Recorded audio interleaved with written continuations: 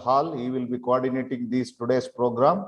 Hopefully, yesterday's program, everyone went very well, and it has been successful partially. Hopefully, today also it will continue, and tomorrow is the last day for our mid-year conference.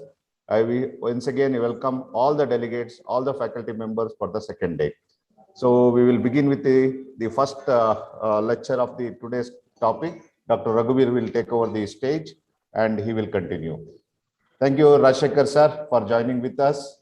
And of course, I am seeing a lot of our MMC alumnus. It's very nice to see everyone along this platform. So again, I welcome all the delegates, all the postgraduates for the second day of the program. Raghu.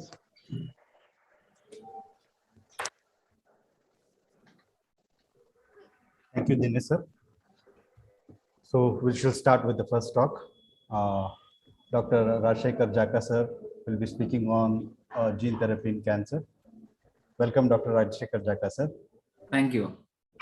I also welcome Dr. Naveen, Assistant Professor of Oncosurgery, and Dr. Rohit Kumar. Welcome, sir. Thank you. Thank you for joining us. So please go ahead, sir. PPT you will be sharing? PPT. Yes, sir. I will be sharing, sir. Timer. Yeah. Thank you, everyone. It's a great pleasure to speak in front of our own colleagues and surgeons. This is a new evolving treatment. That's a gene therapy in cancer. Many times we see that the base core problem of a cancer is some genetic mutation, some alteration in the gene. So can we address this basic problem so that we can remove cancer from the bud? So that is where this concept has evolved, and this has been successful in other varieties of diseases. But in cancer, yes, there is a lot of difficulty, challenges. Probably over a period of time, we will be able to overcome even those barriers also. Next slide.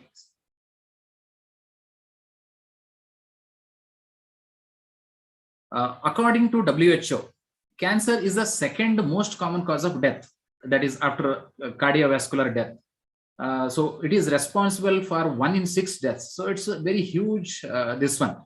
And nonetheless, it is believed to be in the future the first cause of death. So you can imagine the burden which society is going to face. So definitely we need to improve in the treatment aspect.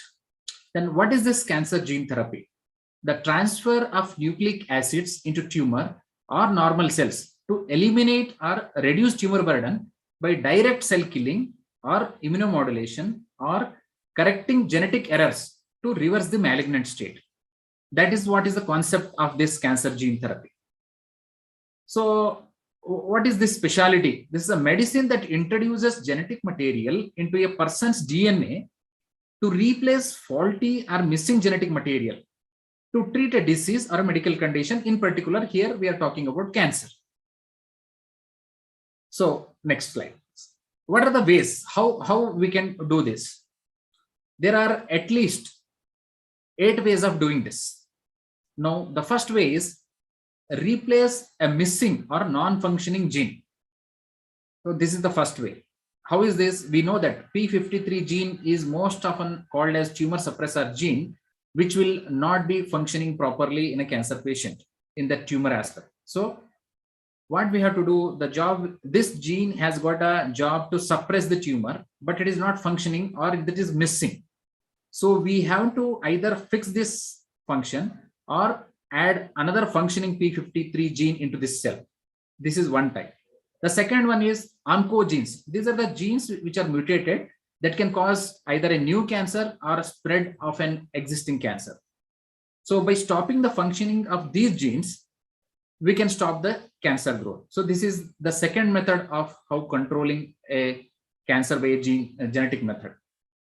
And the third is we can use the body's own immune mechanism by inserting certain cells certain genes into the cells so that our own immune system fights against this cancer. Next slide. Yeah, I'm unable to see the full slide here. I was able to see till now, and suddenly the slide is going out of the screen. Yes. Go back, please. Go back. Yes. Next. Yes. So the third point is, the fourth way of using this gene therapy is insert genes into the cancer cells so that chemotherapy, radiotherapy, or hormonal therapy, which we are already using, they can act better. So this is the fourth way of using the gene therapy to improve a cancer treatment. Now, the fifth way is create some suicidal genes. They enter the cells and they kill the cells. That is self-destruction. So this is the fifth way of using a genetic therapy in a cancer. And the sixth way is cancer needs anyhow blood supply to grow and survive. So we have to see that these blood vessels doesn't grow. There is no blood supply. So genes can be used to prevent these blood vessels from forming, which starts the tumor death. We know that there are so many drugs, anti-angiogenic drugs, which we are using. Instead of using these drugs, if at all you can introduce a gene, then it will be a miracle. The other thing is, to use genes to protect healthy cells. What happens? We know that with chemotherapy and radiotherapy, there are so many side effects. Because of that, many times we will not be able to use the proper amount of chemotherapy drug because of side effects. So can we protect the normal cells from this? Yes, with the gene therapy, we will be able to protect healthy cells from the side effects so that we will be able to use more and more higher doses of chemotherapy and radiotherapy and kill the cancer. So this is one way. Next slide, please. So these are the ways, in almost 7 ways where we can control a cancer with a genetic therapy. So what are the strategies?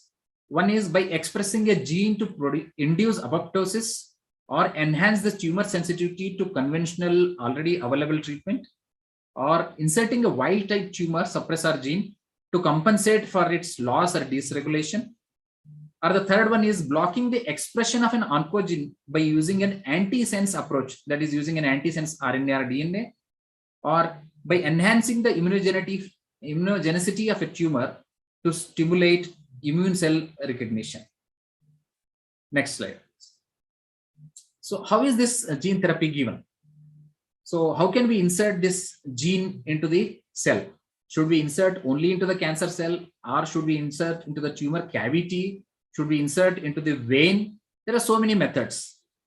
So, and how to pass this gene into the cell? There are carrier or vectors used for this. Typically viruses are used, and these are genetically engineered or changed to carry the whichever DNA or whichever gene we want. In some cases, these cells are either we can do in vivo or in vitro. We can take the patient cells outside, inject the virus carrying this, and then reinsert into the human or patient body, or else directly giving this into the intravenous infusion. Next slide. So how is this gene therapy, the vector? One is non-viral and viral. In non-viral, we have physical methods or chemical methods. Means directly with the physical method, we give this gene into the cell. We inject this gene by needle or jet injection, what we say. There are so many guns available, gene gun we say. Or else chemical methods. Chemical methods, again, we have 3 methods in this cationic polymer based methods. So there are 3 in this. And there is a viral method. Viral method, as I said, we can use herpes simplex virus or adeno-associated viruses or adenoviruses or vaccine virus vector. So these are the broad categories in which we send the genes into the cells. Next slide, please. So how is, for example, most commonly used this virus vector, how is this done? So we introduce this new gene into the virus, and once it goes inside, the virus, this virus is sent into the cell of a patient. This enters the cell, it forms a vesiculi, but once it goes inside, because of acidity, these pentons will break up and increase the acidity, and this vesicle will break up. And this independent virus with altered genetic material will enter into the nucleus. Then this gets inserted into our own DNA with the help of messenger RNA, and it will produce its own proteins. In that way, it functions. Next slide. So there are few successful therapies which are available. That is, one of them is CAR therapy. Acute lymphoblastic leukemia use this. What we do here is the same T cells which are there in the patient's blood, that will be treated with a genetic material. A patient's T cells are extracted, genetically altered to have a new gene that codes for a protein called chimeric antigen receptor. That is why it is known as CAR T. So this protein directs the T cells to target and kill leukemia cells with a specific antigen on their surface. The genetically modified cells are then infused back into the patient. So it takes average 22 days to create this therapy. We have to take out the patient cells, infuse gene, and then infuse these T cells back into the patient. So approximately 22 days. There is one more method called gene editing. What we do here is, this is known as CRISPR method, could alter the DNA of human cells like a very precise and easy to use pair of scissors. Means whichever part you want, you cut it, and whichever part you want to insert, you insert it with the help of RNA and DNA cutting enzyme.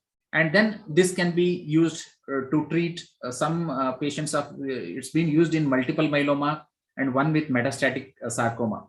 All three had a tumor that contained NY-ESO1. That is the target in this T cell therapy used.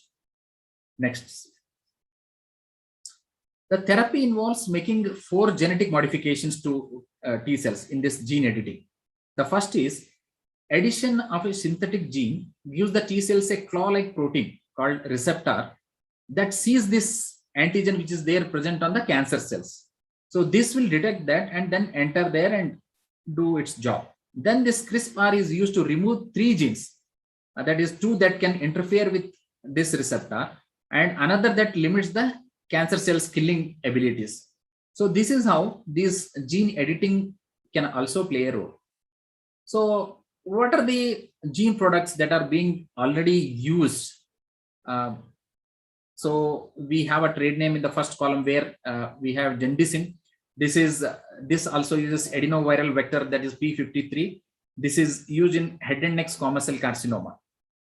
And in 2005, in China, this Oncorin is used. This also uses adenovirus vector type 5. And this is used in head and neck, esophageal cancer, and nasopharyngeal cancer. And this Kymriah, this is approved by FDA in 2017. The vector used here is CD19 specific CAR-T's lentiviral vector. This is used in ALL, acute lymphoblastic leukemia. And in the same year, October, there is one more product which is approved with the help of viral vector again in non-Hodgkin's lymphoma. In 2015, again, one more product is used for treating melanoma. So these are the products, approximately these 5 products which are already being used in many trials, and reports are available with a positive impact. These are the under trial products. You can see the drug name, which are the newer drug names, and the manufacturer name and indications. You can see the carcinomas wherein which this all being tried. There is chorioderma, glioblastoma or gliosarcoma. It's used in mesothelioma. It's used in glioblastoma. It's used in, again, mesothelioma, this virus, and hepatocellular carcinoma and glioma. Next slide. So, but how to identify? You should identify a gene which really is causing a problem or which is helpful. Only then we will be able to find out a treatment. So identify this novel gene that are differentially expressed in these cancer cells. For this, all patients of cancer, we have to first comprehensively evaluate their molecular profiling so that over a period of time, we will know which are the genes which can be targeted, which are abnormal, and we slowly start making the genetic treatment. So this is how it will evolve over a period. Genetic conditions or disorders that arise from mutations in a single gene are ideal candidates for gene therapy. This is what happens in non-cancerous conditions. One gene, there will be a problem. We induce that gene, we induct that gene into the cell, and that gets treated. But unfortunately, in cancer, it's a multi-genetic disorder. Restoration or manipulating using a single gene may not produce a desirable outcome. In this context, tumor suppressor genes may provide a more general means of inhibiting a cancer because there are multiple mutating genes. So probably tumor suppressor genes is more promising because it's a single gene. And failure to target metastatic cells, the major driver of cancer-associated mortality, has limited the general utility of cancer gene therapy in the sense that now the available genetic treatment is only for the tumor per se, but not to the metastasis. But in fact, a patient of a cancer dies because of metastasis. So still we are unable to control this metastasis. Only that is one a hindrance which is at present with the genetic therapy. What are the side effects? Okay, this genetic therapy is marvelous. Probably it is going to change future treatment of a cancer, but are there any side effects? Yes. Among the available methods, patient's immune system may react to the foreign vector because we use so many vectors to do this. Symptoms of a reaction may include fever, severe chills, drop in blood pressure, nausea, vomiting, headache. These symptoms typically resolve in 24 to 48 hours of infusion. There is a fear that the genes could enter healthy cells, causing damage to them, which could then lead to another disease or another cancer. If genes enter reproductive cells, they could possibly cause damage to sperms or eggs. So this damage may be permanent. It is feared that this damage could then be passed on to the future generations. So these are the side effects which we need to look into it. Next slide. So what are the limitations of this genetic therapy? Although cancer is a genetic disorder, the abnormalities are generally polygenic, and genetic variation between individuals or even tumors at different sites within the same patients are substantial. It's not same. The major reasons for failure or limited success of cancer gene therapy are not only technical, which we have discussed in this review, but also related to ethical, policy, and financial issues. The fear of insertional mutagenesis also raises further health risk concerns. And the possibility of passing the genetic changes onto the offsprings is an argument used against human cancer gene therapy. So unlike chemotherapies, gene therapies are only effective in a subset of patients with any given cancer, making each gene therapy agent an orphan drug. It cannot be used for all the cancers of a same variety. That also has happened in many times, many experiments. So that is why it may be useful only in that patient, because there are multiple genetic mutations which are happening in a different way in a different patient. Moreover, failure to target metastatic cells, the major driver of cancer-associated mortality, has limited the general utility of cancer gene therapy. So that is one major limitations. But nonetheless, we are very optimistic. What is the future we need to see? We are optimistic that as the field of gene therapy continues to advance, current impediments to effective systemic therapy such as non-specific targeting, trapping in organs such as liver, and neutralization by immune system will be overcome, leading to further triumphs in treating cancer. And moreover, combination approaches using gene therapy with chemotherapy, gene therapy with small molecular inhibitor therapy, or gene therapy with radiation therapy and immunotherapy will lead to further incremental increases in efficacy of this approach for the treatment of diverse human cancers. Thank you.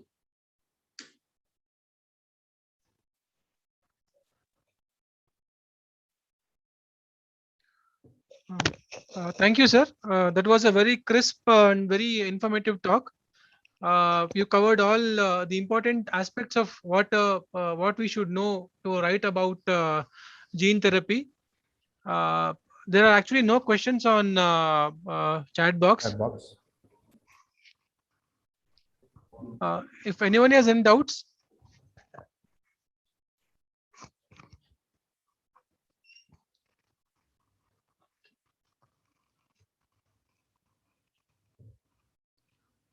Any questions? There are no questions in chat box. Yeah, there are no questions actually in chat box. So if there are no questions, then we can Then move on to conclude the next session. Yes. Thank you, sir. Thank you, Thank you, Rashekar sir. Jaka, Thank sir. you, sir. Thanks a lot. Yeah, Thank you, Rohit. Shivam. Thank you, Dr. Rohit. Thank Yes, you, sir. Dr. Naveen. Thank you. Thank you, sir. Thank you.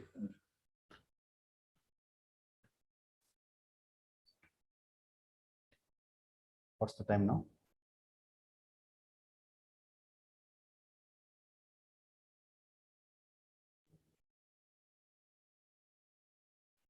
So the next speaker will be ready by 4:30. So we have 10 minutes time. Yeah, I thank the organizing team and all the members who are taking this effort in doing this. Yeah, if at all someone has got any doubts, I can clear that. Or else probably. Should we keep the session open for 10 more minutes, sir? Any doubts?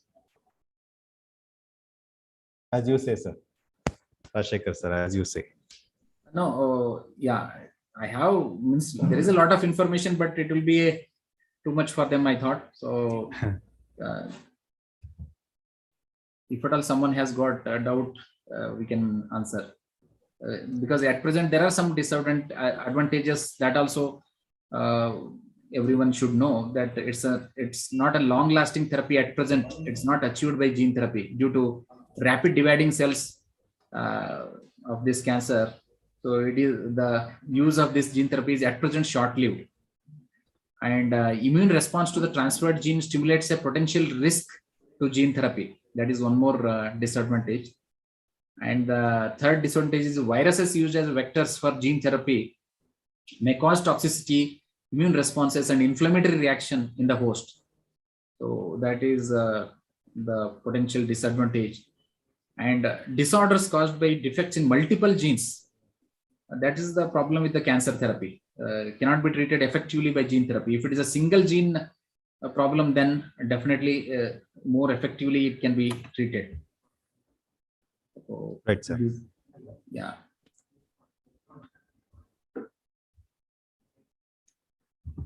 And there is something called as a somatic cell gene therapy and germline cell gene therapy. Line gene therapy means, as usual, somatic means therapeutic genes transferred into the somatic cells. Cells.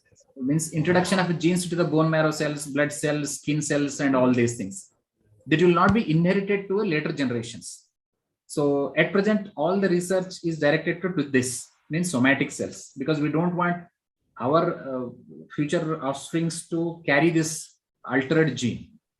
But in case of germline gene therapy, where therapeutic genes are transferred into the germ cells, like eggs and sperms, so it is inheritable, passed on to the next generation. For safety, ethical, and technical reasons, it is not being attempted at present. So this is about somatic and germline differences of gene therapy.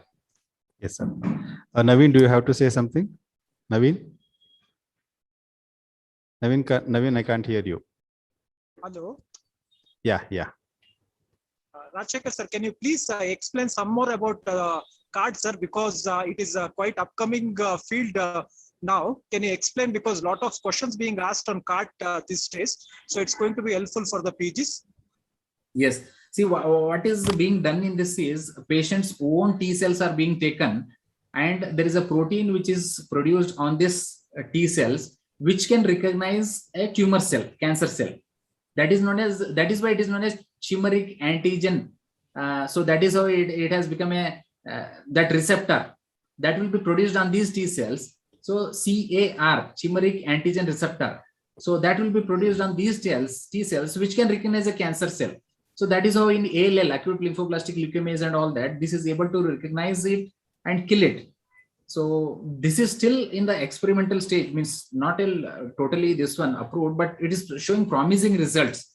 So I think there are so many things, because as we know, cancer means there are so many genetic alterations, but unfortunately, many alterations is becoming a problem. One alteration would have been good, but multiple alterations in a gene at a multiple stages, every day one new mutation is coming up.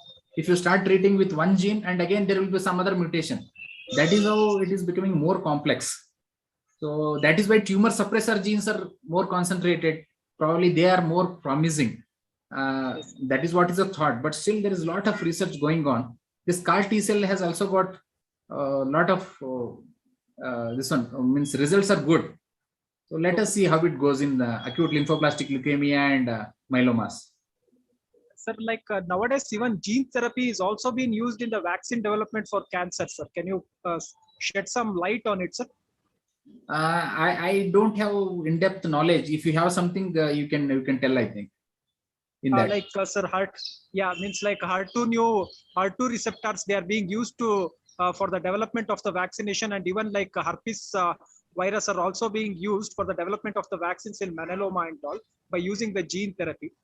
Correct. As I said, these are the vectors which are being used under different methods.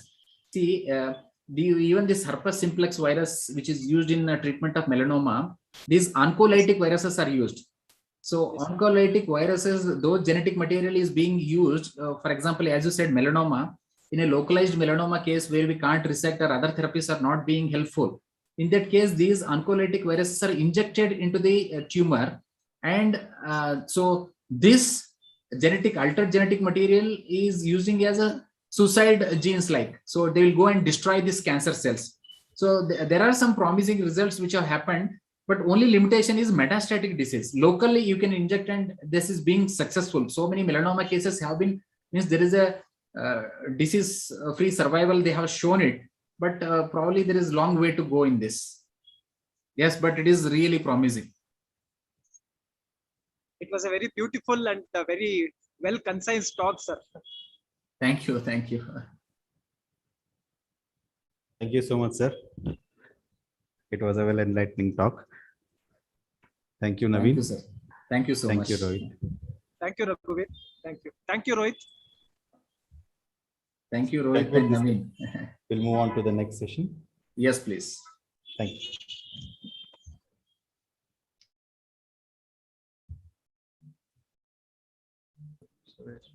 Dharmendra sir, can you hear me, sir?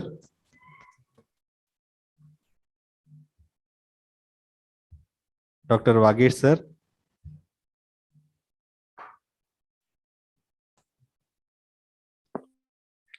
Yeah. Dharmendra sir, yes sir, I can hear you. Good evening, everyone. Vagesh sir is online. Yes sir. We still have 3 more minutes. Dr. Sonal Asthana sir.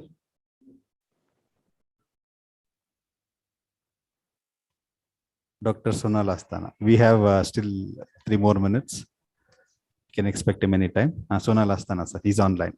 Sir, can you hear me, sir? Hello, sir. Yes, I can hear you. So we'll move on to the next talk. Dr. Sonal Asthana sir will be talking on decisions making in liver resection. And I welcome Dr. B.G. Vagesh sir and Dr. Dharmendra Bail sir to chair the session. Sure.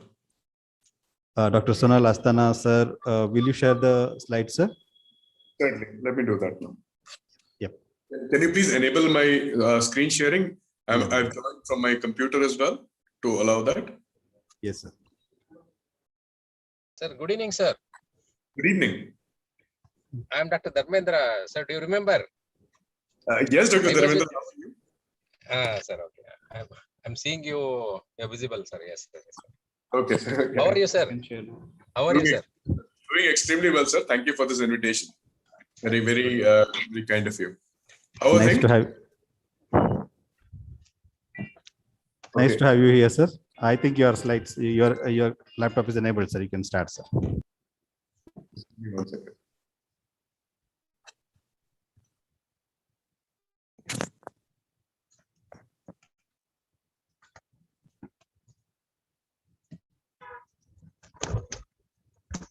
Is my screen visible? Sir, you Is my screen visible? no, sir. Only we are getting your picture, but screen is not visible. Okay, I've actually logged on from my computer. Let me see if I can do this again.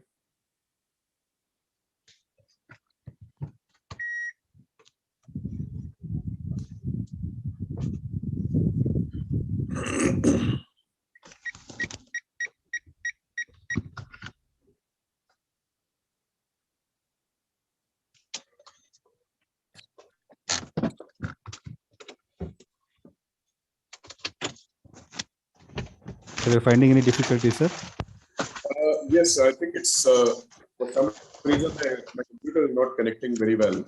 Okay. If I can do something else.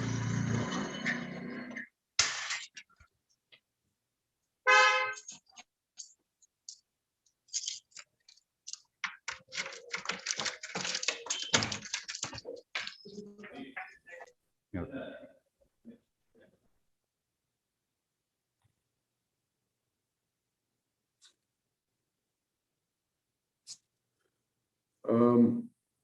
Sorry, sir, it's just taking a little bit of time. Just Yeah, please, sir. Please, sir, go ahead. Please, go ahead.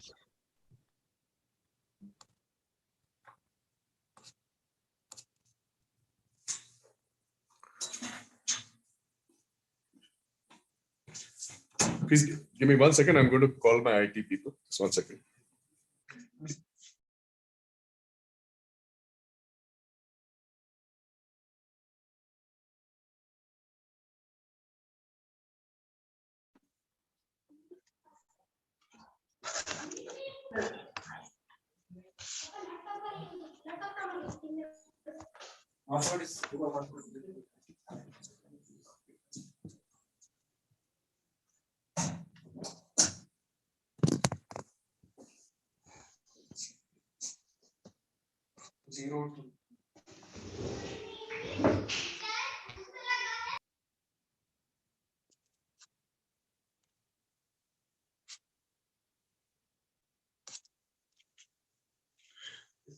I'm sorry, doctor. I'm just not able to do anything here. So this is like a.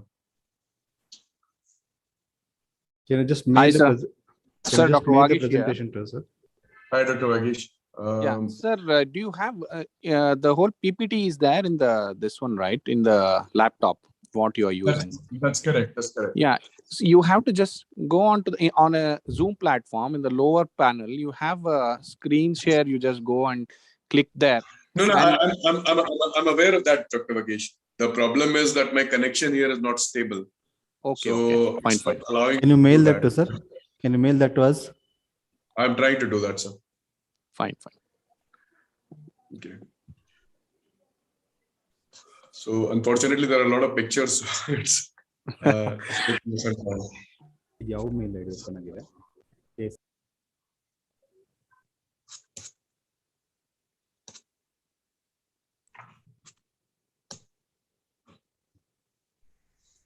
Chat box open. Chat box. Sir, you can send your presentation to my email ID, sir.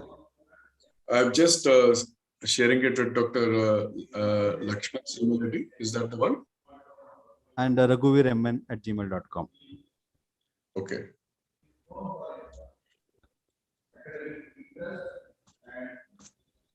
It's in the chat box, sir.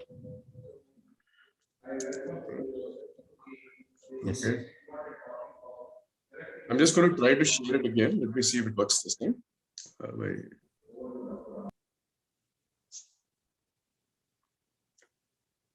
Okay.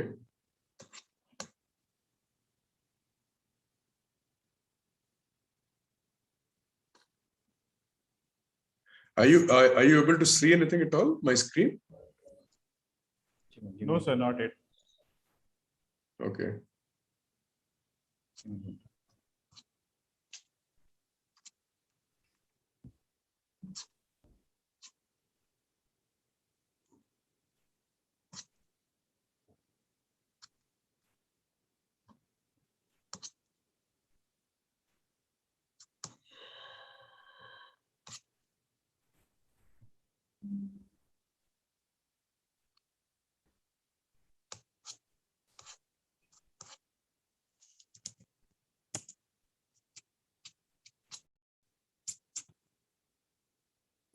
So I think we are seeing your screen, sir. Sonal Asthana started screen sharing. Okay. Yes, sir. We can see your screen, sir. So you can start your presentation. Right, sir. Okay, somebody from my IT team has just turned up. So Yep. Yes, sir. Can you please help me with this? You can open up your PPT now, sir. Sure.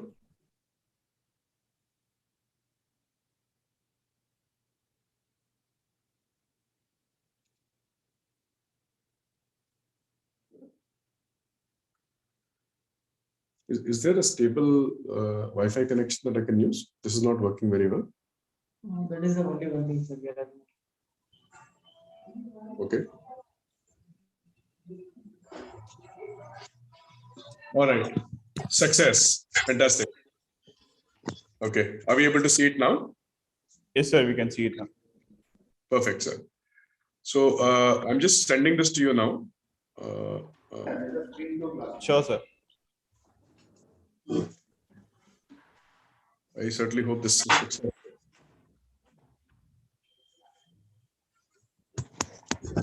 Okay, so the topic today was basically about liver resections. The question was, how do we select patients for doing a liver resection? And I realized that perhaps the best way to do that is, okay, I've not,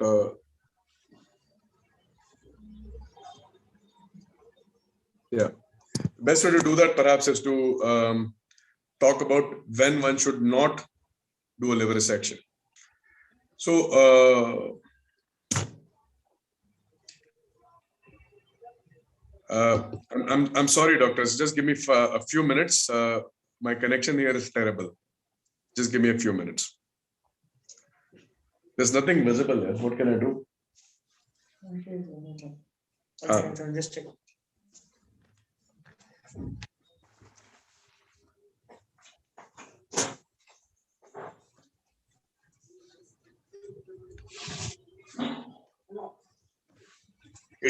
I'm sorry, it was very ironic. I thought that being in hospital, I will get a better signal. So I chose to stay here and give it. And Hey, it's okay, sir. You're busy, we can understand, sir. Yeah, it did not work as we planned. It's okay, sir.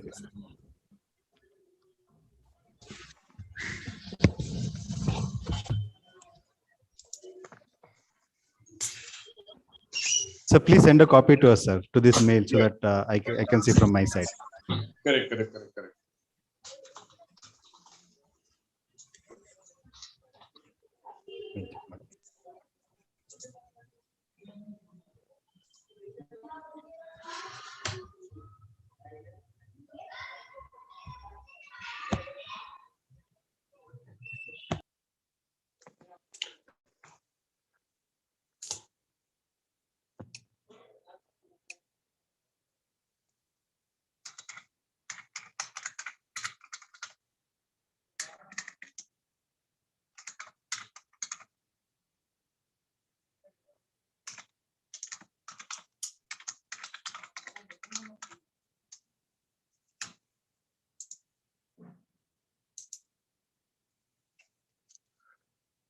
Okay, so you should have got the presentation now.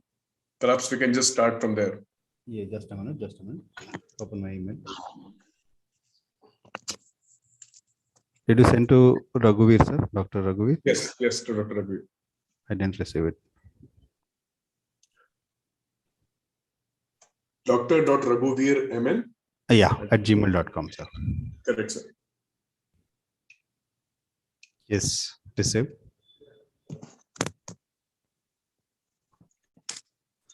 Okay, which one, sir? Yes. When not to resect. Correct. So perhaps you can share it from your end, sir, and I will Yes, just sir. Yes, sir. We are doing it. That will be better.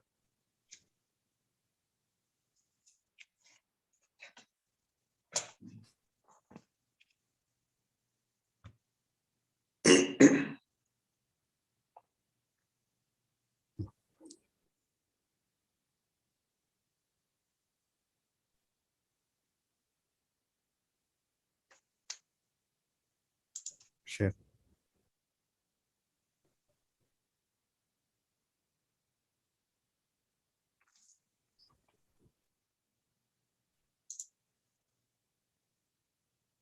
Yes, sir. Thank you Please so much. go ahead, sir. Please go ahead, sir. Okay. So success at last. Again, a very good evening to all of you, and many thanks to the organizing committee for this very kind invitation. It's nice to see a lot of familiar names and faces on the program. And despite our technical challenges, I hope that this will be a useful presentation. So the decision making basically for doing a liver resection, perhaps more importantly than when to do a resection, is when not to do a resection. So as we know that liver resections primarily are done for primary and secondary liver tumors, where we have a reasonable expectation that we can completely do an R0 resection, remove all the disease that is present. And of course, the two primary things when we do a liver resection are that we need to make sure that all the tumor is cleared and there is adequate liver left for functioning in the future, so that the person can function without, without any considerable or long-term morbidity or mortality. Next slide, please. So when it comes to tumor indications, I think these are quite straightforward. If you have extrahepatic metastatic disease, which is uncontrollable, for example, when there's a lot of tumor that is present, say in the lungs or extremities or other parts of the body, then it doesn't make sense to do a major liver resection. If there are medical or anesthetic contraindications, if, for example, the amount of liver that you leave behind is very, very small, in the presence of liver cirrhosis or portal hypertension, a resection takes on an added risk of danger of risk. And of course, if there is a major vascular reconstruction, major requiring reconstruction. These two things that are in red are actually relative contraindications, because you can actually do vascular reconstructions even in tumors where vascular invasion is present. When you talk about extrahepatic disease, if there's non-treatable primary tumor or pulmonary disease, local regional recurrence, disease that is spread in the intra-abdominal cavity with nodal disease, then basically perhaps there isn't much sense in proceeding with an aggressive resection strategy. Next slide, please. Similarly, when we have a medically unfit patient, patients who've, say, got a cardiac issue, bad diabetes, bad hypertension, dyspnea, COPD, who have active substance abuse because they may not be compliant with the medical requirements that are required for this kind of operation. These conditions are often present because nowadays, as we are dealing with older patients, sicker patients, patients with multiple comorbidities. So definitely, whichever patient we do get with morbidity will require a period of optimization before they are actually taken up for surgery. Next slide, please. What are the absolute medical contraindications? If someone has got acute liver failure, if someone presents with a jaundice level of say 25 INR that is higher than 1.5, then of course you would not recommend a liver resection in these patients. How to on mic in this? Hello? Yeah. Similarly, with acute renal failure, acute viral hepatitis, alcoholic hepatitis, or and cardiomyopathy, hypoxemia, severe coagulopathy, these are conditions that would absolutely predicate or negate the possibility of an aggressive liver resection. Next slide, please. And of course, you must remember that age also is an important part of what we do, what we talk about. Of course, age, nowadays we are operating with people who are much, much older, and certainly a lot of the people who are fitter are actually more significantly, unwell. Sorry, just one second. It's okay, just leave it now. Thank you. I'm okay. Yeah, thank you. So yeah, so there are people are actually much more medically fit now, even at an older age as compared to before. So certainly now age is not as much of an absolute contraindication as a relative one. And there are reports from Japan of hepatectomies in patients above the age of 90. But certainly one must remember that age by itself is a problem, and people who are older, especially when it comes to a problem, are less able to handle a complication should a complication actually happen. How do we assess how much liver is going to be left, which is the functional liver remnant or the future liver remnant? The best way that we use is a CT liver MR volumetry. We calculate the volume of liver.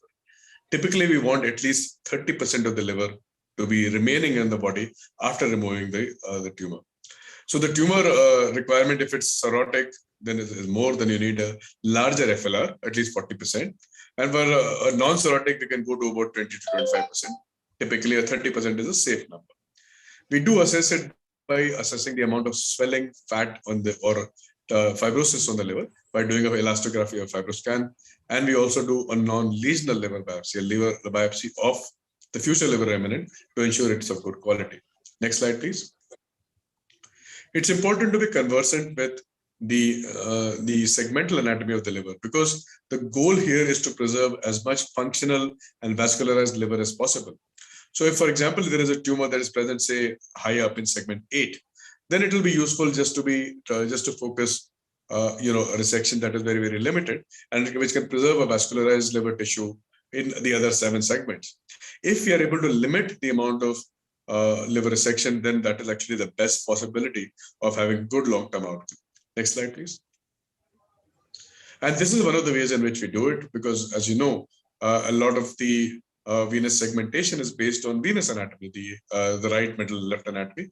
And now using techniques that were previously available to us in transplantation, we now use them quite commonly in liver resection as well, which is called a CT volumetry, whereby by submitting the CT scans to specialized software, we can actually map out the liver segmentation and the amount of liver that is present in each segment, which allows us to calculate very precisely how much liver we are taking out and how much liver is going to be left behind.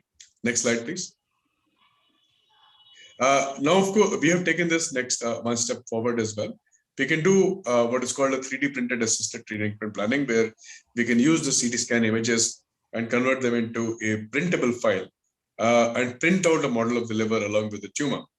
Now, this is a very useful technique when it comes to planning major vascular resections, or especially when it comes to training, because if you have a trainee, you can actually do an operation on the liver, on a liver model, without actually putting a scalpel on the patient, which makes it very safe. You can calculate the depth of the vascular structures, and it can be very, very precise in sort of liver sparing and liver parenchyma sparing surgeries.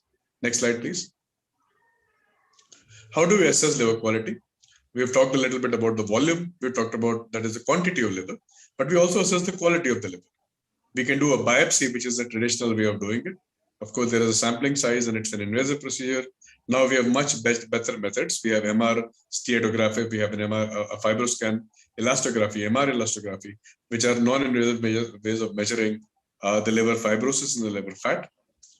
We can do an endoscopy to look for portal hypertension, such as varices, and we can also do a hepatic venous pressure gradient, which is a direct pressure measurement to look for portal hypertension. Next slide, please. If the future liver remnant is not adequate, then we can use certain surgical strategies to increase the remnant. One is that we can use non-anatomical resections. So some of the techniques that I talked about before, where we actually, instead of doing a formal right or formal left hepatectomy, we only do a segmentectomy, for example. So we remove a smaller amount of liver, which makes it a little bit easier for the body to adjust. We don't need a very wide margin when it comes to liver resection. And in fact, a lot of elegant studies have shown that even a margin of 0.5 centimeters is actually adequate for liver tumors. We can do portal vein embolization, which is which increases the future liver remnant. ALPS is something I will not talk about a lot. And of course, TACE is one way in also doing testing the physiological reserve of a person to see whether or not they're able to manage such a big operation. The next slide, please.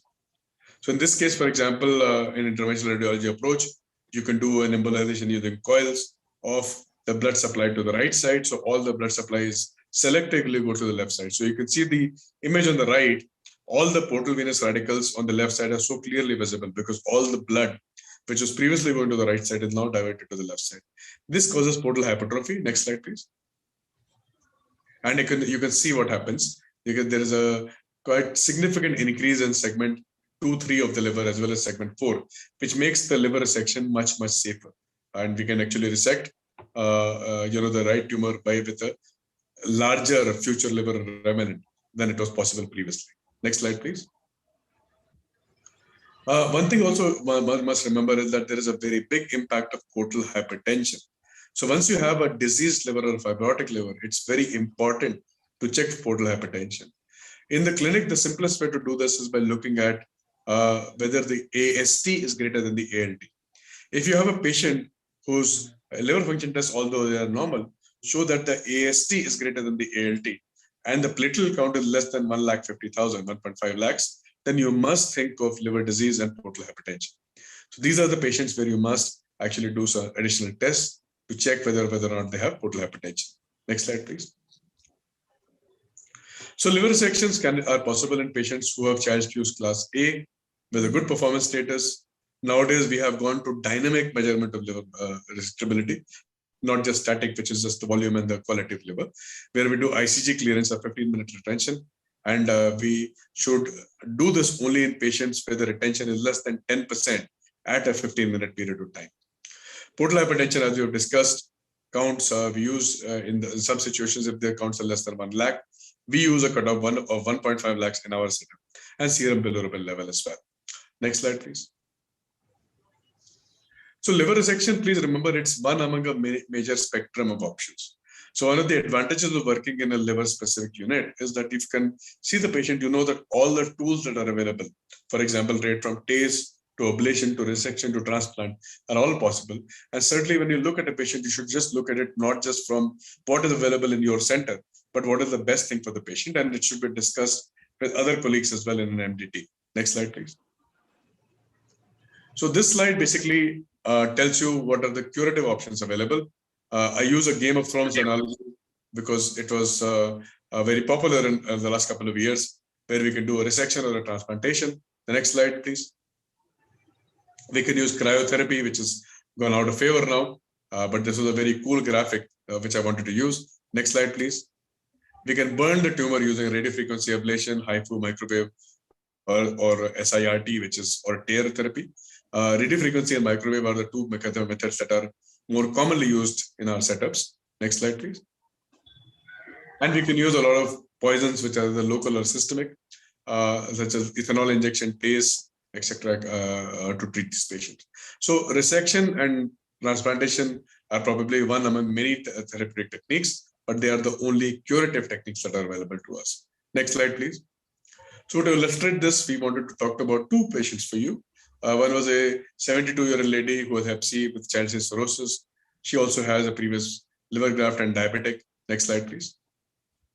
She had a very limited lesion, as you can see in segment 6 here.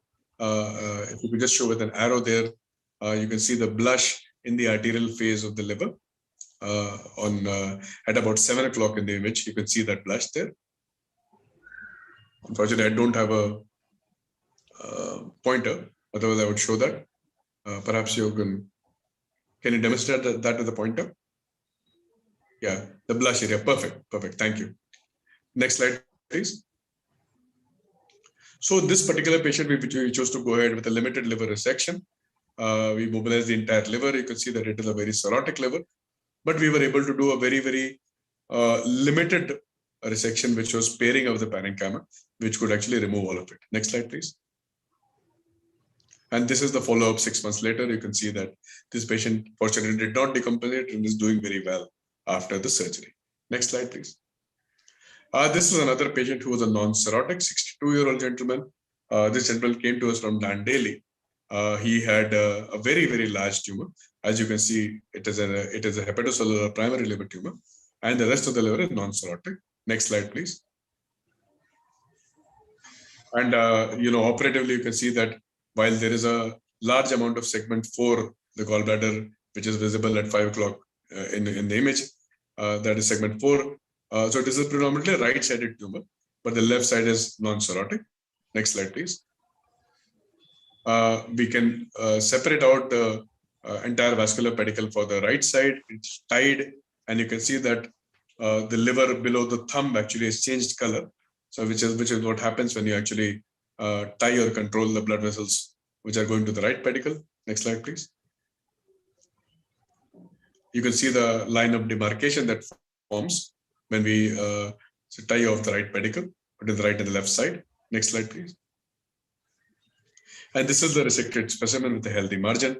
You can see actually, but quite interestingly, if you look at the 4 o'clock position, the lower part of the specimen, you can see some satellite nodules which are almost extending till the cut surface. Right there, yeah, perfect. So those are, so that's why it's also important to do a thorough intraoperative assessment to make sure that you are actually, in fact, doing an R0 resection before you proceed with it.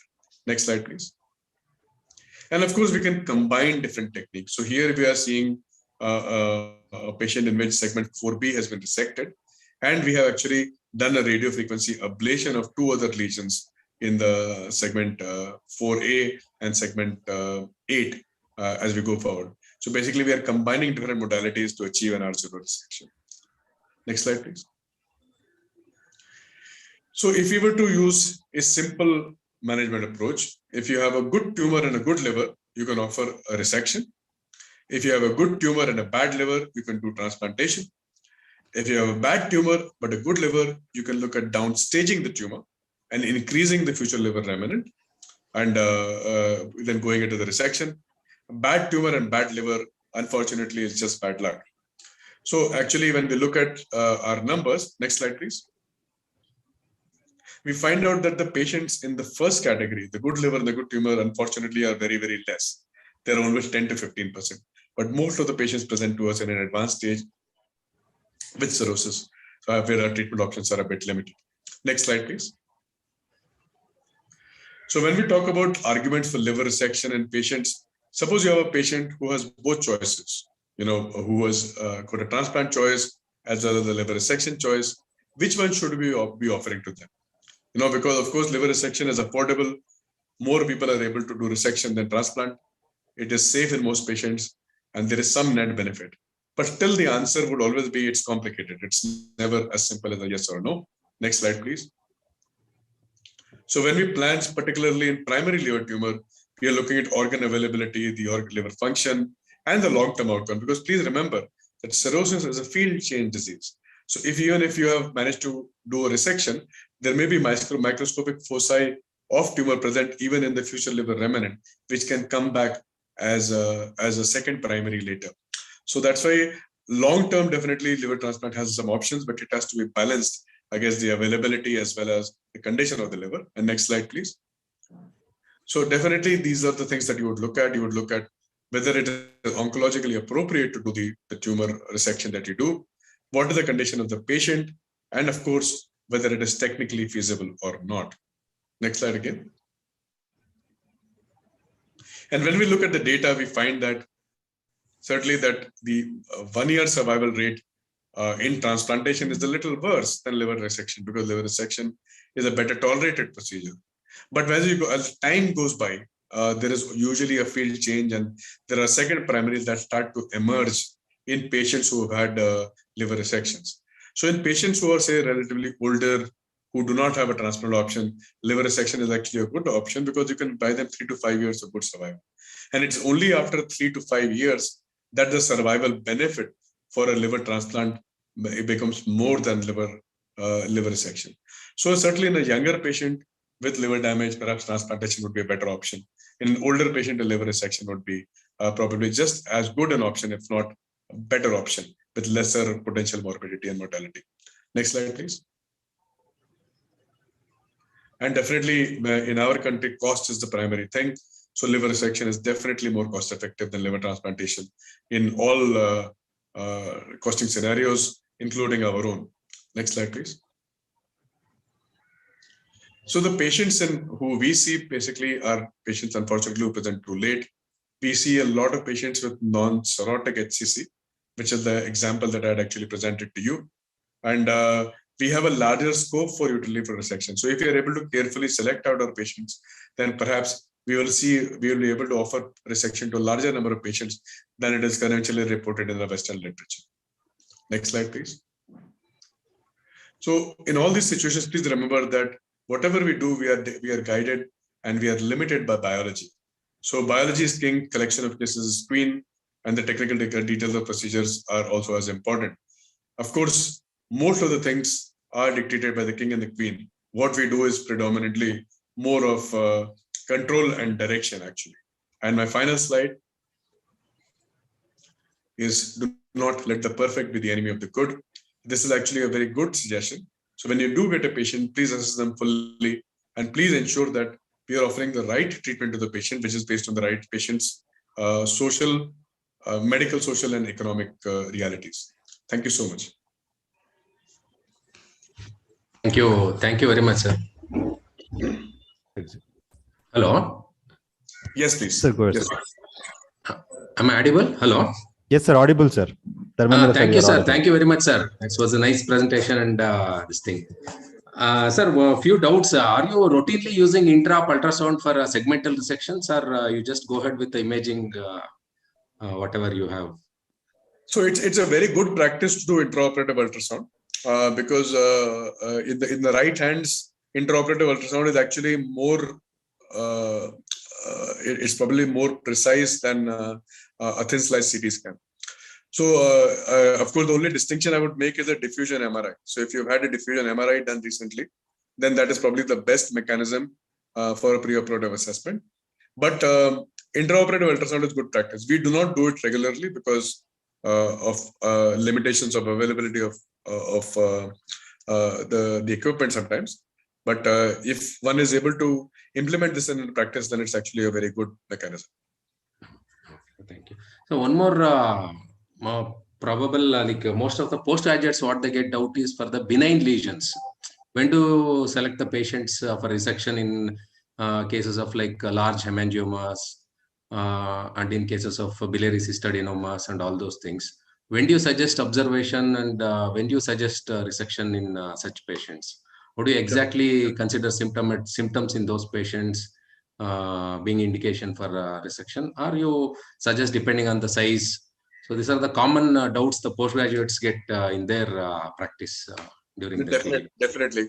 I mean, they're very good questions. In fact, we struggle with them and there's no sort of set answer for these. So yes, because it's difficult to explain to the attenders also and then convince them. Because people, when they're referring, they tell you have a tumor, need to be operated. When they come, it's difficult for them to convince no need for surgery or when to go ahead and operate.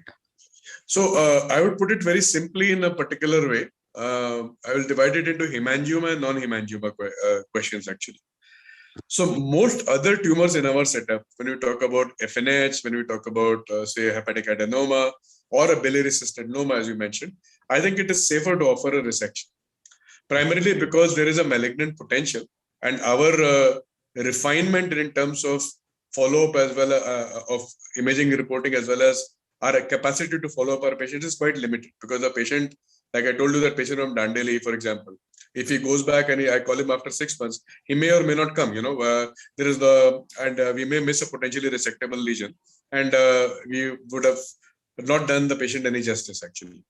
So I think if you have a non-hemangioma patient with one of the things I talked about, FNH, adenoma, or a biliary cystadenoma, because all of these have potential malignant potentials, you can actually do, you should actually offer them a resection. Now coming to hemangioma, hemangioma is an interesting question because hemangiomas usually are multiple. They are usually asymptomatic. They are present in almost crisp and quick answer, sir. We are running short of time. Almost 10% of patients. So unless a hemangioma is symptomatic, unless a hemangioma is present in people who are athletic, where there is a risk of trauma, unless they present with a low platelet count, which is like a Kasabach-Merrick syndrome, I do not recommend resection in hemangiomas. Thank you. Thank you very much, sir. Thank you. Any other questions? Hi, sir. Dr. Vagish here. I have, which was a wonderful presentation. Actually, many questions, but as already organizers have told, we are running short of time, but still I just make it short. Sir, what are your experiences with colorectal metastatic resections? What are your experiences with re-resections? And then what is the status of use of minimally invasive techniques and robotics in liver resections? Sure. No, all three are excellent questions. All three will take a lot of time. Colorectal, I mean, there is a very big difference in spectrum of the patients we see in India versus abroad. So abroad, I think the majority of HPV practice is actually colorectal liver met resection. In India, we do not see that spectrum, primarily because the pattern of recurrence that we see in India is a little bit different. We see a lot more of systemic and peritoneal recurrence in India, as opposed to exclusive or isolated colorectal recurrence. So in our practice, we are not resecting as much colorectal as we were doing in the UK or in Canada or in the US. So that's number one. And certainly when it comes to colorectal, it pays to be aggressive. Doing a re-resection or a second or a third resection, as long as there are oligomets and limited to the liver, is certainly associated with survival benefit, well proven. And it may be of interest to you that for the first time now, there are liver transplant recommendations for biologically favorable, unresectable colorectal metastasis as well coming up. So now we are also stratifying not just on size, but also on biology. So those are things that will actually revolutionize the treatment options that are going to be available to us. Minimal invasive surgery has got a significant role in these patients, especially in non-cirrhotic resections, because it reduces the systemic trauma. It also makes it more amenable to sort of more people, and you're able to offer it to a large number of people who would probably previously be unfit because of the trauma of and the systemic response to a major surgery. Robotic surgery is coming of age now. There are several centers, especially in the West, with colorectal metastasis that are reporting large series. Still not being done to a very large extent in India, but certainly these are things that would be the future. And more importantly, robotic now, we have technology which is called Firefly technology, which is just like indocyanine green injection, where we can actually visualize a segmental anatomy while we are resecting it. So it's actually quite amazing, and the future will be very, very image guided actually. Thank you, sir. Thanks a lot. Thank you, Dr. Sonal Asthana, sir. Thank you, Dr. Wagi, sir. Thank you, Dr. Dharmendra, sir. It was a wonderful session. We'll move on to the next session, three-paper session. Dr. Harish NS, are you online, sir? Dr. Harish NS? Yeah. Yes. Good evening. Good evening, all. Good evening, Harish. Harish, we can hear you. Dr. Prakash D. Dr. Prakash D, sir. Yeah, I am online. Yes, sir. Welcome, sir. I welcome Dr. Harish NS and Prakash D, sir, to chair this free paper session. And then I welcome Dr. Madhu Shankar, sir. Sir, you're online? You're audible, sir? Am I audible? Yeah, I am audible. Okay, sir. And Dr. Chandrasekhar, sir, I saw you. Yes, I am here. Welcome, sir. Yeah. And Dr. Lokesh. Hello, sir. I'm online, sir. Actually, it's with Dr. Shobha name. Yeah. Okay.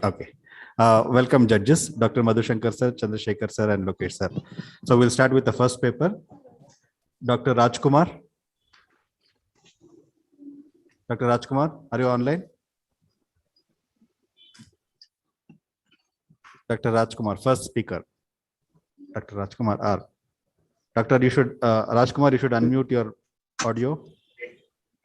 Rajkumar, I can see you.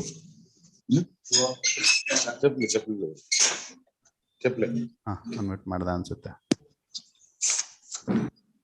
Dr. Rajkumar. Dr. Rajkumar, I can see you on screen. Please unmute your audio. Please confirm.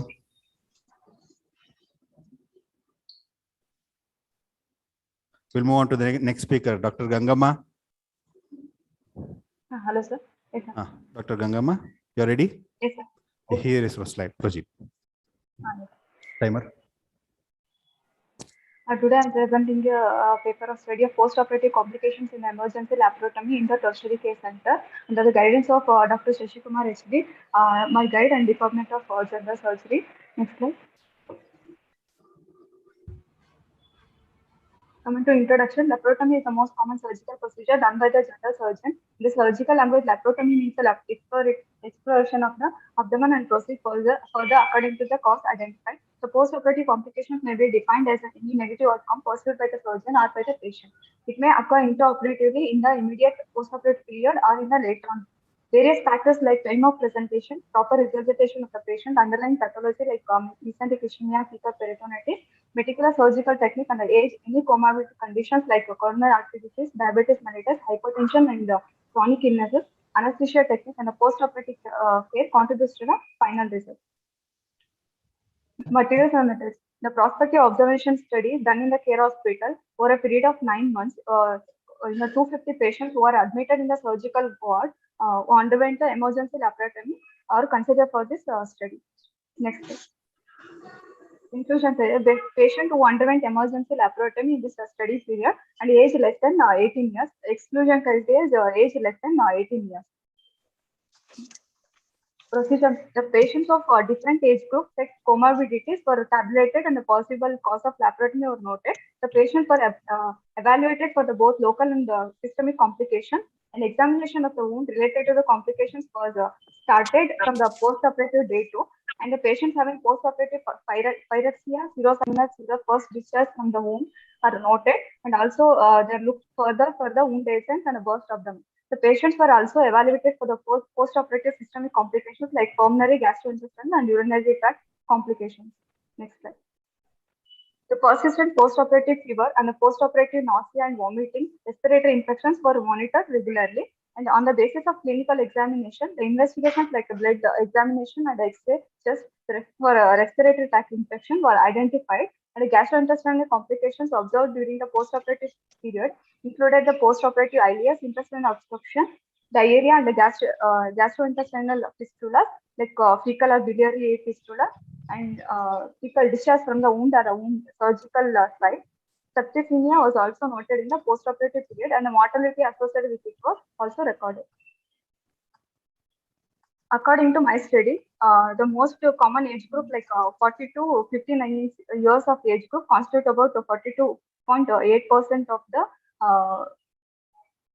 patients were most commonly undergone for emergency laparotomy. And coming to the comorbidities, for about 5.6% of the patients were diabetic, and 2.4% of the patients were hypertensive, and about 7%, 2.8% of the patients were operated for malignancy, who came with emergency condition related to the abdomen.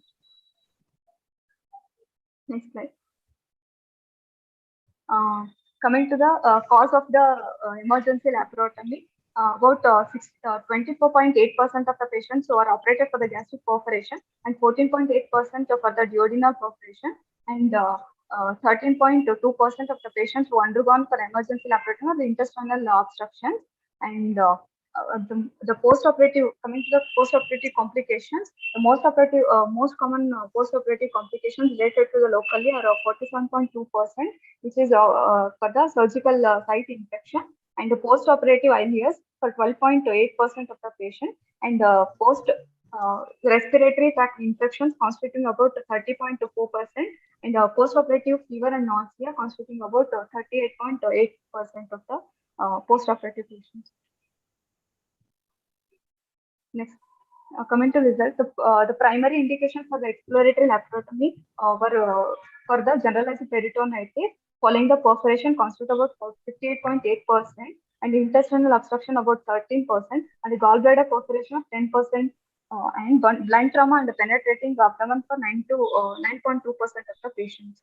In this study, the most of the patients, like 77.2% of the patients were belong to the age group of 21 to 51 years of age group. Out of this, most of the patients were belong to the fourth decade. In this study, the surgical site infections is the most common complication after the emergency laparotomy, constitute about 47.2%, and post-operative ileus is about 12.8%, and coming to systemic complications are respiratory infections about 30%, and post-operative fever constituting 38% of the complication, nausea and vomiting about 14%. In my study, about mortality is about 6%. In these patients, most of the patients came late onset late for the hospital, and were associated with the cardiopulmonary comorbidities were undergone mortality in the post-operative period.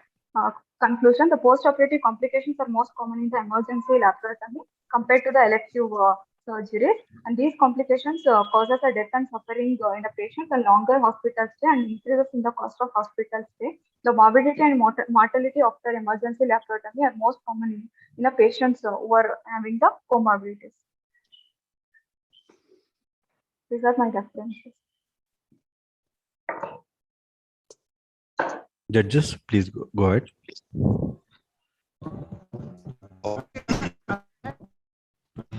I'm audible, sir.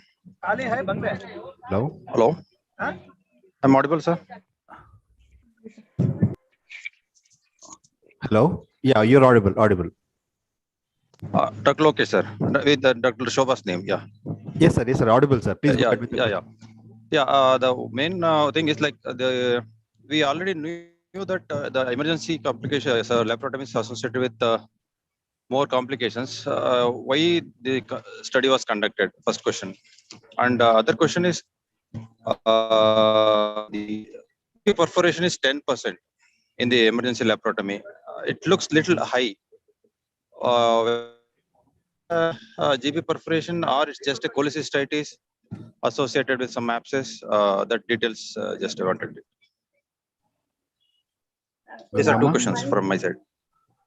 In my hospital, like my study has been done. Gangama, louder, please. Not audible.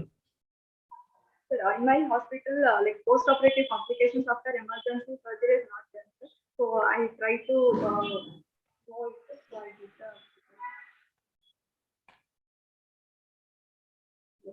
I did You didn't answer the first question. Sir, Louder, please. Sir, to know the post-operative complications after emergency laparotomy in our hospital settings, I did this study.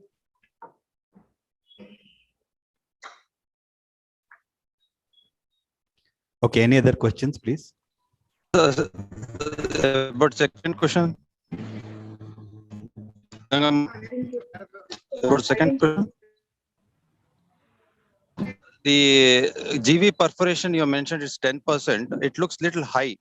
So whether it's like all patients had a frank perforation peritonitis or it's just a cholecystitis associated with some abscess. Wanted a clarification.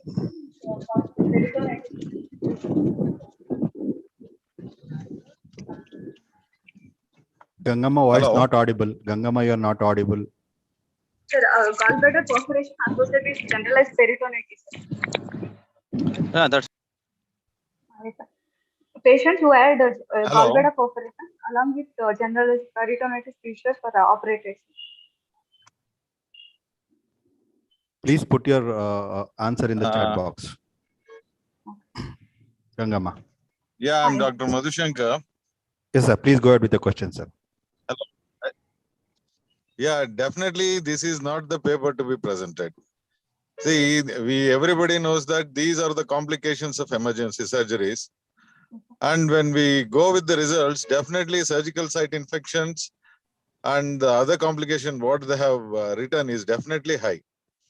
And they could have done any other thing comparative to emergency surgeries. These are the commonest things where everybody observe.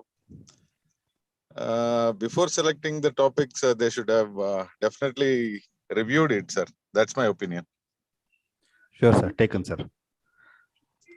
Any other questions? Thank you. Anyway, Dr. Gangama, good presentation. So did you categorize the patient into the clean, contaminated and contaminated group? No, sir, not categorized. I advise, you would have categorized the patients into this group, and Yes, if it is studied, I think we would have take some measures to prevent it. And also, just all these questions are based on what is your intent of study, whether any other measures we can prevent this surgical site. Study, the post-operative complications are most common in a patients who had comorbidities. Patients who had comorbid. At least in your study, I will definitely agree with Harish.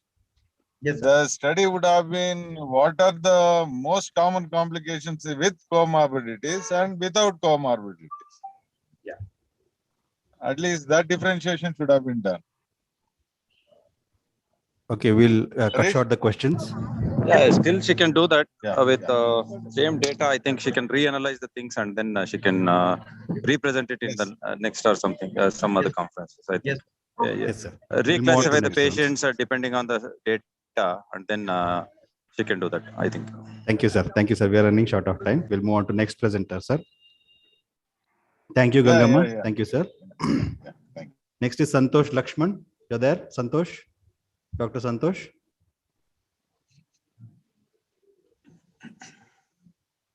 Dr. Santosh, ಅದು open ಮಾಡು. Dr. Santosh? Any chance, Dr. Rajkumar, are you back? No. Dr. Santosh, please confirm. Lala. Okay. Next presenter, Dr. Suhas Pandrinath. Hello, sir. Yeah, I'm Suhas, sir. I'm Dr. Suhas. Okay. Suhas. Yes, sir. So here is your presentation. Go ahead. Yes, sir. Judges, kindly note this is Dr. Suhas Pandrinath. Go ahead. Yes, sir. Good evening, everyone. My study is on the validation of the modified Wells score in the diagnosis of deep vein thrombosis, a prospective observational study. Next slide, please. Next slide. Deep vein thrombosis is the presence of thrombus in deep venous system commonly seen in lower extremities. DVT in the lower extremities is not only limb-threatening, but also life-threatening due to the chances of pulmonary embolism. Chronic venous insufficiency, a sequel of DVT, can limit person from performing regular activities and can impact economic burden to the society. It is a preventable condition that causes significant morbidity and mortality. Next slide. Before the easy availability of imaging modalities, this condition used to be diagnosed solely by history and clinical examination. Philip Stephen Wells was one of the pioneers to diagnose DVT using a clinical prediction rule, that is Wells criterion, for the patient management. Modified Wells criteria include 11 clinical factors, which aids in the clinical diagnosis of deep vein thrombosis. Next slide.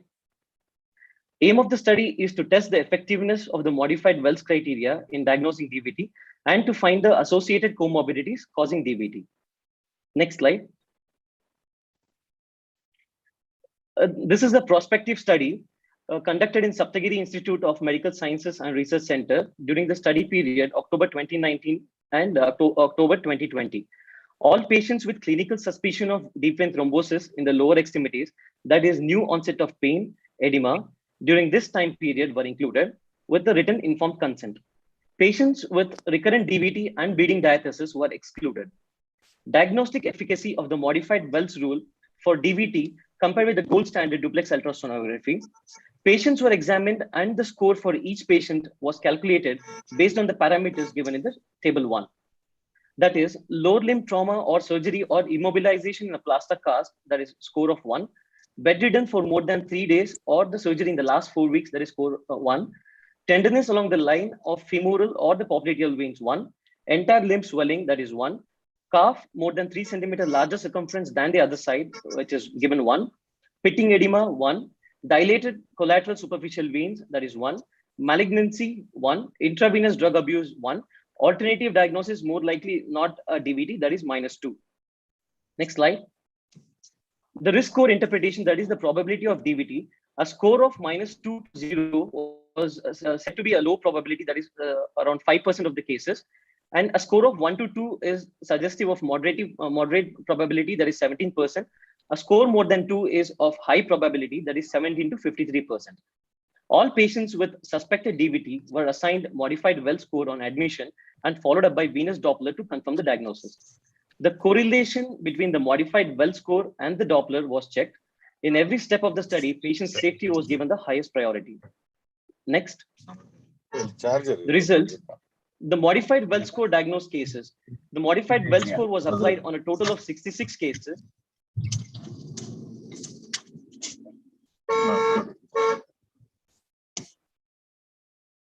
So sorry, I was being unmuted.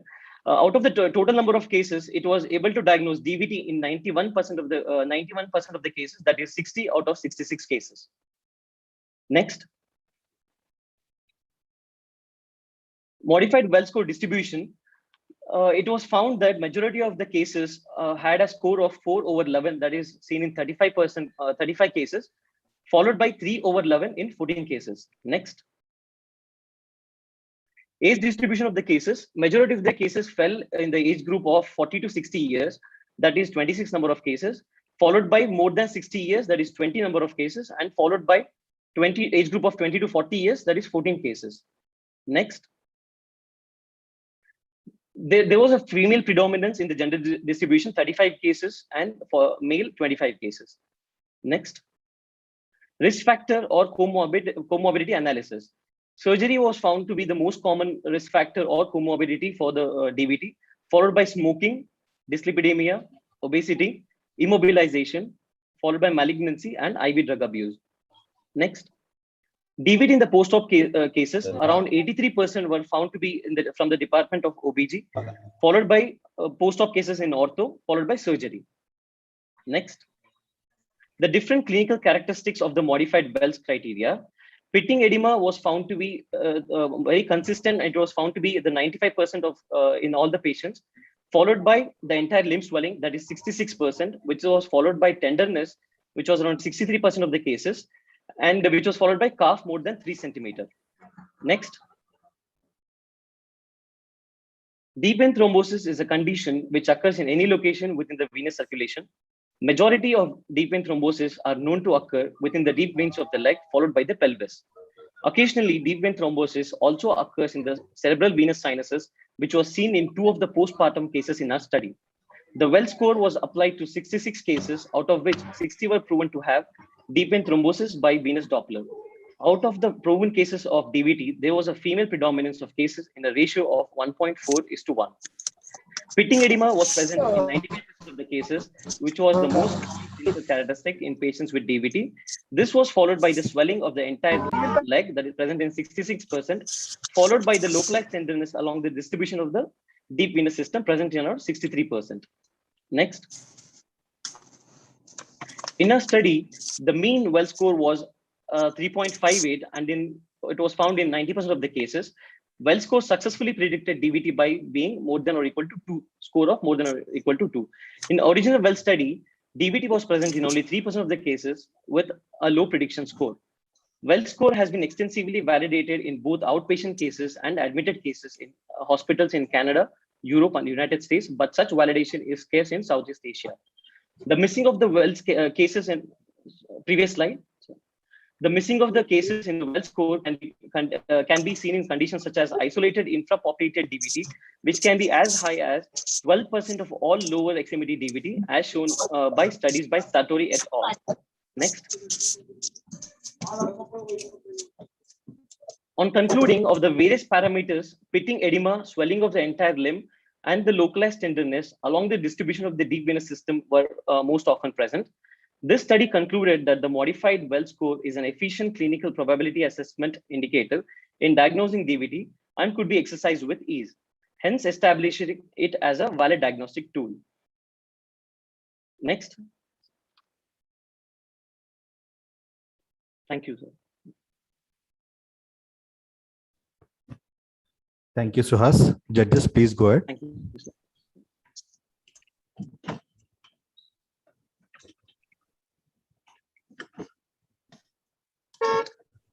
Judges,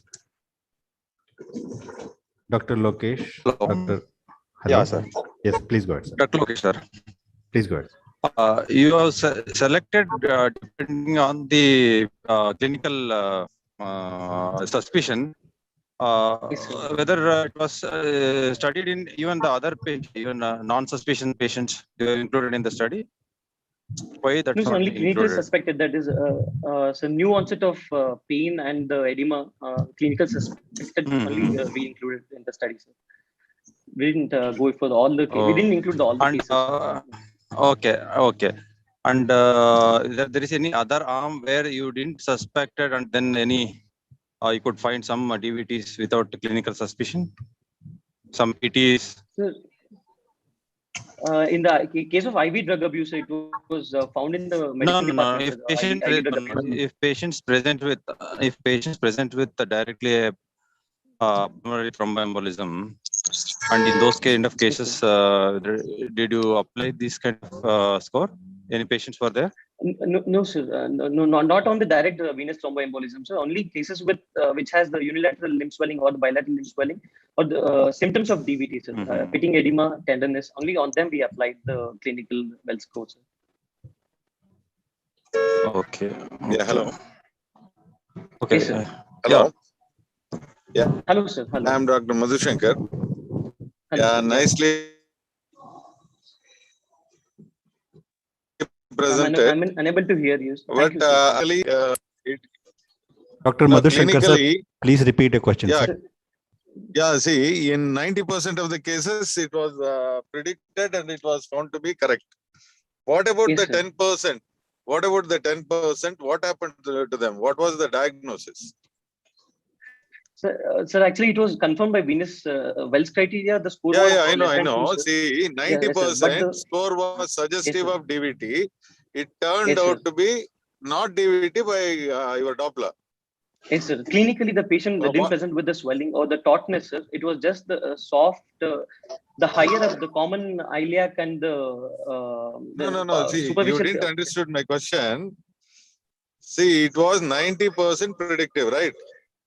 Yes, sir. What about the rest of the 10%? What was the diagnosis? So in 90%, it was diagnosed by clinical criteria, sir. In next 10% of the cases, it was diagnosed by venous duplex, where the score it didn't give us the result. It didn't. The probability with the clinical well score was less, but it was diagnosed DVT with the duplex scan, sir. That 6 cases which we missed was it didn't present with the limb was not taut, or the as the usual presentation of DVT was missing, sir. Because the DVT was on the higher. That's what the previous question. Dr. Lokesh asked the same question. Yes, sir. Yes, sir. So that was missed by the Wells criteria. So that was diagnosed on when confirmed with the venous duplex cancer. We got it. And done. One more thing, you mentioned about the surgeries. Surgery cases was the post-op cases were maximum. In OBG, sir. It was categorized. OBG and what type of surgeries or how many hours it was done? Whether anything DVT prophylaxis was given or not? So the time we didn't mention about the duration of the study. We didn't consider the duration of the study, sir. But usually it was the in OBG it was the LSCS or the post-op vaginal delivery. Or in ortho, it was usually the hip fractures and all the lower limb fractures we have taken into consideration, sir. In surgery, there was one case of CA rectum, sir, which was bedridden for more than 3 days. We had given the DVT prophylaxis. Okay. So next question, Chandrasekhar sir, do you have any questions, sir? Yeah, one is validation. Prophylaxis not been mentioned. Chandrasekhar sir. Hello, audible? Chandrasekhar sir, please go ahead with the questions. Yes, sir, Chandrasekhar sir. Yeah, audible. Validation is a terminology when you use, where exactly use that word validation. That's what your title says now, validation of the scoring system. Yes, validation. Yes, sir. Yeah, that's what. Is it a suitable terminology or you want to have something else? When you use this validation. To measure the accuracy of the... Yeah, that's what. Is it an established scoring system, a standard scoring system, or you want to put it as a standard scoring system? It is an established scoring system, sir. Then how we are going to validate? Because it's already an established one. How we are going to validate? Only thing you can assess the sensitivity of this scoring system. Is it not? Validation, I think you need to take it up. Got it. Thank you, sir. Thank you, Dr. Suhas. Thank you, sir. We'll move on to next presenter. Navya. Hello, Darshan. Sir, good evening. Can you hear me? Yes, sir. Good evening, sir. Okay. Here is your presentation. Go ahead. Sir.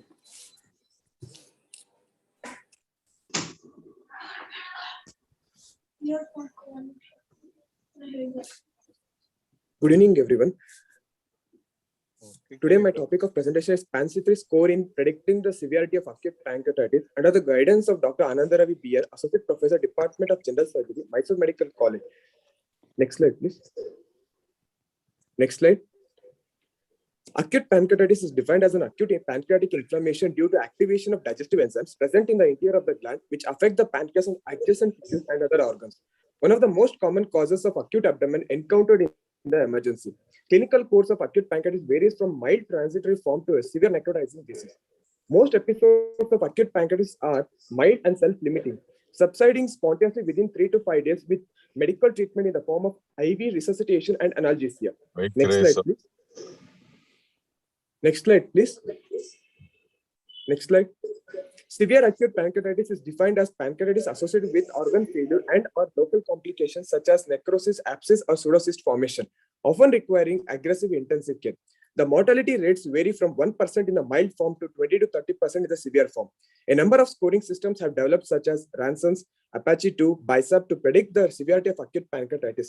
These scoring systems either take more than 24 hours to evaluate difficult to memorize, and cumbersome or costly, and not widely available. Based on the above problems, a retrospective study done by Brown et al. In 2007 found that combining parameters such as hematocrit, body mass index, and pleural effusion predicts severity of acute pancreatitis. Hence, the term PANSI-3 score was coined. Next slide, please, sir. This is a prospective analytical observation study carried out in Department of General Surgery, MMCRI, Mysore. From patient admitted during the time period from August 2020 to July 2021, a total of 1 year study. Clinically, acute pancreatitis was defined as two or more of one of the following: characteristic acute abdominal pain, increased levels of serum amylase and or lipase 3 times the normal value of the upper limit. Ultrasound of the abdomen demonstrating change consistent with the acute pancreatitis. Next slide, please. Inclusion criteria. The patients who met the criteria defining acute pancreatitis above and had onset of pain less than 48 hours were included in the study. Exclusion criteria.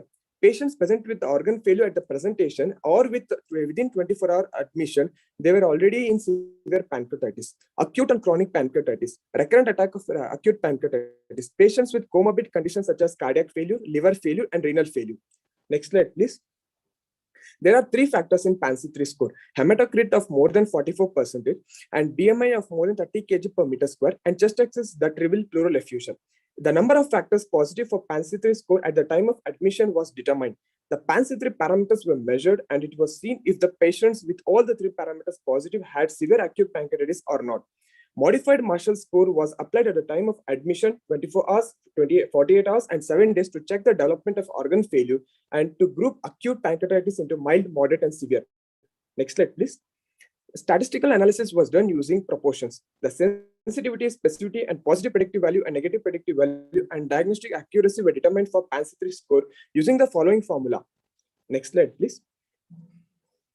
Next slide. The results were, among 100 patients, 55% cases were mild acute pancreatitis, and 25 cases were moderate acute pancreatitis, and 20% cases were severe type. The 3 parameters of PANSI-3 score were combined for predicting severe acute pancreatitis. The majority of the patients belong to 35 to 55 years age group, with mean age of presentation of severe acute pancreatitis being 48 years. The majority of patients in our study were male, 84%, and the most common etiology that we encountered were alcohol intake and gallstones were second most common cause. The mean BMI of patients were 25.076 kg per meter square in mild type and 26.093 kg per meter square in moderate type and 30.867 kg per meter square in severe type. Pleural effusion was seen in 25 patients, out of which 17 patients of severe acute pancreatitis had pleural effusion. Hematocrit was calculated, and the mean hematocrit in patients of mild, moderate, and severe acute pancreatitis were 34.5%, 42.63%, and 46.81% respectively. Out of the 20 cases of severe acute pancreatitis, 14 had all the 3 parameters positive, and 4 had 2 parameters positive, and 1 had 1 parameter positive. Next slide, please.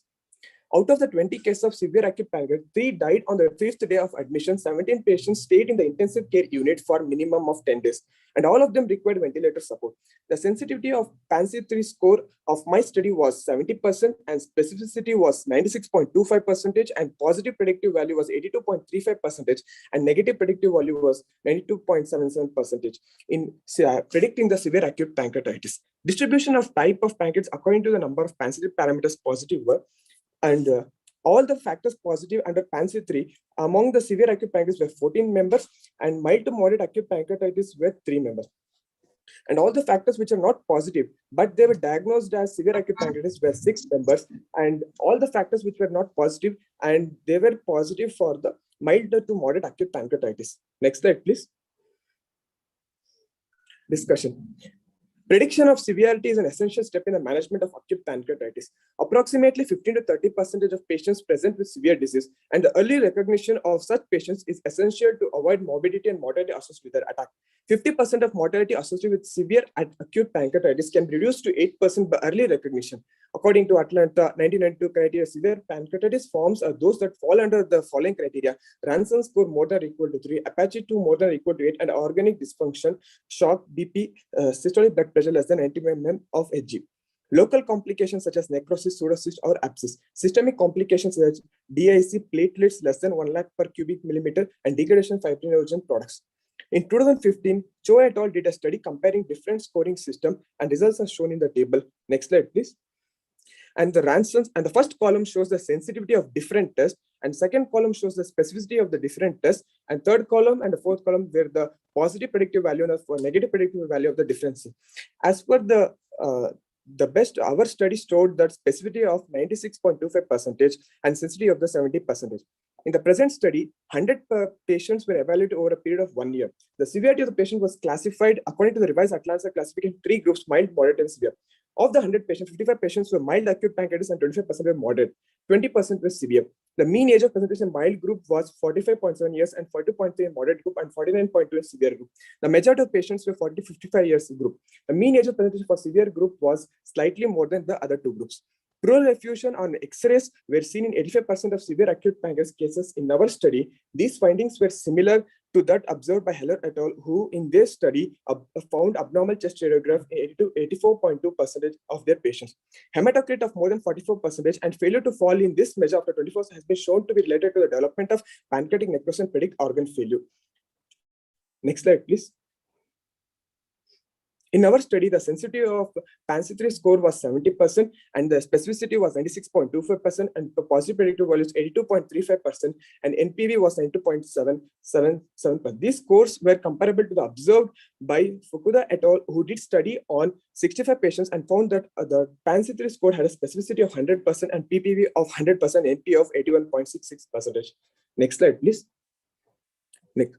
Conclusion: the ultimate goal of any scoring system or markers is to predict the patients with severe attack early in the course of disease and prompt management. Assessment of severity of pancreatitis helps in better outcome of the patient in terms of morbidity and mortality, as we can give early and advanced care to those in need.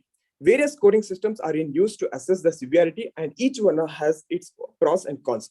Some have better predictability but have to wait for 48 hours for full scoring. Others can be used to assess the severity and adaptation. Conclude your presentation. PANC3 scoring system is one of the better systems because the 3 criteria used are simple, easy to access, available at every healthcare center, and cost effective. Hence, can be used in peripheral rural health center for early referral of the severe pancreatitis. Next slide, please. Next slide. Thank you, sir. Thank you. Judges, please go ahead. Thank you, sir. Dr. Lokesh, sir. Please go ahead. Yeah. How many of patients, those who are mild in the initial scoring, have been again reclassified as severe? No, sir. Total patients were 100 patients, sir.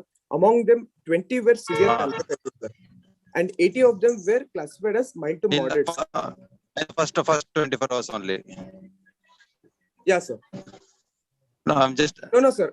Okay. That were for every at the time of admission, 24 hours and 48 hours, and on day of 7 we have classified, sir. No, that's what. Okay. So on different duration. How many of patients initially it was classified as mild, and then later on had to be transferred to severe in the, maybe in the 7th day of this score? Sir, data? Sir, as soon as the patient comes with the complaints of about acute pancreatitis, sir, I would have considered for the PANC3 scoring, sir. If all the 3 scores were positive, whether the patient, how the patient will go for bad, severe, or mild or moderate. Later, I used to classify them as severe and mild or moderate. Okay, sir. Other 2 judges, sir. Later means when you are going to assess that, reassess. Sir, reassess at the 24 hours, sir. 24 hours, okay. Yes, sir. 24 hours once, sir. Have you made any attempt to compare with any other scoring systems? Yes, sir. Yes, sir. I did a comparison with various studies, sir. But Ranson and CFO, sir. But even they have their own specificity and sensitivity, sir. In my study, it showed a specificity is very good specificity, sir. 96.25%. Madhu Shankar, sir, do you have any questions, sir? Yeah, a good presentation, but it should have been some comparison with some other study and some other parameter. It should have given a better prediction. Okay, sir. Sure, sir. All the parameter, all the systems they tell regarding different things. When we compare the 2 criteria, then we can judge. Otherwise, it is difficult. Okay, sir. Sure, sir. Thank you, sir. It's better to make a study comparing 2 things.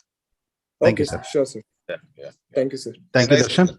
Thank you, Thank you, judges. We'll move on to next presenter, Dr. Navya Bullo. Can you confirm? Good evening, sir. Yes, Good sir. evening. Good evening, Navya. So here is your presentation. Please go ahead. Thank you, sir.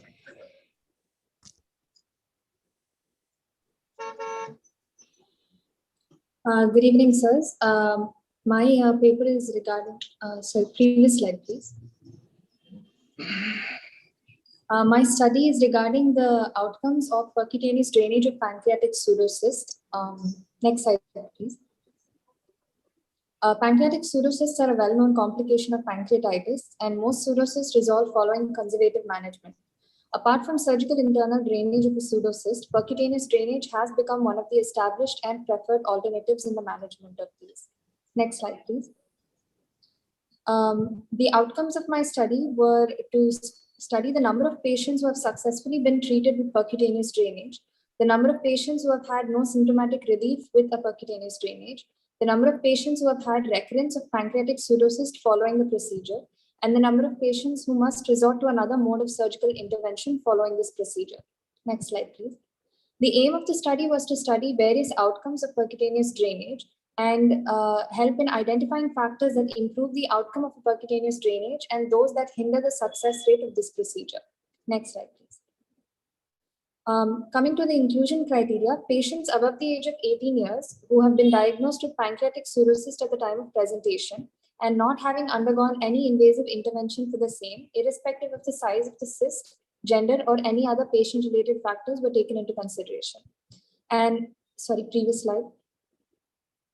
The exclusion criteria included patients who have previously undergone any invasive procedure as a part of previous history of treatment for the pancreatic pseudocyst. Next slide, please. The sample size was a total of 65 patients, out of which 37 had a failure rate and 28 showed success of the procedure. The results of percutaneous drainage, coming to the number of patients with success rate that were 28, the duration of catheter placement varied from 20 plus or minus 6 days. The duration of hospital stay was considerably reduced to 31 plus or minus 2 days. Those patients who had a success rate, however, did have a recurrence of pseudocyst seen in 10 of these patients. And out of these, 4 of them had required surgery. Coming to those in the failure category, a total of 37 patients did not show any, did not have any resolution with the percutaneous drainage. The duration of catheter placement in these patients was also increased. The duration of hospital stay was also prolonged. And those who required surgery out of these 37 patients were 22. Next slide, please. Percutaneous drainage of pancreatic pseudocyst has been found to be successful in patients in the younger age groups who have a single pseudocyst and those who have comparatively low amylase concentrations. Older age groups and the presence of an infection were associated with an increased failure rate. And the drawbacks of percutaneous drainage are the increased risk of recurrence and the need for further management or surgical intervention, and the risk of fistula formation, which are in line with previous literature review. Next slide. This study was done to help in guiding appropriate selection of patients in which this procedure could be performed to maximize the benefit of percutaneous procedures. And percutaneous drainage is also extremely helpful in cases of fragile patients with severe comorbidities and those who cannot tolerate any other surgical or endoscopic procedure. Next slide. Thank you.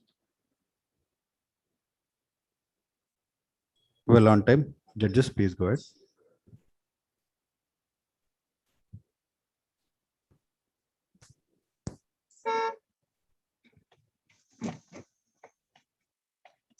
Lokesh, sir.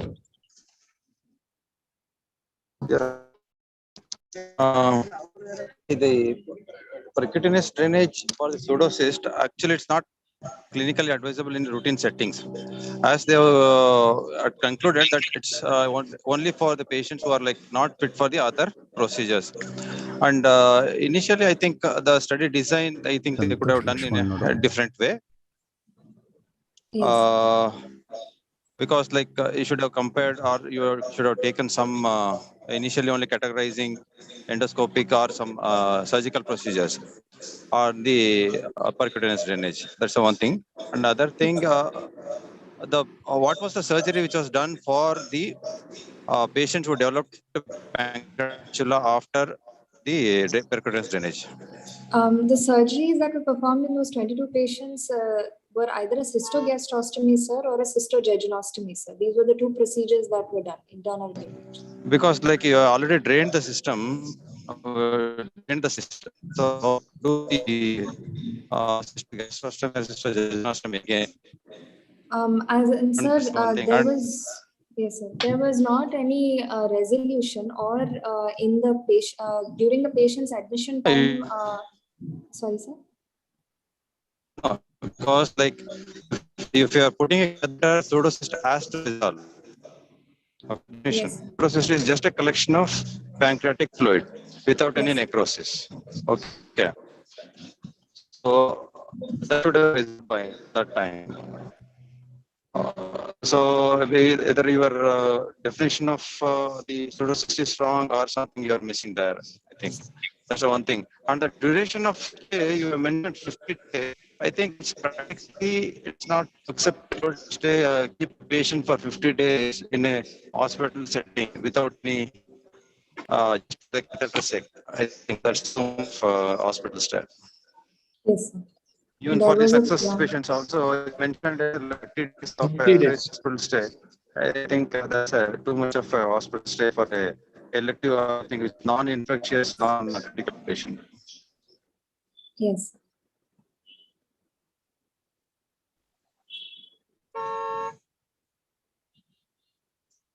Hello? Hello, audible, sir. Audible, sir. Please go ahead, sir. Yes, sir. Yes, sir. Yeah. But why you said there are more than 50% of failure rate? What's the main cause for your failure rate in percutaneous drainage? Sir, Why there is so high? the patients in which the failure rate was seen to be high were those with elderly age groups, sir. There was either non-resolution of the cyst or they had developed complaints of complications such as hemorrhage or a fistula formation was present, sir. But So still these hemorrhage were- is there, but still you have kept a catheter for 50 days. Is it not? You have waited for 50 days. Yes, sir. That was a single patient, sir. Because of the calculation of the mean, it has been. And what you have done for these complicated cases? Sir, they were taken up for first the complication was managed conservatively, and following that they were taken up for surgery, sir. Once the patient was stabilized, they were taken up for surgery, sir. Why? Because why I'm asking is there is a large number of failure. One. Second one is the exclusion criteria. Only one thing is pre-operative. Any old case of surgery, old procedure done on the same patient. Instead of that, you have included some more exclusion criteria. Your case selection should have been a better one, so that you should have minimized these failure rates. So your outcome should have been a good one. Yes, sir.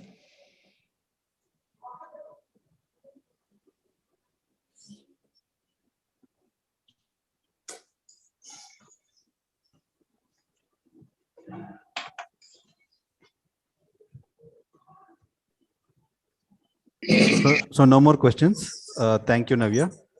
Thank you, sir. Dr. Rajkumar, you're there? Yes, sir. Am I audible, sir? Yep. Yes.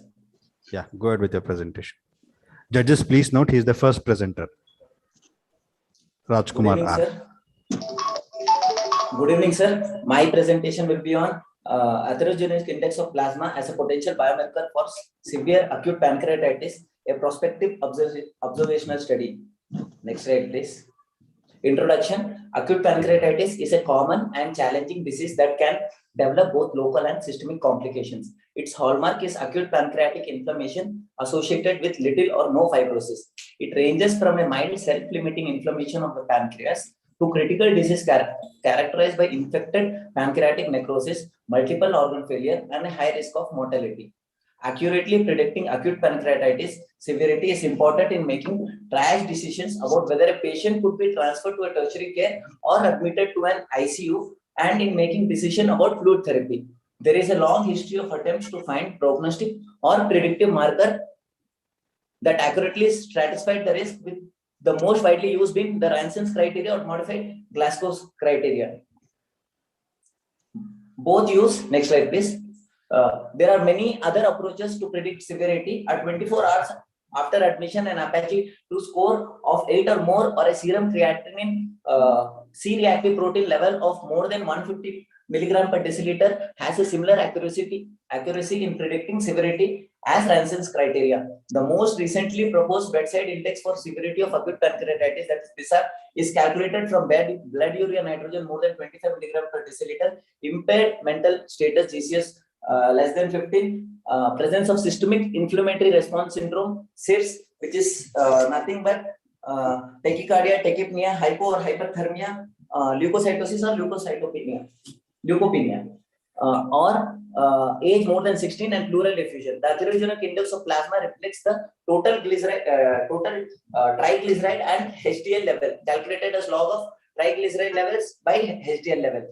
Atherogenic index of plasma is a biomarker for dyslipidemia and other conditions such as metabolic syndrome, coronary syndrome. Low HDL levels and elevated triglyceride levels is a well-known risk factor for persistent organ failure in acute pancreatitis. Since there is a close relationship between impaired lipid metabolism and severity of pancreatitis, atherogenic index of plasma may be a predictor for severity of severe acute pancreatitis. Next slide, please. Aims and objective of the study: relationship between the atherogenic index of plasma and severity of acute pancreatitis still remains unknown. Therefore, we determine the relationship between the atherogenic index of plasma and the severity of acute pancreatitis and evaluated the predictive ability of atherogenic index of plasma for the severity of acute pancreatitis compared to other scoring system in this study. Next slide, please. Now, the materials and methods. Study design was a prospective observational study. Study location was Care Hospital, MMCRI, Mysore. Study duration was 9 months. Sample size was 85. Sorry to it's wrongly mentioned as 250. Written informed consent was obtained from all the patients. Next slide, please. Data collection. Clinical and blood samples were obtained from patient diagnosed with acute pancreatitis, hemoglobin, hematocrit, white blood cell count, blood urea, nitrogen, creatinine, lactate dehydrogenase, aspartate aminotransferase, CRP, amylase, and lipase were recorded at the time of admission. Abdominal CT scans were performed to diagnose acute pancreatitis and differentiate acute pancreatitis from other diseases. Once acute pancreatitis was diagnosed, the TG and HDL levels were measured as soon as possible. Additionally, scoring systems such as Ransen score, BISAP, and CTSI were calculated. The atherogenic index of plasma was defined as log of total glyceride by HDL. The severity of acute pancreatitis was evaluated according to the 2012 revised Atlanta classification and recorded as mild, moderate, severe, or severe, mild, moderately severe, or severe acute pancreatitis. Mild acute pancreatitis is defined by absence of organ failure and local or systemic complication. Moderate severe acute pancreatitis is described as transient organ failure that resolved within 48 hours. If it persists more than 48 hours, it's defined as severe acute pancreatitis. So in the study, mild and moderate were classified into non-severe acute pancreatitis group, whereas patients who have organ failure more than 48 hours persistent organ were classified into SAP group. Next, please. Now the inclusion criteria. Patient with upper abdominal pain, serum amylase and lipase more than 3 times the upper normal limit. Characteristics image or radiological study. The etiology of acute pancreatitis in the study included a gallstone, alcohol consumption, and high triglyceride level. Exclusion criteria were age less than 18-year-old, idiopathic pancreatitis, patient with incomplete lipid profile data, chronic pancreatitis, and recurrent pancreatitis. Next slide, please. Now the result, the baseline characteristics of the patient, the study basically included 85 patients with acute pancreatitis based on the diagnostic criteria. Now the table 1 describes the participant characteristics in the next slide. The mean age was 54.4 plus or minus 18 and 58 patients were male and 27 patients were female respectively. The cause of acute pancreatitis was gallstone, alcohol consumption, triglyceride in 40, 34 and 11 patients respectively. According to the revised Atlanta classification, acute pancreatitis was mild, moderate, severe in 47, 29 and 9 patients respectively in the study group. Ransen's criteria, BISAPs were higher in acute severe pancreatitis group compared to the non-severe acute pancreatitis group. The number of ICU admission, mortality and length of hospital stay was higher in SAP group. Similarly, the atherogenic index of plasma was significantly higher in SAP group. AIP and scoring system for predicting severe acute pancreatitis also was calculated. The area under the curve of various scoring systems and acute atherogenic index of plasma was calculated for predicting SAP, severe acute pancreatitis, which was in this study, next slide please, 0.812. So here's the table which is showing the classification according to patients who were grouped into SAP group and non-SAP group, and according to Atlanta classification, mild, moderate, severe, how many patients were totally having the disease. Next slide please. Here area under the curve for predicting SAP, atherogenic index of plasma, area under the curve was 0.812, p-values less than 0.01, statistically significant. BISAP score was 0.889, which p-value of less than 0.01. So the area under the curve of BISAP score showed the greatest accuracy for predicting severe acute pancreatitis. The AIP was positively correlated with WBC, CRP, and BMI also. Furthermore, the AIP was positively correlated with the Atlanta classification according to this. Next, please. Discussion. In this study, we correlated the relationship between the atherogenic index of plasma and severity of acute pancreatitis. It was found that atherogenic index of plasma was higher in patients with severe acute pancreatitis compared to patients with mild and moderate level of severity. It was also seen that AIP is positively correlated with the revised Atlanta classification. It was later analyzed that AIP was an independent predictor for severe acute pancreatitis when compared to HDL and TG levels independently. Very few studies have been carried out to explore the relationship between atherogenic index of plasma and acute pancreatitis. So the study also suggests that AIP may be used as a simple marker for predicting the severity of acute pancreatitis. Next slide, please. So the study limitation was the number of cases where from a small population study was conducted at a single institution. We could not determine the cause and effect. Okay, Rajkumar, move to conclusion. Rajkumar, I move would to like to conclusion. conclude in this study, the atherogenic index of plasma is significantly associated with the severity of acute pancreatitis. Impaired lipid metabolism has positive correlation with severity of acute pancreatitis. Since the parameters are easily available and can be tested at all centers, it can be easily employed in a clinical practice for all diagnosed cases of acute pancreatitis. Thank you. Thank you. Judges, please go ahead.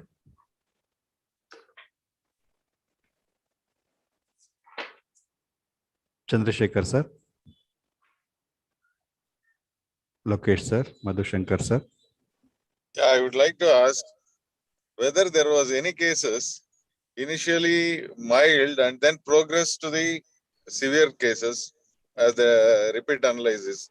Sir, according to the study, immediately at the time of admission, the severity was graded, sir. No. That's not. On admission, it was mild, and your score was also less, and it increased after the second. Did you never assess later? No, sir. No, sir. It was That only should during have the first 20. Yes, sir.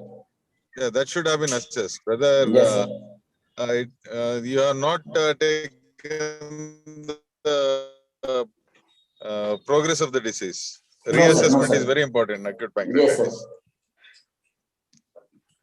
Yeah, that should have been done. Yes, sir. Other judges. Simple question is, Rajkumar, is it Yes, what type of scoring system? Is it a prognostic scoring or a diagnostic scoring? That is what the question is. If it is a prognostic scoring system, then you need to reassess. If it is No, not sir. a prognostic scoring system, you need not reassess. Just a No, sir. It's a diagnostic, sir. Yes, sir. It's just as a diagnostic, sir. Yeah. Fine. At the time of presentation, calculate the AIP, sir, and just assess whether the patient will have mild, moderate, or severe form of pancreatitis. That's it, sir. Lokesh sir, any questions, sir?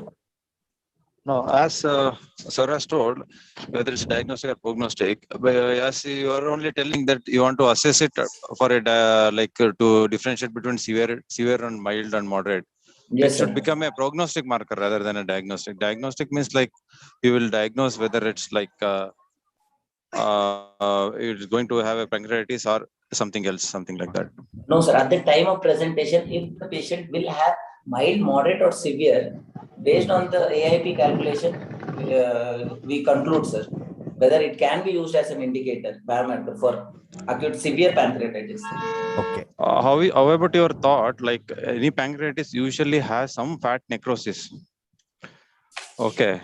Yes, sir. Okay, so that pancreatitis, the fat necrosis, any association between the lowering of the serum fat like cholesterol and the LDL, HDL levels? Any you come across when you are studying about the No, sir. review No, of sir. this study? No, sir. No. Okay. Increased intrapancreatic and peripancreatic fat induces local pancreatic necrosis, sir, and systemic injury. Yeah, This that's good. directly That's leads good. to failure, sir. No, when the fat gets necrosed, Okay, like when we shall conclude the session, sir. yeah, It's getting That's good, sir. It was done only on the day of admission. It's difficult to comment all those things. Yes, sir. Yes, sir. Yes, sir. It should have been a prognostic one. Yes, sir. Yeah. Thank you, judges. Thank you, Rajkumar. Final you, sir. call to Thank you. Santosh Lakshman. Lakshman, are you there? Santosh Lakshman? Okay, sir. We'll conclude the session. Judges, please enter the marks.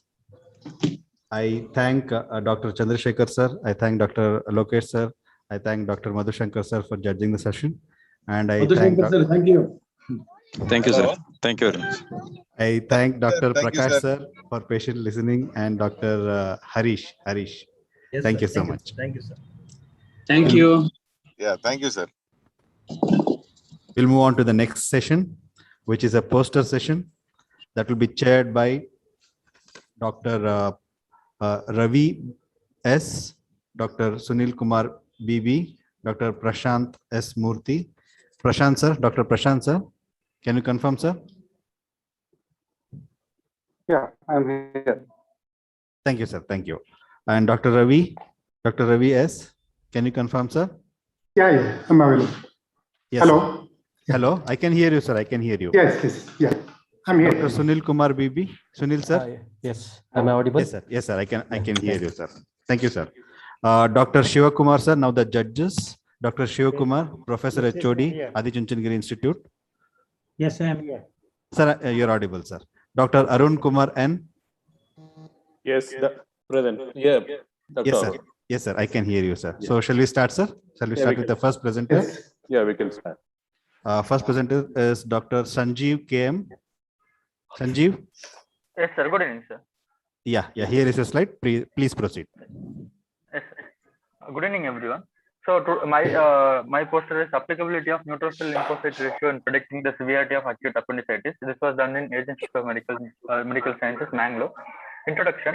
Acute appendicitis is a commonly encountered surgical condition, often warranting emergent surgery to avoid complications. Clinical examination and radiological investigations are the mainstay of preoperative investigations, usually commonly used. Leukocytosis associated with acute appendicitis is not frequently used due to its low sensitivity. However, various studies have shown that neutrophil lymphocyte ratio is of help in establishing the diagnosis when compared to plain leukocytosis. Materials and methods. This is a retrospective study of 381 patients who were preoperatively diagnosed as a case of acute appendicitis and underwent appendicectomy from January 2016 to June 2021 at Asian Institute of Medical Sciences, Mangalore. Based on their respective histopathology findings, post-surgery, they were divided into two groups. Group A, who belong to acute appendicitis, and Group B, who were negative appendicectomy. Group A patients were further subdivided into Group A1, who were uncomplicated acute appendicitis, and Group A2, who were acute appendicitis with complications, namely appendicular mass or perforation. The patient characteristics and neutrophil lymphocyte ratios of all these patients were calculated, and the results were tabulated. Coming to the results, there were totally 257 male patients and 124 female patients in the study. Mean age of the study population was 27.8 years. There were 338 patients in Group A and 43 patients in Group B. Among the Group A population, 309 patients belong to Group A1 and 29 patients belong to Group A2. So here is the table 1 showing in patients less than NLR ratio less than 3.5. Group A there were 152 and Group B 34 patients were there, and more than 3.5 there were 186 patients in Group A and 9 patients in Group B. The second table which shows patients who were with NLR ratio less than 5.7. Group A1 had 105 patients and Group A2 had 13 patients, and with more than 5.7 NLR, Group A1 had 52 patients and Group A2 had 16 patients. So based on the results, the sensitivity of the NLR as an adjunct in establishing the diagnosis of acute appendicitis reduced from the findings of this study was 55.02%. Based on various other studies, an NLR more than 5.7 was observed to be associated with increased complications of acute appendicitis. In our study also, 16 out of 29 patients of group A2, which is 55.11%, were having NLR more than 5.7. Coming to the discussion, the diagnosis of acute appendicitis has always been tricky with no known routine preoperative gold standard diagnostic tool. Acute appendicitis is routinely diagnosed by means of clinical examination and sonography, with negative appendicectomy not being uncommon after histopathological examination. Apart from these two modalities for diagnosis, blood investigations have been of adjunctive value, enabling the surgeons to establish the diagnosis of acute appendicitis. In this study, we aimed at using NLR for the same and to help us determine the probability of presence of complications. In our study, we have observed that in patients with who are suspected of acute appendicitis, an NLR more than 3.5 favors more towards the diagnosis of acute appendicitis, which is comparable to a study done by Goodman et al. It was also noted that in this study, as well as other studies, patients with a higher NLR had more probability of severe acute appendicitis with complications. Hence, a high NLR in a suspected case of acute appendicitis indicates about the severity of the acute appendicitis and towards the probability of complications being present in a patient. Thank you. Judges, please proceed. Sir? No, thank you. Judges, please ask questions. Yeah. Shivakumar sir, questions please, sir. Doctor. So in case of perforated. Hello, sir. In case of perforated peritonitis. Hello, sir. You are not audible, sir. Your voice is cracking. So peritonitis due to. Shivakumar sir, please repeat the question, sir. Hello. Hello, sir. Yes, sir. Question repeat, Madi sir. Hello. Hello, sir. Yes, sir. Arun sir, please come up with the question, sir. Yeah, doctor, what about the CT scan, role of CT scan as compared to your NLR ratio? Sir, in this study, we focused only on the NLR ratio. So we didn't take whether patients underwent CT or not, sir. So that was not inclusion criteria in the study, sir. No, I would have probably wanted you to highlight the fact that this is more applicable in cases where you can't do a CT for whatever reason. Yes, sir. That you have not highlighted, that's the point. I mean, like, if pregnant women and others who can't do the CT scan, probably otherwise fine. Otherwise, most of the things now you can diagnose by a CT scan, acute appendicitis and its complications. Okay. Yes, sir. Yes, sir. Yeah. Any false positives? So false positives, no, false positives means there are like false negatives are there, more than false positives. And any other condition which overlapped? Yes, sir. There were so in this we took only the patients who were diagnosed, who were diagnosed preoperatively as appendicitis with post-operative histopathological either appendicitis or nil, sir, negative appendicitis. We didn't take other causes of RF pain, sir. Okay. Yes, sir. Any more questions, judges? No. We'll proceed to the next presenter. Thank you, Dr. Sanjeev. Thank you, sir. Kaushal, are you online? Yes, sir, I'm online. Yeah. Kaushal, yeah. This is your presentation. Please proceed. Yes, sir. Okay. Okay. Very good evening to everyone present here. I'm Dr. Kaushal Shetty, General Surgery PG from Srinivas Hospital, Surat Kalmukka. I'll be presenting a rare presentation of TOA with upper limb gangrene in a patient. Next slide, please. Okay. Thrombo-obliterans angiitis is an inflammatory reaction of the arterial wall with involvement of the neighboring vein and nerve, terminating in a thrombosis of the artery. Its incidence is mostly frequently seen in men between the age 20 to 40 years. There has been a cause of upper limb gangrene resulting from smoking, which is a well-known fact. Etiology can be cigarette smoking. Other causes can be tobacco, hormones, socioeconomic groups, familial predisposition, rickettsial disease, and also some autoimmune predisposition can also be attributed to the cause of TOA. Next slide, please. Here a 37-year-old male patient presenting with blackish discoloration of upper limb. Patient complained of severe throbbing type of pain. He had a history of 22 years of smoking. Almost 1 packet of BD per day. He had no history of trauma and snake bite and no other significant history leading to the blackish discoloration. Detailed clinical examination were done, blood routine and Doppler were carried out. Further, patient was managed surgically. Before offering him amputation, thromboembolectomy was performed, followed by left below knee amputation, and secondary suturing was done on post-op day 15. Post-operatively, patient was encouraged for upper limb prosthesis. Next slide, please. Here you can see the photo of the patient presenting with the upper limb gangrene. Left upper limb blackish discoloration of limbs were with clear line of demarcation. Tenderness was present. Crepitus was present over the limbs. Peripheral pulsations, radial pulsations were absent. Ulnar pulsation were absent. Brachial was absent, and axillary was present, which was very feeble. Investigation showed a total count of 27,000. Doppler showed complete echogenic thrombosis, filling lumen of proximal brachial artery, extending all along its length into its radial and ulnar arteries. No evidence of DVT were seen. Next slide, please. Management. Thromboembolectomy was done from axillary artery all the way extending to from brachial artery to the axillary artery, followed by below knee amputation, and stump closure was done on post-op day 15. These are the intra-op and post-op photos. Next slide. Yeah, discussion. Most literature which are present everywhere show an TOA affecting the lower extremities from about 75 to 90%, followed by both upper and lower extremities at 10 to 20%, with only 2 to 5% affecting upper extremities. However, studies have shown TAO of lower extremity are much more common than upper extremities. Surgical revascularization is rarely possible for patients with Buerger's disease due to diffuse vascular damage and distal nature of the disease. Okay, please conclude your session. Yes, sir. That's all, sir. Okay. Judges, please. Go ahead, please. History of trauma? No history of trauma, sir. No history of trauma. Family history of? No family history. He didn't give any significant family history, sir. Nothing. Okay. Have you heard of it? Sir? Hello? Yes, sir. Have you heard of thromboembolectomy for even lower limb ischemia anytime for a TAO case anywhere? No, sir. For the TOA for lower limb, I have not heard, sir.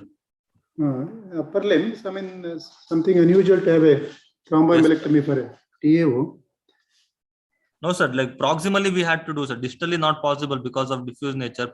Proximally, from brachial to axillary, we did one thromboembectomy, sir. Because based on the Doppler, CT angio, patient was not affordable, sir. So we couldn't get it done, sir. So just to be sure that it doesn't progress further ahead after below elbow amputation, we went for thromboembolectomy, sir. Kaushal, we have a question from CS Rajan, sir. Yes, sir. Is it TOA or is it TAO? Exactly, that's what I wanted to ask. TAO, sir. TAO. Very sorry for okay, that. are they same or different? If not the same, please give difference between TAO and TOA. No, sir. Thromboangiitis obliterans is different. Thoracic outlet syndrome. Yes, sir. Yes, sir. Both are different, sir. Very sorry for that mistake. CS Rajan, sir, is watching us. Be careful. Can I ask one question? Yes, sir. Yes, Please sir, go sure, ahead, sir. sir. Please go ahead, sir. Did you get COVID RT-PCR and COVID antibodies for this patient? Yes, sir. We got it done. It came out to be negative, sir. No, why can't you think in terms of in this COVID pandemic, a thrombotic episode? Yes, sir. Could be an acute thrombotic episode, sir. But RT-PCR came out to be negative, sir. Okay, thank you. Okay, thank you, judges. Yes, sir. Thank you, Kaushal. We'll move on to the next presenter. Thank you, sir. Ganesh Kumar Reddy. Yes, sir. Okay, okay. We can hear you. Yes, sir. This is your slide. Please go ahead. Good evening, sir. Today I'm going to present a poster presentation regarding laparoscopic paraduodenal hernia repair minimalism at its best. Introduction: internal hernias are reported to cause 0.2% to 5.8% of all cases of small bowel obstruction. Paraduodenal hernias are the most common type of the internal hernias, accounting for up to 53% of cases. Right and left paraduodenal hernias vary in embryonic origin and anatomic structures, present differently. Definitive preoperative diagnosis of PDH remains a challenge because patients can present with symptoms of acute small bowel obstruction or intermittent pain associated with nausea, vomiting, or postprandial distension. We hereby describe the preoperative radiographic diagnosis and successful laparoscopic repair of right PDH in a young adult female. Next slide. Next slide, sir. 27 years old female admitted with a chief complaint of on and off abdominal pain, blenching and bleeding per rectum after staining for stool since 9 to 10 months. And she is a known case of inflammatory bowel disease with a old case of pulmonary tuberculosis with completed ATT 10 years back. On examination, per-abdomen soft and non-tender with vague alveolar mass present in epigastric region associated with pain and not moving with respiration. Perrectally grade 2 hemorrhoids are present and routine blood investigations are within normal limits. And CT imaging showed right-sided paraduodenal hernia. Next slide. The patient is planned for laparoscopic paraduodenal hernia repair, and the patient is kept in supine position under general anesthesia. Laparoscopic ports are inserted as shown in the figure, and pneumoperitoneum is achieved.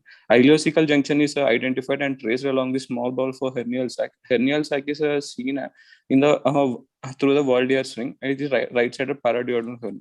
Next slide, sir. Content of the sacs are easily reducible and rent was closed with a continuous absorbable sutures. Operative site was examined and hemostasis is achieved. Next slide. Discussion. In clinical series, PDH defect accounts for very small proportion of symptomatic small bowel obstruction, and many articles describe the rarity and left-sided predominance of PDH, but the exact incidence and the prevalence of this specific pathology is unknown. Right PDH is a result of a defect in the non-rotation of the prearterial limb, and prearterial segment will be trapped in the sac of the Waldear's fossa. Clinically, paraduodenal hernia is difficult to diagnose unless the hernia is large enough to produce abdominal mass or intestinal obstruction. Next slide, sir. Contrast study may show collection of a contrast-filled small bowel in confined area or CT revealing clustering of small bowel in the right mid-abdomen behind SMA. Treatment of paraduodenal hernia is surgical or a laparoscopic, but later is gaining popularity. Conclusion, internal hernia is a rare cause of intestinal obstruction. Among that, paraduodenal hernia is most common. Early diagnosis is essential to prevent further complications. Laparoscopic provides a gold standard diagnosis and treatment for PDH, and minimally invasive approach is carried out to be the safest order to achieve enhanced recovery and less hospital stays. Thank you, sir. Thank you, Ganesh. Judges, please go ahead. What was that vague mass you felt in the epigastrium? Sir, the patient is complaining of abdominal pain, sir, and it is not moving with respiration. We thought it is a retroperitoneal mass only, sir.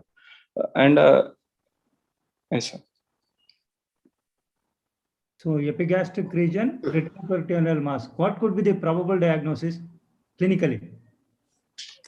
Clinically, there is no expansile pulsations is there, sir. So it is not an. No. Tell the positive findings. What could be the how we are going to make the diagnosis in a epigastric retroperitoneal mass? What are the structure? Duodenum, sir. Any duodenal carcinoma or any CA of head of the pancreas.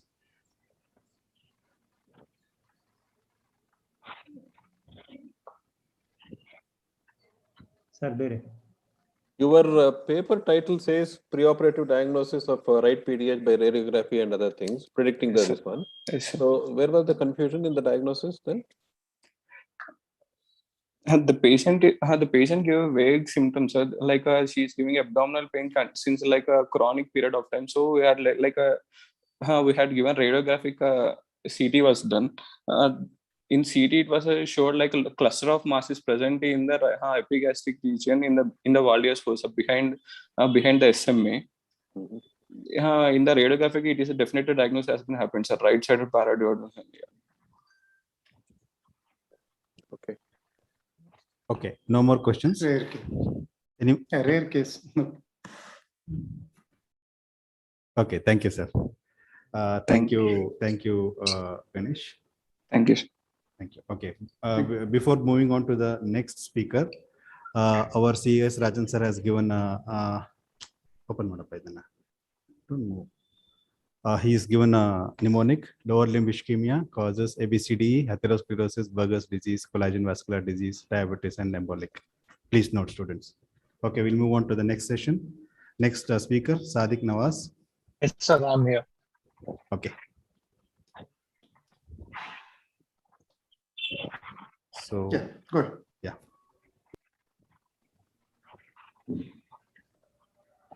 Good evening, sir. I'm presenting a case report of immature gastric teratoma in an infant. Next slide, please.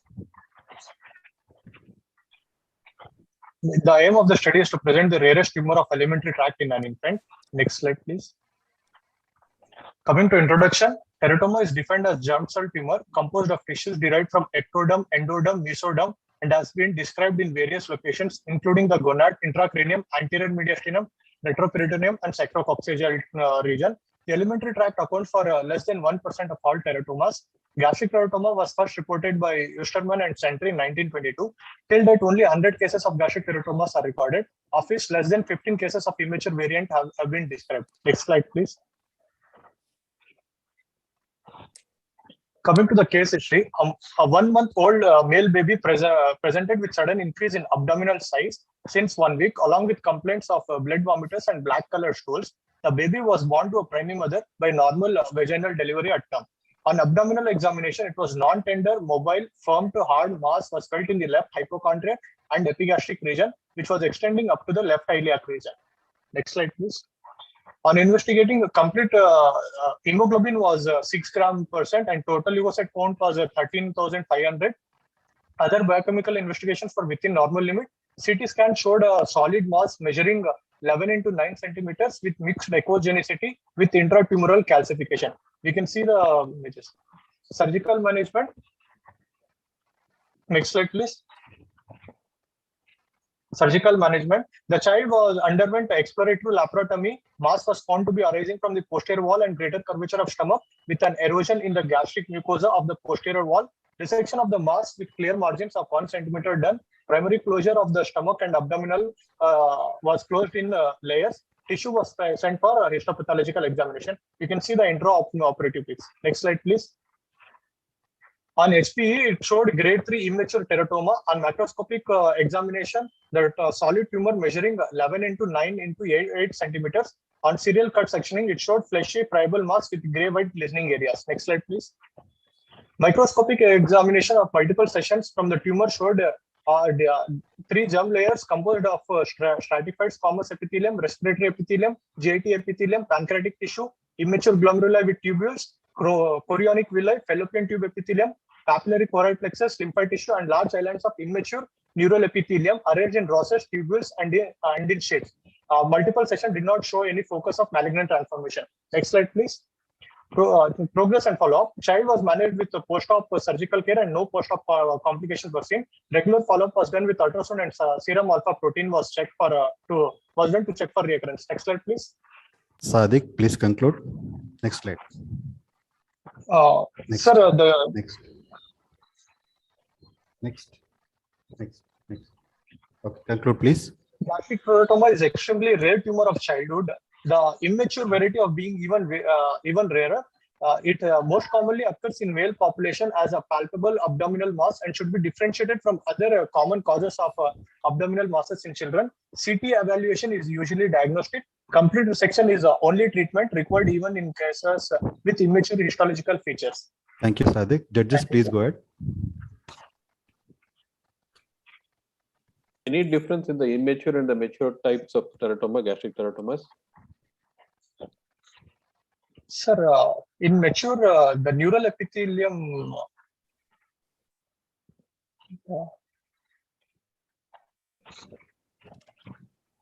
Yes. Or does the treatment differ in any way? No, sir. Treatment remains the same, sir. We need to follow up with the alpha-fetoprotein to check for the recurrence. Okay. Would you like to give any clinical differential diagnosis? Sadiq? Sir, differential diagnosis, yes, sir. I would like to give differential diagnosis of any nephroblastoma, Wilms tumor, rhabdomyosarcoma, liposarcoma, or any retroperitoneal teratoma, sir. How it spreads? Sorry, sir. It's from primordial germ cell tumor, sir. Due abnormal migration in the germ cells, sir.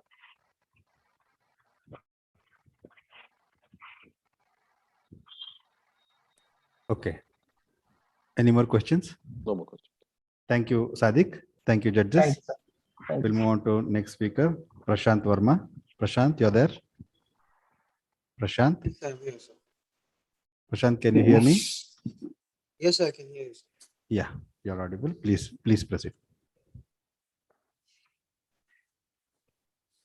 Yes, sir. So today my topic is about jejunal gastrointestinal stromal tumors masquerading as an appendicular mass, an unusual presentation. Prashant, you're not audible. Louder, please. A jejunal stromal tumor masquerading as an appendicular mass, an unusual presentation. Next slide, please, sir. So gastrointestinal stromal tumors are rare tumors forming about 1% of the GI tumors, and they're originating from the interstitial cells of Cajal. These can present as benign or malignant and can be symptomatic in up to 80% of the patients. The commonest site being the stomach, being present in the gastric region, 55%, followed by the small bowel, that is 32%, followed by colonic, and then that is the extraintestinal cysts. The least common is the esophagus with 1% presentation. Now, regarding the case presentation, a 57-year-old female presented with lower abdominal pain for 2 weeks duration associated with low-grade fever and vomiting. No history of constipation or abdominal distension associated with the patient. On general examination, she was tachycardic and had fever.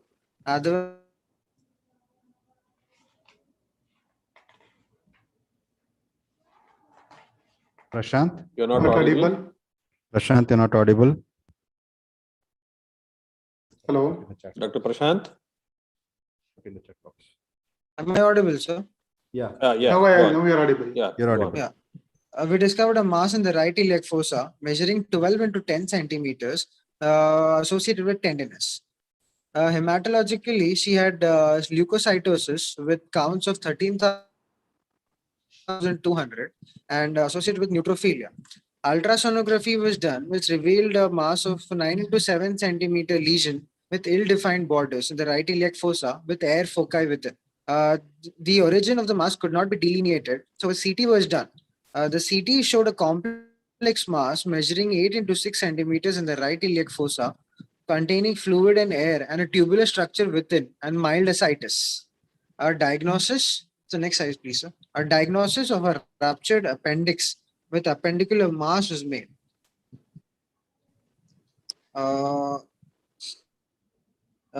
Then she was managed with she was conservatively managed at that point, treated as per the Ochsner-Sherin regimen, and her condition was improved with resolution of tachycardia, fever, pain, and decrease in the size of the mass. She was discharged after completion of 14 days of antibiotic therapy for interval appendicectomy. She had reviewed after 4 weeks, and at that time she was asymptomatic with clinically palpable mass in the right iliac fossa. She underwent a ultrasonography for confirmation of the findings and was planned for appendicectomy. Intraoperatively, she was found to have mass in the right iliac fossa with multiple small bowel loops clumped together. Initially, we had entered with a McBurney's incision, but later she was planned with an after seeing clumped bowels, we went ahead with a lower midline incision. Dialysis was done, and there was a mass which was found to be arising from the jejunum with surrounding inflammation and adhesions, with a sealed off perforation of adjacent loop of jejunum. So please conclude. Please conclude. Yes, sir. So see, after which was sent for histopathology, it was found to be S100 and CD717 positive. Yes, sir. She was found to have a gastrointestinal stromal tumor. Then just arising from the small bowel can present with varying degree of symptoms, which may not correlate with the size of the tumor, and this often leads to delay in diagnosis. Surgery is a cornerstone of management for localized and resectable tumors, aided with adjuvant treatment with imatinib for successful outcomes. Okay. Thank you, sir. Judges, please go ahead. Dr. Prashant, yes, sir. Before the interval appendicectomy, you said there was a mass felt, right? Clinically? Yes, sir. Yes, sir. You did a CT at that time again? So no, sir. We before when at the time of review we did only an ultrasonography to check the mass. But clinically you felt a mass, right? Yes, sir. Clinically there was a mass at the time of review. Then how are you justified in going ahead with the surgery without a CT? because there was a mass again felt. The mass had not Yes, resolved. sir. So, Even if it was an yeah, we appendicular just, mass, it had not resolved, right? yes, sir, it had not resolved. It had reduced in size, but it had not resolved. Okay. I don't know, your slide shows a perforated appendix with appendicular abscess. You manage conservative. Yes, sir. With abscess, appendicular abscess. Yes, sir, that was the provisional diagnosis, sir. Provisional diagnosis. Okay. But the air force ever. Yes, sir. There was air. Yes, sir, there was air, sir. Yeah. Probably that was the time, probably CT should have been done. So CT was done at the time of presentation, sir, which showed 8 into 6 centimeter mass in the right iliac fossa. CT was done at that time, sir. Okay. CT didn't say it is an appendicular abscess is what the report, according to the CT report, what you showed in the slide. Yeah, CT report suggested it was an ruptured appendix with appendicular abscess. But you said it is a mass. That presented, sir, because it was localized, sir. Now, in the slide, if you recollect CT scan report, you said it was a mass. You didn't say it was an appendicular abscess. Your clinical diagnosis was an appendicular abscess, if I am right. Yeah. So in the end, it was diagnosed like a provisional diagnosis of ruptured appendix with appendicular abscess was made, sir. That was Yes, your provisional CT showed it was a diagnosis. complex. Yeah, a complex. just It showed showed it a as a complex mass.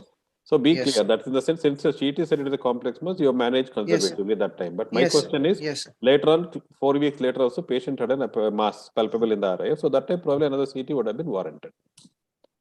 Oh, okay, sir. We had Okay, only message undergone taken, with sir. an Message taken. ultrasonography, sir, for confirmation. Yeah, message taken. We'll move on to the next speaker. Thank you, Prashant. Sonika, are you there? Yes, sir. Good evening, sir. Good evening. Okay, here is your slide. Please proceed. Good evening, everyone. I'm going to be presenting a case report titled Bone Within a Gland, a rare case of myositis ossificans in parotid gland. Myself, Dr. Sonika. This case is done under the guidance of Dr. Ishwar Hosmani, Professor, Department of General Surgery, KIMS. A 45-year-old female patient came to the OPD with complaints of swelling below and behind the right ear since 2 years. There's no history of variation in the size of the swelling on chewing food. There's no history of trauma. The swelling is not associated with pain. No signs and symptoms suggestive of facial nerve involvement. Deep lobe was not palpable on examination, and clinically, a diagnosis of benign parotid swelling was made. Next slide. FNAC was done, which suggested chronic silentnitis. Hence, a superficial parotidectomy was carried out.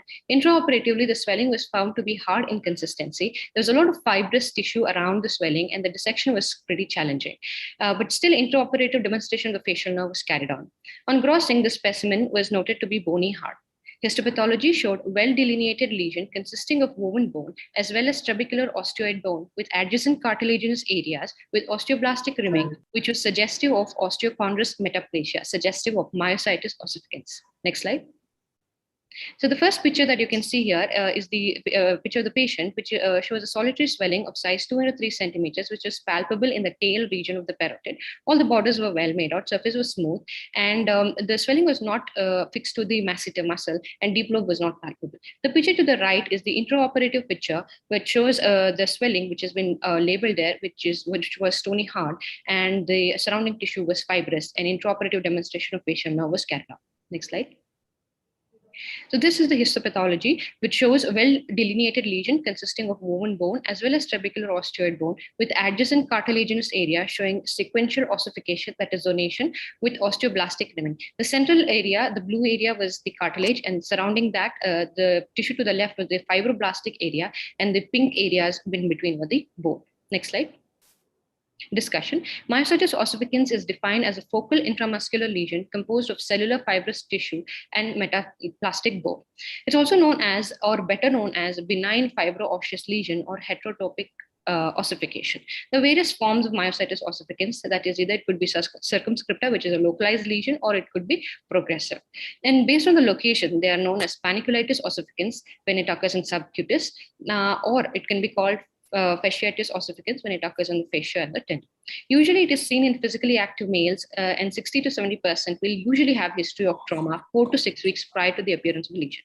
And commonly involved sites are upper extremity flexors, quadriceps, thigh adductors, gluteal muscles, and the hand, where trauma is pretty common. Next slide.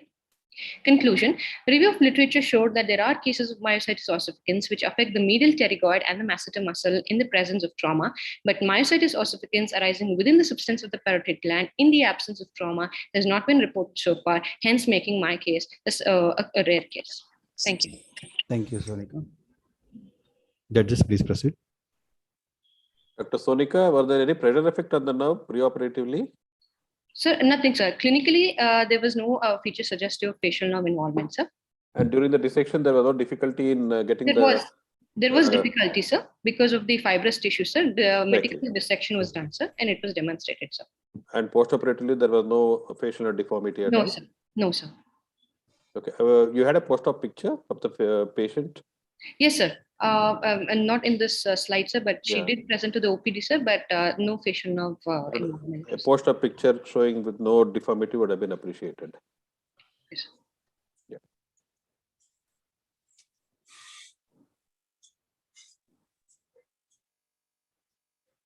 So can I make any comment?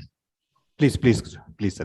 Definitely, it was a lot of difficulty in separating the nerves because it was feeling very dense adherent to the nerves. I had a really tough time to separate all the branches, but fortunately, we could able to save the nerves. Little neuropraxia was there in the first few periods, and then it would be overcome with the steroids. She did very well with physiotherapy and other things.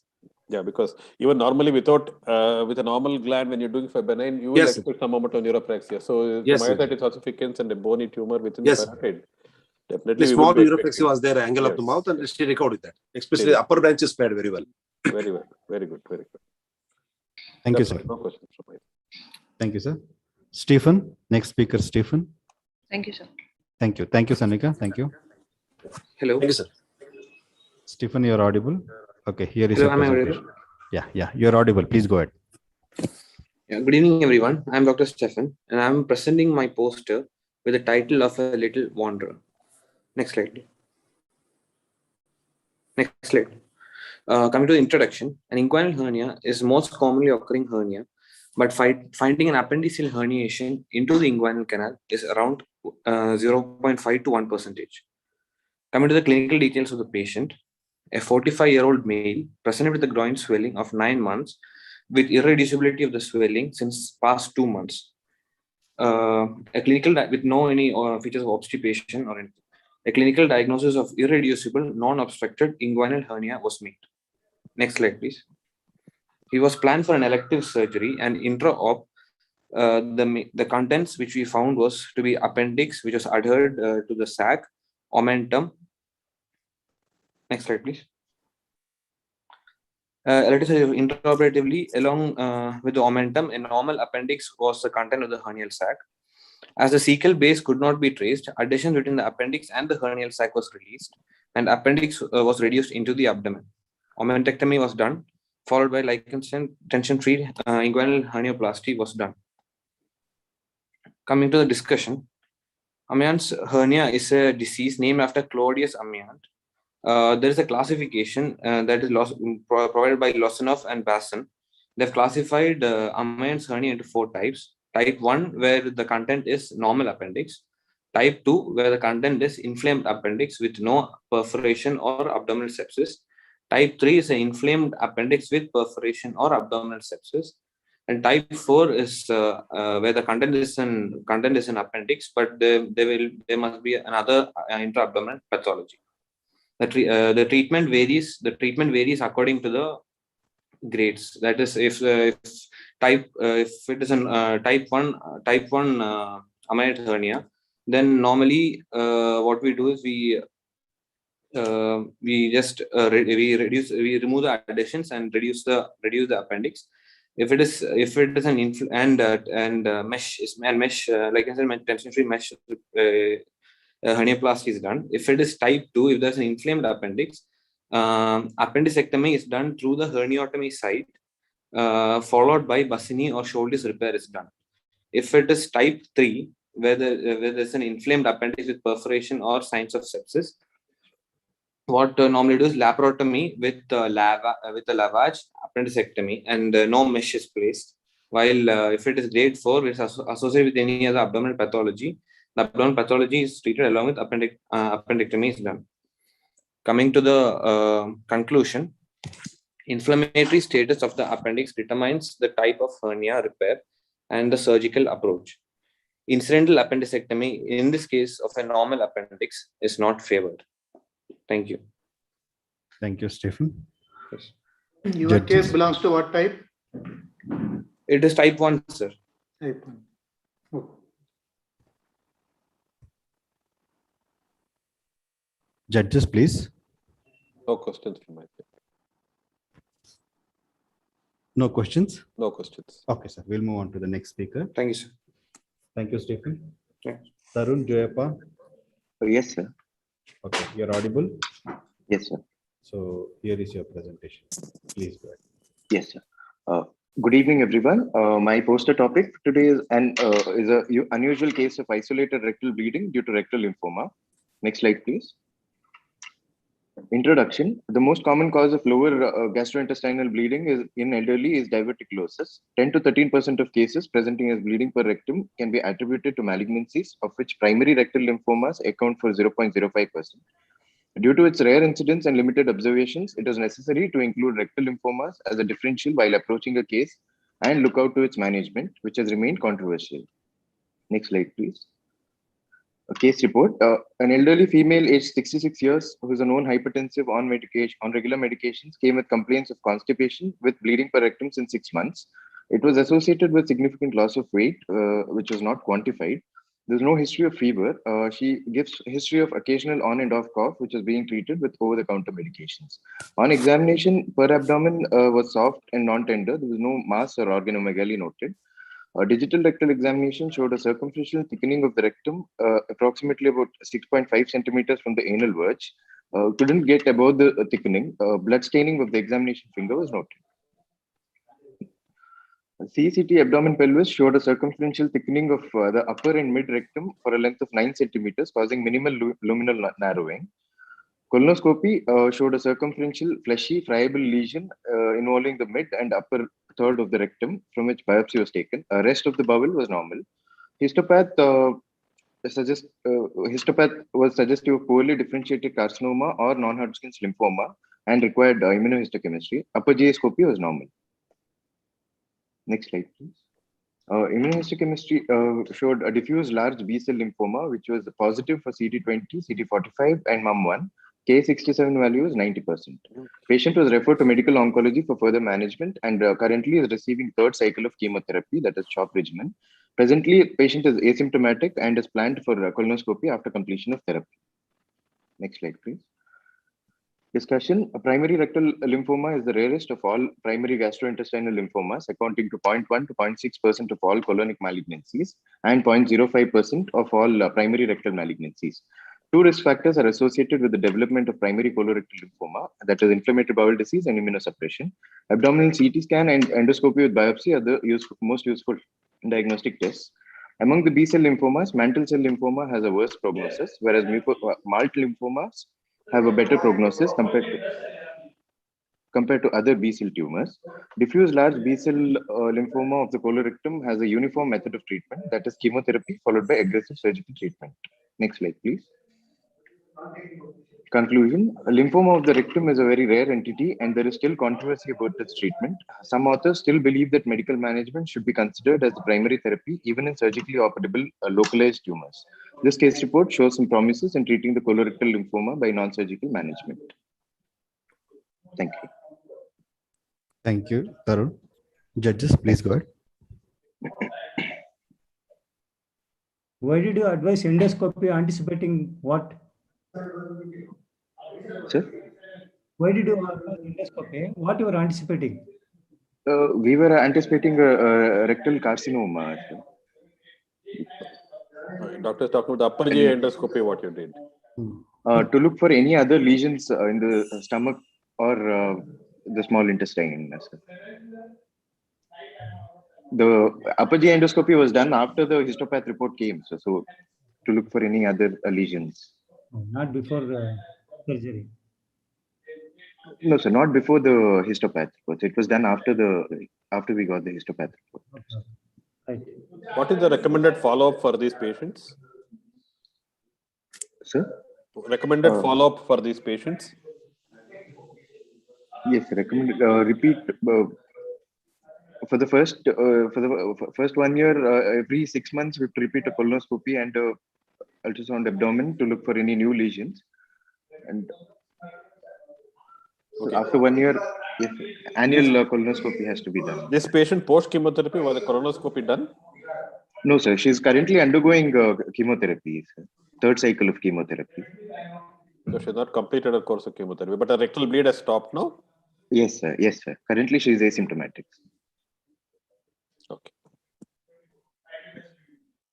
No more questions from me. No more questions. We'll move on to the next speaker. Thank you, Tarun. Thank you, sir. Darshan, you're there? Dr. Darshan? Hello. Yes, sir. Dr. Darshan, is it Darshan? Yes, sir. Darshan Gandhi, Yes. sir. Yes. There are 2-3 Darshans No, I want Darshan in BM. description. Okay, okay. Sorry, sir. Stress thrombosis, a case of spontaneous DVT. Final call, Darshan BM. Basil Ibrahim, Dr. Basil Ibrahim. Yes, sir. Can you hear me, sir? Is it Dr. Basil? Yes, sir. Basil Ibrahim, yes, sir. Okay, your presentation is on. Judges, please note this is Dr. Basil. Please proceed. Good evening, everyone. Today, I'll be presenting a poster on rare case of intestinal duplication in an postgraduate in general surgery from Yenapoya Medical College Hospital. Introduction. The gastrointestinal duplication was first described by Ladd in 1937. It's a rare congenital anomaly, usually detected less than 2 years of age, but it can also remain asymptomatic until older age group. Incidence is 1 in 4,500 live births and is more commonly in females. Next slide, please. Here we present a case report of a 5-year-old boy who presented to the pediatric surgery OPD with a severe colicky abdominal pain and blood in stools for 7 days. The patient was having similar complaints 3 years back, which he was evaluated from a local hospital, and he had underwent appendicectomy. However, the symptoms did not reduce, so he came to our hospital for further management. On examination, the child was poorly nourished and dehydrated. Severe pallor was present. On per-abdomen examination, appendicectomy scar with healed by primary intention was seen, and tenderness was present in the hypogastrium and right iliac fossa with no guarding or rigidity. Rest of the systemic examination was unremarkable.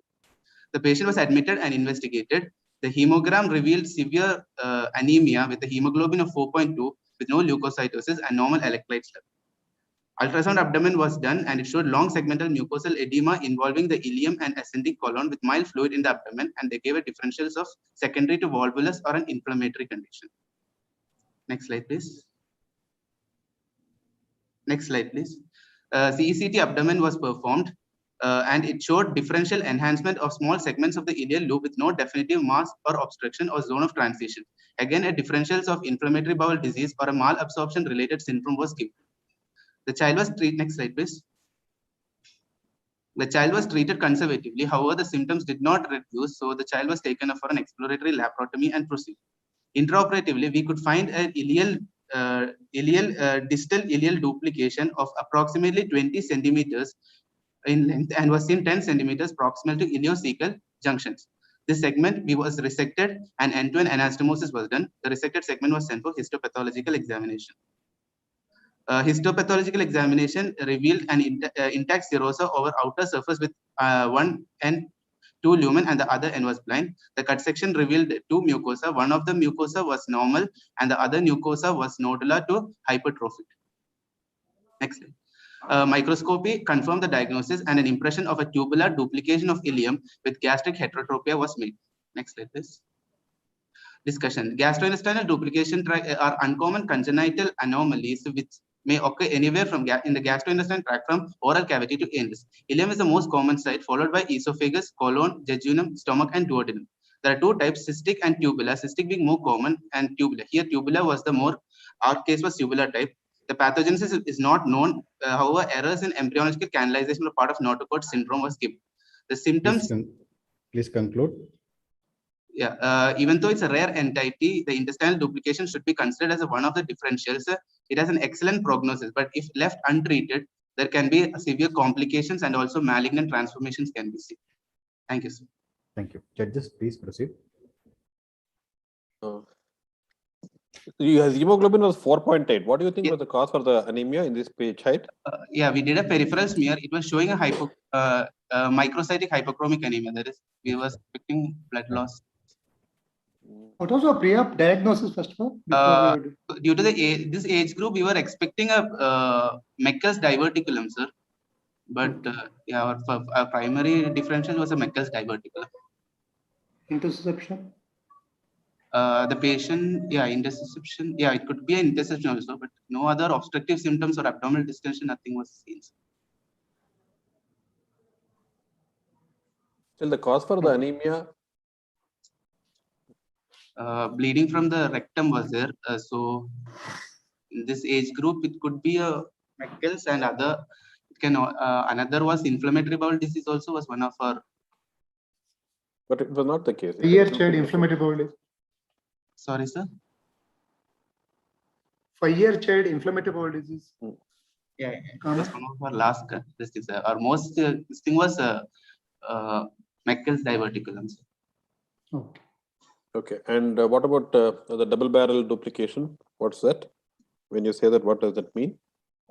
Yeah, the two intestines are attached to each other, sir. So one of the lumen was completely open, and the other end was continuous with the normal gastrointestinal tract. And this one, loop duplication? Loop duplication, it will be the two end. It can either be cystic type, so both the ends will be closed and can form a cystic type. They will have a separate blood supply, right? It will have a separate blood supply, yes, sir. Thank you, judges. Thank you, Basil. Thank you, sir. Dr. Vajran. Hello. Hello. Is it Yes, Dr. sir. Am I Vajran? audible, sir? Yes, sir. This is Dr. Vajran. Yeah. Here is the slide. Proceed. I can't see it. Good evening to all respected dignitaries. I am Vajrang from Yenapoya Medical College, and here I am presenting a poster on Sprengel's scapula. Next slide, please. Next slide, please. Yeah. Sprengel's deformity is a rare and complex congenital deformity of the shoulder girdle due to the inadequate caudal movement during the development, which results in abnormally high placed scapula. It was first described by Uhlenberg in 1863, and it's usually found to be unilateral, where left more commonly than right, and with a female preponderance of 3:1 ratio. Here, coming to the case, we're presenting a 10-year-old boy visiting our plastic surgery OPD who came with a complaint of restricted left shoulder movements in abduction and overhead elevation since the age of 3. And there is no positive family history noted. Next slide. Here, as we can see in the examination, the left shoulder was elevated compared to the right in normal sitting and standing position. And there is prominence of superior medial angle of left scapula, which is in the first picture. And there is restriction of left shoulder movement in the range of forward flexion and abduction as compared to the right. And this comes under grade 3 of the Cavendish classification, which is used to describe the Sprengel's deformity. Next slide, please. And coming to the radiological investigations, we have chest X-ray and 3D reconstruction of CT neck and thorax, which shows fusion of posterior elements of cervical C6, 7, and 8, and the left scapula is seen at a higher level, with superior medial angle located at the C5 level. And there is also presence of homovertebral bar on the left side extending from C7, which is continuous with the lateral margin of the left scapula, which is clearly seen in the CT. Yeah, and the patient has undergone modified green procedure under general anesthesia, and interop findings were the remnant homovertebral bar, which has been resected. And here you can see the prominence of the superior medial angle.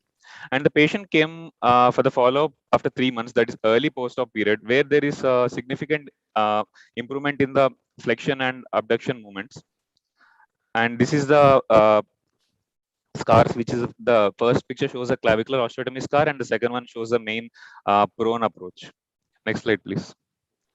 Coming to the discussion, the defects of the cervical vertebrae are prone to cause a Klippel-Feil syndrome, which is syndrome of short neck, limitation of head movements, and growth of hair low down on the neck.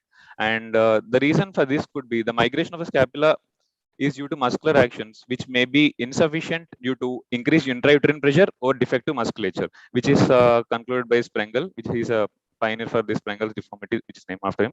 And better surgical outcome has been noted with the intervention in the age group of 2 to 6 years. And here, procedure modified green provides a good visualization of the superior medial scapular angle, which is generally anteriorly curved and lying on the thoracic side.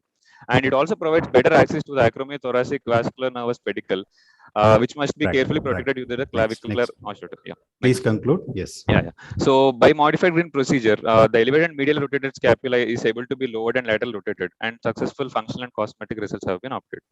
Thank you. Judges, please proceed. This child was 10 years. Yes, sir. He is 10 years old. Was there any neuropathic? No, sir. No neuropathic deformities and no complaint of any pain. This just restricted shoulder movements on the left side. So the indication for surgery was the restricted movements. He is unable to perform his activities, day-to-day activities. Okay. Now, how many? What's the follow-up period now? 3 months, sir. He came back with 3 months. So we have advised for a physiotherapy. So we have to do a repeat CT after 3 more months.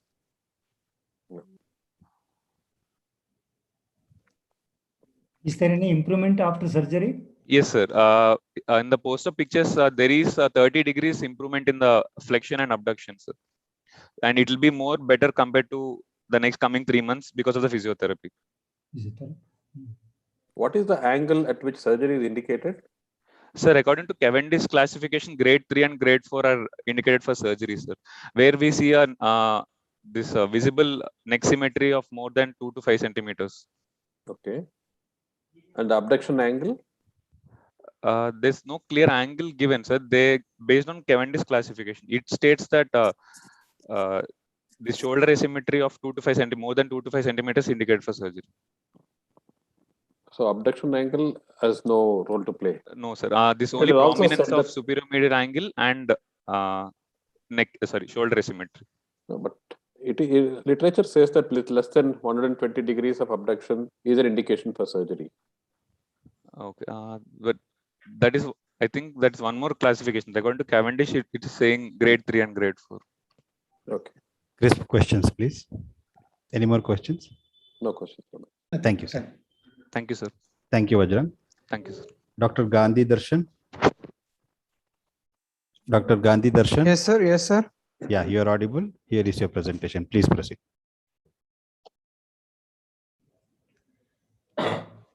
Good evening, all. My poster presentation is schwannoma of tongue, a rare case report. Next slide, please. Introduction. Schwannoma are benign encapsulated, painless, slow-growing tumors arising from the Schwann cells of peripheral nerve sheaths with uncertain etiology. Approximately 25 to 40% are seen in head and neck region, from which 1 to 12% occurs in intraorally. Tongue is being most common site. Because of their rarity, intraoral schwannomas are not generally part of differential diagnosis of tongue swelling. Next slide, please. Case report. 11-year-old female presented with complaints of swelling over right side of the tongue since 5 months, which was insidious in onset and gradually increasing size. The swelling was painless with no difficulty of chewing, swallowing, phonation, and sensory or taste abnormality with normal tongue movements. On examination, the swelling was 2 into 1 centimeter size over right anterior 1/3 of the tongue, with surface similar to surrounding tongue and normal in color, firm in consistency, oval in shape with well-defined margins. All rest oral and neck examination within normal limits. Next slide, please. Investigation. All routine investigation are within normal limits. So while local excision was done under short GA with no complications, and specimen was sent to histopathological examination. On histopathological examination, 2 different cell patterns were observed, that is Antony A type, which was highly cellular and composed of elongated Schwann cells which exhibit palasliding nuclear pattern, and Antony B cells which are arranged in less dense manner and more disorganized than Antony A cells. Next slide, please. On discussion, schwannoma are benign nerve sheath tumors first identified by Virchow in 1908. Thereafter, Schott recognized their Schwann cell origin. Embryological, they are arising from the 4th week of development, form specialized ectomesenchymal cells of neural cells. These tumors can emerge from any nerve covered with Schwann cell sheath, including most of the cranial nerves, spinal nerves, and autonomic nervous system, most commonly in the 8th cranial nerve. Next slide, please. Recent bit of literature reports no gender prediction and a higher incidence between the 2nd and 4th decade, with the typical location of anterior 1/3 of the tongue observed. Clinically, they are indistinguishable from the encapsulated benign tumors. So biopsy and histopathological examination are essential for the diagnosis. Symptoms are based on their size and affected nerve, which includes pain, loss of taste sensation, and motor and sensory loss and dysphagia. Their malignant transformation is very rare. Next slide, please. Conclusion: schwannoma or benign rare entity should be considered as differential diagnosis for tongue swelling, which can be confirmed with the histopathological examination and treatment being complete surgical excision with no evidence of recurrence. Next slide, please. And these are my references. Thank you, sir. Judges, please proceed. So preoperatively, you didn't have a diagnosis. No, sir. We previously thought it was a mucous retention cyst. So we proceeded directly to surgery without any FNSC or any CT. Okay, you said it was a wide excision which was done. Yes, sir. Right. Do you have any operative and post-operative pictures, and how was that after excision? What did you do to close? I don't have any pictures, sir. As before operative operation, we don't have any. It was in differential diagnosis. So we directly send it to HPR. We closed it Vicryl, sir. After excision. The mucus retention cysts in the tongue are not a very common entity. Yes. So probably a little more evaluation pre-operatively would have been warranted. It was a solid tumor, no? Clinically, it was not a cystic. Yes, sir. It was. Mucus retention cyst presentation itself is entirely different. Okay. And even if you thought of a mucus retention cyst, you've done a wide excision, which on the tongue for a mucus retention cyst is not very indicated, even if it is a mucus retention cyst. Okay. Yeah. No more questions from my side. Thank you, sir. Any role for FNSC, Dr. Gandhi? No, sir. As the swelling was less than 2 centimeter in size, we directly proceed with the excision, sir. We didn't do any FNSC. FNSC was warranted in this case because it's a swelling in the tongue, and definitely mucus retention cyst shouldn't have been the primary diagnosis. Okay, sir. Message taken. Thank you, judges. Thank you, Gandhi Darshan. Darshan, Thank Dr. you, sir. Darshan BM. Right. Dr. Darshan BM, final call. Dr. Darshan BM. Dr. Darshan BM, I saw your message in the chat box. Are you there? Please unmute.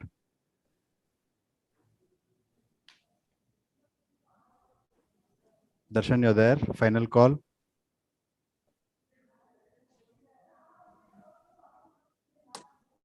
Chat box. No? The boy came back. Yes, sir. He's there, sir. Darshan, you're there? I think Gandhi Darshan and Darshan BM probably was confused. Darshan BM, you're there? From message. Not able to unmute. Okay. Unmute. Wait. Okay. I'm sending the request. Please check. Ask.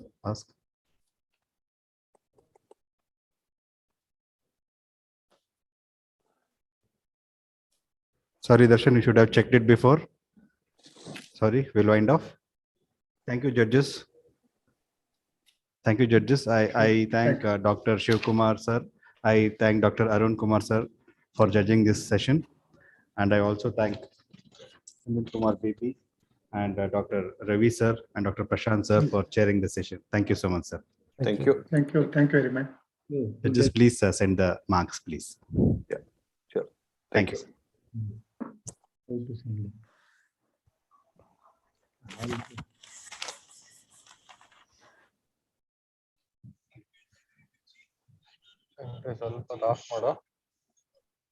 Unmute. So we will move on to the next session. It's a free paper session. Hello. Dr. Sir. Narayan Swami, sir. Hello. Yeah, Sir, this is Darshan BM. Darshan, the session is concluded, Darshan. Sorry. We are moved to the next free paper session. Please unmute. If you Mute. Okay. And Dr. Narayan Swami, sir. Yes, sir. Yes. Dr. Niranjan, sir. Yes, sir. Yes. Dr. Pawan Kumar, sir. Pawan Kumar. Yes, sir. I'm audible, sir. I'm audible. Yes, sir. All of you are audible. I welcome all of you. Thank you, sir. Okay, audible, Thank sir. you very Audible. much. Yes, And I want to call upon Ravi Kumar, sir. Ravi Kumar, sir. Dr. Ravi Kumar, sir, from Vaidehi. Dr. Tejasvi Kumar.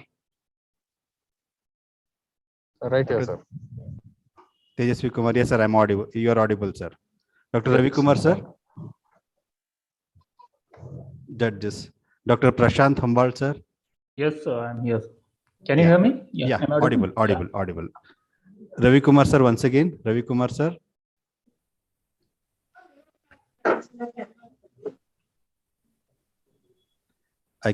Ravi Kumar, sir, video is connecting to audio. Yes, sir. Shall we start, sir? First presenter.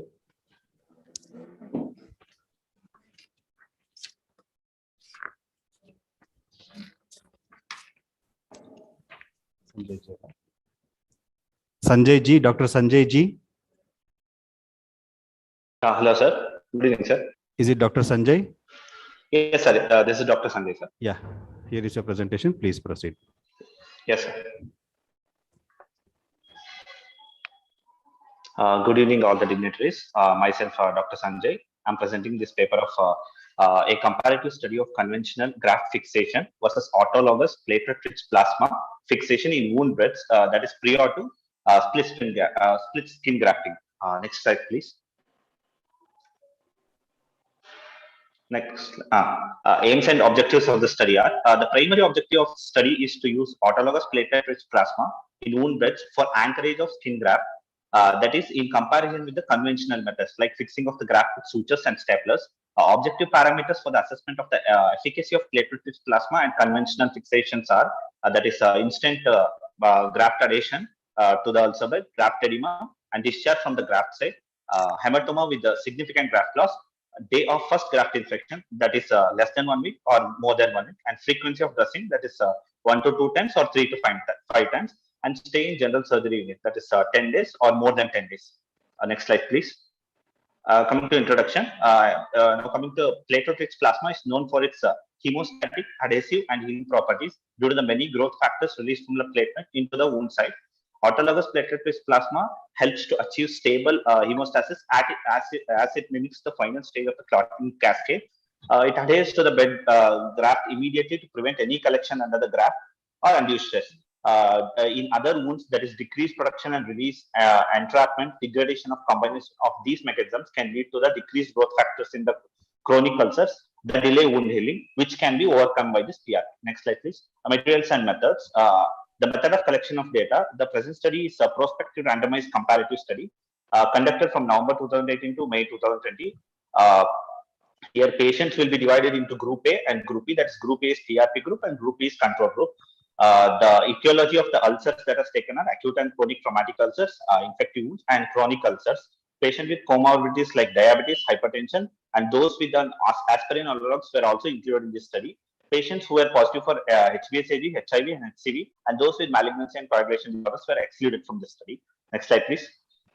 In a Group A, split skin graft with application of autologous PRP on the wound beds will be done. In Group B, conventional methods like staples or sutures will be used to anchor the skin graft to the ulcer bed. For randomization in these procedures, all the subjects will be randomly allocated according to the random number table into 2 equal arm groups. That is in Group A, PRP group. PRP will be topically applied on the wound beds through the cannula from a syringe, and instant anchorage of skin graft to wound bed will be confirmed by moving the graft on the bed with the fingers, which will be done by assistant, who will be the blind to the study. And the control group, sutures and staplers will be applied to secure the graft wound margins and the bed. Next slide, please.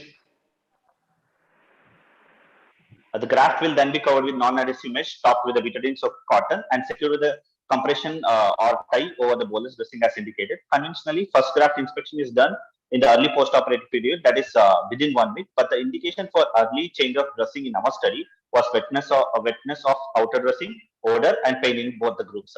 Objective parameters like discharge from the graft site with significant graft loss, graft edema and hematoma, frequency of dressing, duration of stay in the hospital when noted.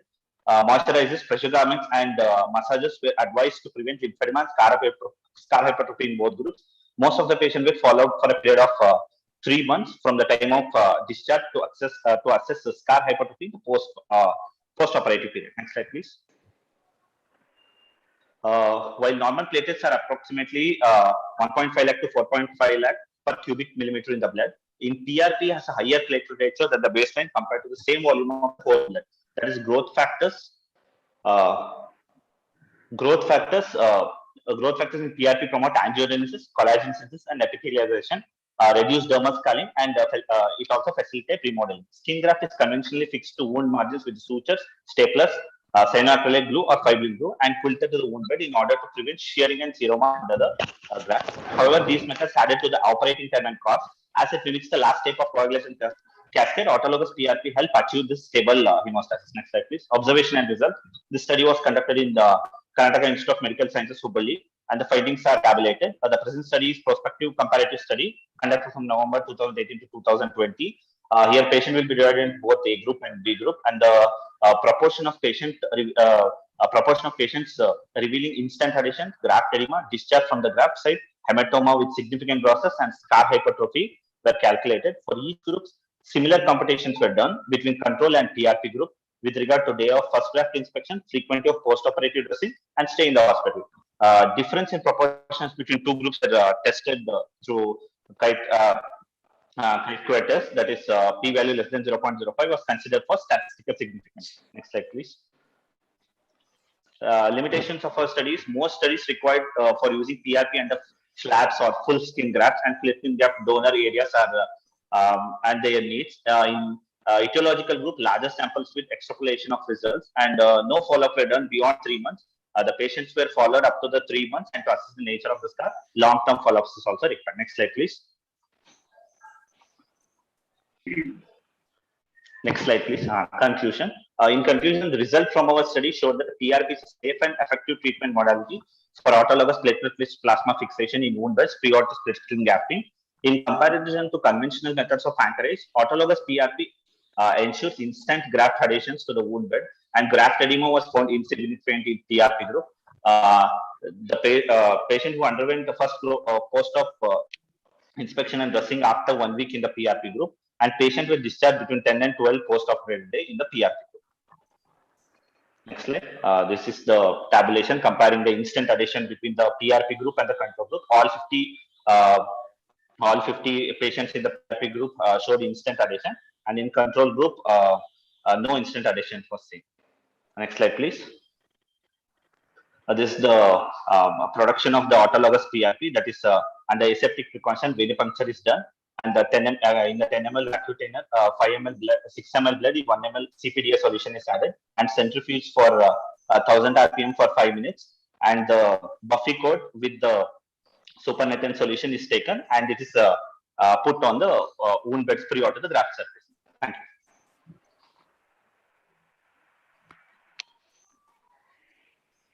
So you're done with your presentation? Yes, sir. Yes, sir. Thank you. Judges, please go ahead. Okay. Dr. Sanjay, just let me ask you, have you gone through PubMed and Scopus and seen if there is any previous studies similar to what has been? Yes, sir. In 2015, in a World Journal of Plastic Surgery, the study was done, sir, in 2015, sir. What's the difference between your study and their study? Have you gone through that? Yes, sir. In my study, the thing is, it is done in the KIMS Institute, sir. Yeah, that's it. But what's the method, what they have used and what you have used? Same method I have used, sir. Same method of PRP production and application also. It's same method, sir. Okay, because you are using the autologous PRP, right? Is the size the limitation for your study? Because if there is a large size of graft to be put, then I think you require a lot of this So is there any Yes, a limitation lot or of cutoff PRPs. point which you are taken on? No, sir. In that study, they haven't mentioned, sir. But 5 ml of this plasma, which we obtain from 6 ml of blood, sir, it can be put to 1,000 square centimeter of the wound. That is what the measurement, sir. Based upon this measurement, we can calculate and use it. So That's any what area of this, it's feasible to do an autologous sir. PRP, right? So that's what you are telling. Yes, sir. Yes, sir. But the more amount of this thing is needed, sir. Okay. In one of your group, you are told that aspirin, even patients on aspirin are being taken up for the case, right? Has it in Yes, any way affected take up later, because these patients will have some sort of this altered No, sir, coagulation it's not profile? affected. No, sir. The thing is, the main advantage of this study is the platelet acid means the last stage of the coagulation cascade, sir. So even in aspirin groups, the graft has taken well in PRP groups, sir, rather than the fixation with stapless. Stapless or so in all the cases, you have done a pre-op culture sensitivity from the ulcer? yes, sir. We have done, sir. The culture sensitivity negative of beta hemolytic streptococci and other organisms. Only that cases we have taken and done, sir. Okay, that's a relative contraindication or absolute contraindication? Absolute contraindication, sir. Streptococcus infection. Okay. Thank you. Thank you, sir.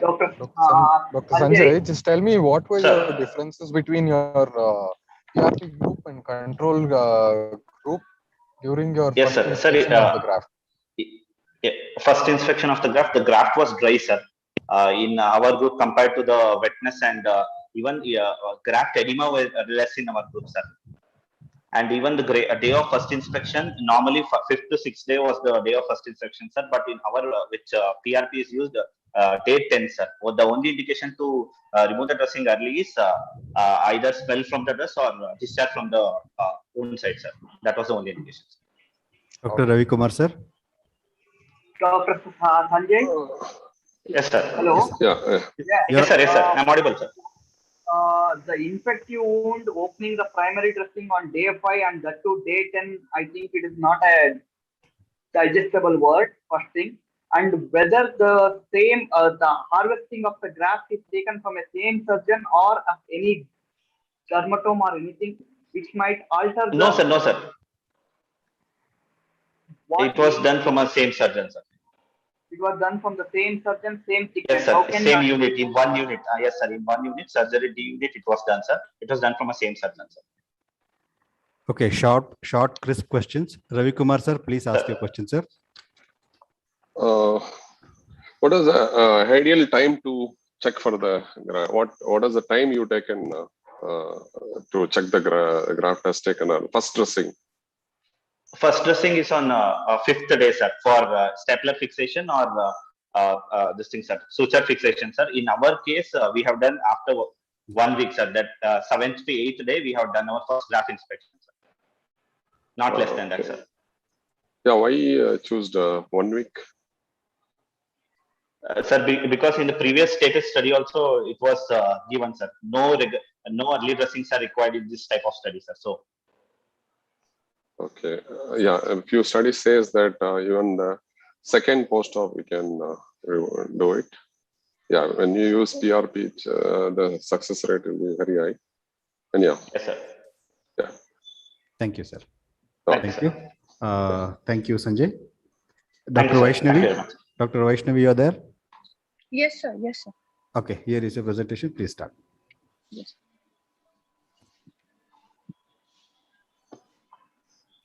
Good evening, sir. Today paper presentation is about the factors affecting the outcomes in neonates with congenital diaphragmatic hernia at tertiary care center. Next slide, please. Congenital diaphragmatic hernia is a significant congenital development anomaly caused by the failure of the pleuroperitoneal canal to close, resulting in the improper lung development and the function. It occurs 1 in every 3,000 live births, and multiple genetic factors, environmental exposures, and nutritional deficiencies are proposed to etiological factors for the congenital diaphragmatic hernia. The condition could be associated with the other anomalies such as severe congenital cardiac issues, gastrointestinal anomalies, genitourinary malformations, as well as the chromosomal aneuploidies like trisomy. Next slide, please. Congenital diaphragmatic hernia is the most frequent on the left side when compared to the right side, and bilateral are less common. The posterior lateral diaphragmatic hernias are also known as Bocilek hernias, are the most common type, and lung hypoplasia, immaturity,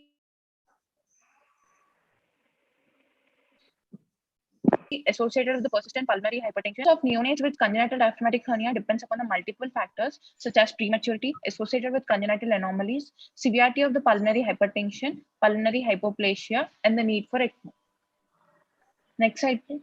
The aim of this study is to evaluate the factors affecting surgical and perioperative management and its outcome in neonates with congenital diaphragmatic hernia at a tertiary care center institute in which resource-constrained developing countries. The material and methods, the descriptive observational study conducted over a period of 4 years, neonates who underwent surgery for congenital diaphragmatic hernia were included. Demographic data, clinical data, gender, birth weight, period of gestation, antenatal diagnosis records, additional congenital anomalies, initial blood gases in the first 24 hours of life, stomach or liver herniation in the thorax, postoperative complications, and final outcomes were also recorded. Next slide. The results in our study, in the current study, 36 neonates underwent surgery for congenital diaphragmatic hernia. Associated anomalies were detected in 47% of the cases. Persistent pulmonary hypertension was seen in 44% of the cases. Sepsis was seen most common complication. Mortality in our study was 64%. Persistent pulmonary hypertension, which accounts to 93%, was the most common factor associated with mortality, followed by sepsis.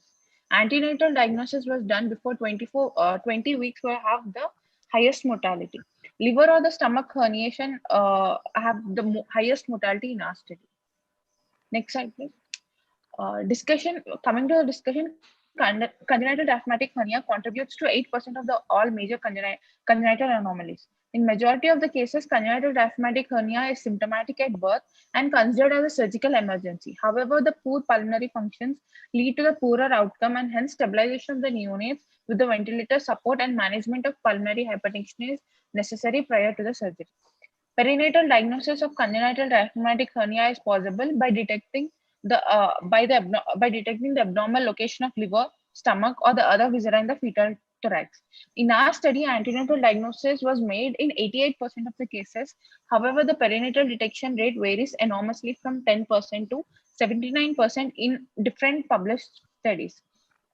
Early antenatal diagnosis have the highest mortality rate, and survival was better if diagnosis was done after 25 weeks. In our study, we also observed similar findings where antenatal diagnosis before 20 weeks has the highest mortality of 85% compared to the delayed diagnosis. Survival was 70% in neonates with birth weight more than 2,500 grams and 65 in term infants in our study. However, the birth weight, sex, or gestational age didn't show any significant effect on the survival in most of the similar studies. But in a study done by the Kader, it is observed that the mortality decreased by 7% for each 100-gram increase in the birth weight. Respiratory distress was the most common presentation in our study, which accounts to 77%, which is also a most common presentation in almost all similar studies.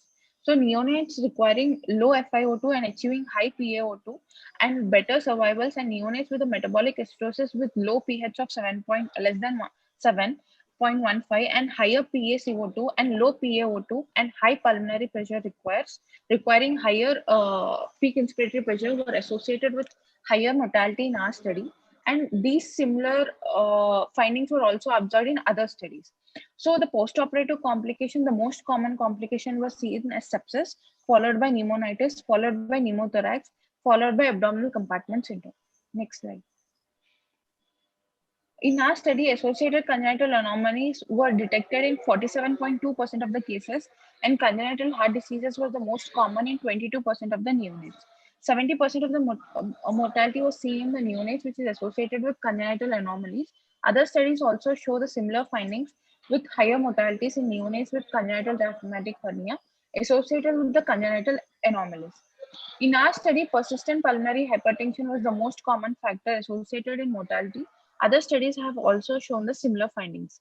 Liver or stomach as a thoracic content in the diaphragmatic hernia has the highest mortality, which accounts to 80%. In our study, probably due to the distinctive pulmonary hypoplasia is also seen in other studies. In our study, sepsis was the most common post-operative complication, followed by pneumonitis. Persistent pulmonary hypertension was the most common factor associated with mortality, followed by sepsis. So 57% of the neonates with the shock and 66% of the neonates with hypothermia survived. These findings were also seen in other studies. Other factors affecting the outcome of our study was early antenatal detection, associated anomalies, herniation of the liver or stomach in thorax, metabolic acidosis, high peak inspiratory pressure requirements, and similar findings were also seen in other studies. Sepsis, shock, hypothermia, metabolic acidosis, pneumonitis were the preventable factors affecting the outcome in neonates with congenital diaphragmatic hernia. Next slide, please. In literature, wide variations in survival rates occur in different subsets of neonates with congenital diaphragmatic hernia. Postoperative mortality in our study was 64%, which is higher as compared to the developing countries, where advanced facilities with high frequency jet ventilation, ECMO, were available.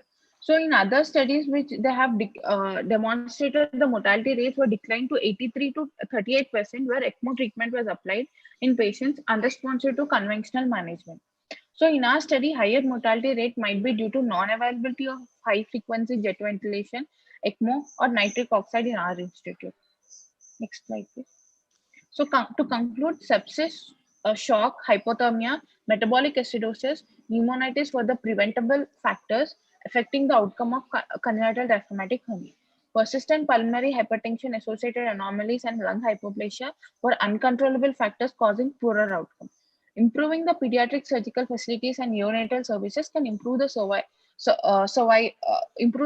in developing countries. Thank you. Thank you, Vaishnavi. Thank you, Vaishnavi. Judges, please proceed.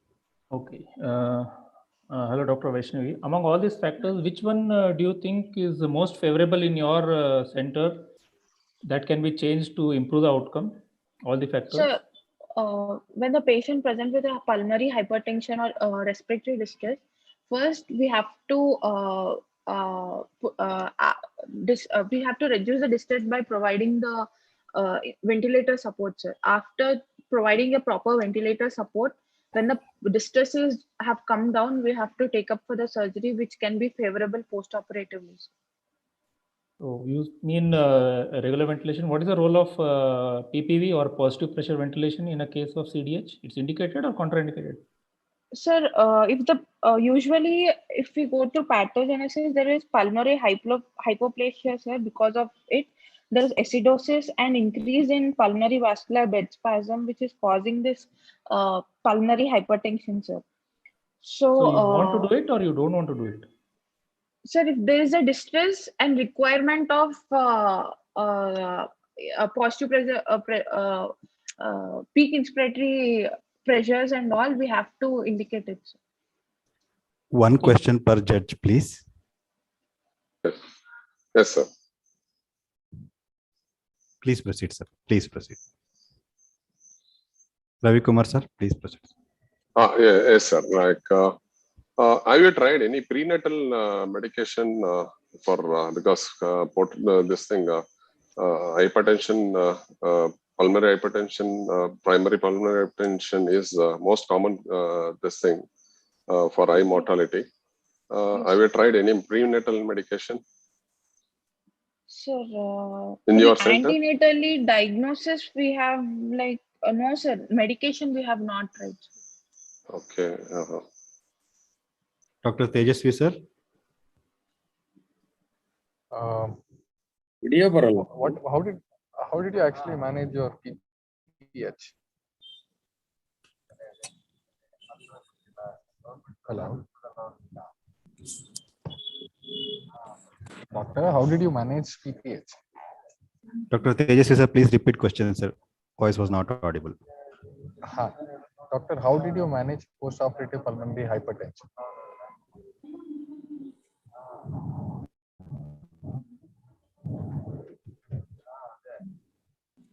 It's a negative, sir.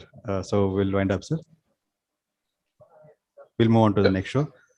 The chairpersons are waiting for the next session, sir. We'll move on to the next presenter. Yes, sir. Yes. Dr. M.V. Giridhar, you're there? Yes, sir. Hello, can you hear me, sir? This is the presentation. Please proceed.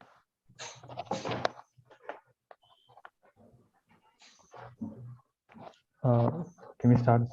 Yeah, proceed. Proceed. Start. Good evening to everyone present and respected judges. I'm Dr. M.V. Giridhar from Bangalore Medical College in Bangalore. My paper is called titled "A Comparative Study Between BICEP and Apache 2 Scoring System in Assessing the Severity of Acute Pancreatitis," presided over by Dr. Rajshekhar Babuji, who is my mentor and my guide, professor in Department of General Surgery, and myself. The next slide, sir. So could you start the screen slideshow, sir, please?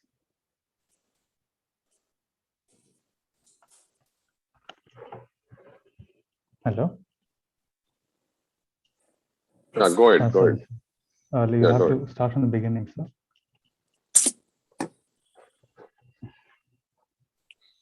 So can I continue without the presentation, sir? Yeah.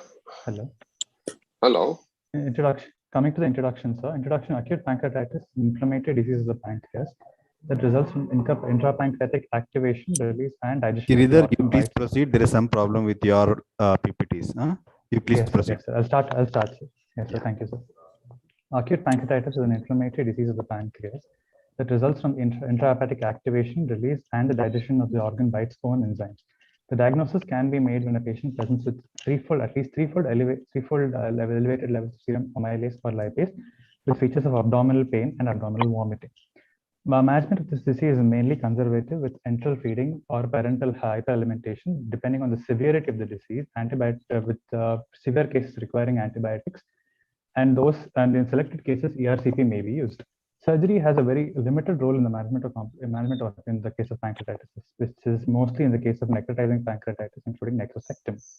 So the management of this disease is mainly depends upon the severity. Assessing the severity of the symptoms becomes very important. The mortality is approximately 1% among all patients with acute pancreatitis, but it can reach as high as 20 to 30% among those with severe course. It is of clinical significance to identify the patients which were most likely to develop severe acute pancreatitis after admission, which will assist us in the triage and the initiation of aggressive early management.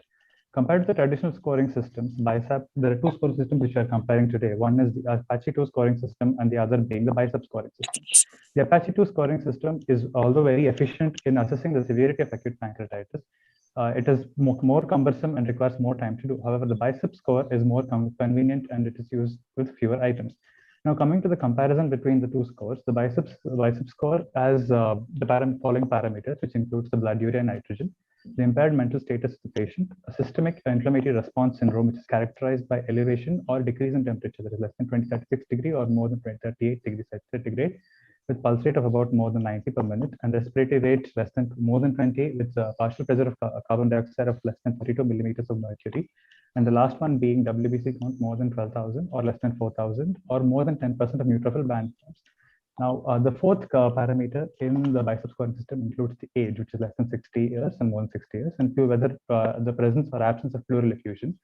Each of these parameters is given a score 0 or 1, depending upon its presence or absence, and 0 to 2 is usually managed conservatively, whereas 3 to 5 is usually managed by preoperative methods. Now, coming to the Apache 2 scoring system, it includes the physiological score and all those things, and it's quite cumbersome. Now, coming to the aims and objectives of this study, the first aim is to assess the severity of acute pancreatitis by using BICEP, which is a bedside index for severity in acute pancreatitis score, and the Apache 2, that is the acute physiology and chronic health evaluation scoring systems. And the second aim is to compare the accuracy of BICEP scores with Apache 2 scores.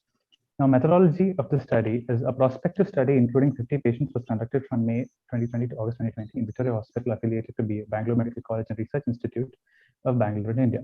The study was approved by the Institutional Ethical Review Board, and written informed consent was obtained from each study subject to the time of enrollment. Data that showed normal distribution was analyzed using independent student t-test for comparison of methods, whereas those which did not follow normal distribution were compared using the mandatory new test. Now, coming to the results of the study, out of the 50 patients that were taken in, the mean age of the patients was 39 years, and most of them belonged to the age group of 31 to 40 years, followed by those with 41 to 50 years.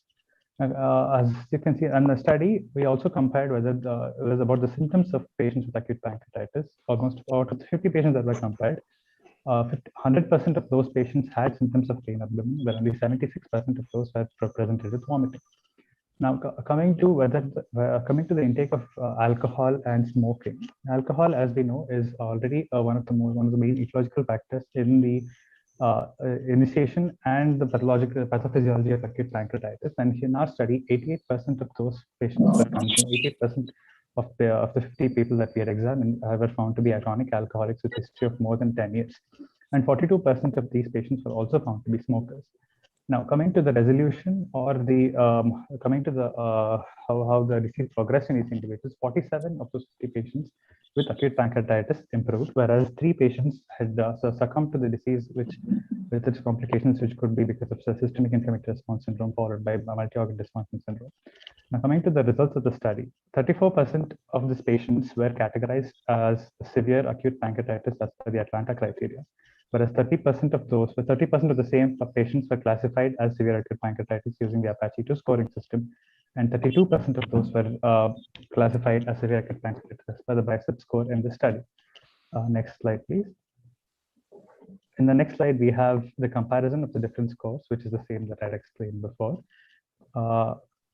Next slide, please. Now, coming to the conclusions. Acute pancreatitis is one of the most common conditions that are encountered in day-to-day practice in any surgical emergency, and treatment of this condition depends upon the early prediction of severity and the prognosis of acute pancreatitis, along with its complications that may or may not occur. Now, of all the scores that have been implemented in the study of acute pancreatitis, comparison between the BICEP score and Apache 2 scoring system was done in this study. And there is, as you can see, as you can see in the results column, there are significant differences in scoring pattern, common thing is that higher the score, the more severe the disease, and the more higher the severity of organ failure and mortality. The ability of Apache 2 score prediction of acute pancreatitis and severity of organ failure and mortality are stronger than those of the BICEP score. However, the Apache 2 scoring system indicators were cumbersome and required complicated assessment.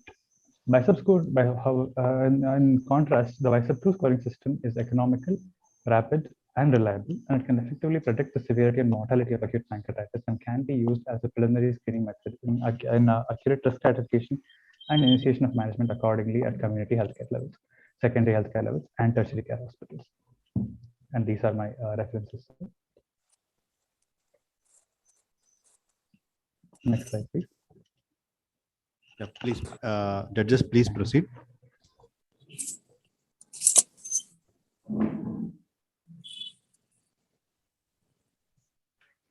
Dr. Giridhar, did you use any other scoring system to predict organ failure? Sir, in this way, we compared between only the BICEP 2 and the Apache 2 scoring system, sir. But as you can see in this, the previous slide, sir, I also used the Atlanta scoring system, sir.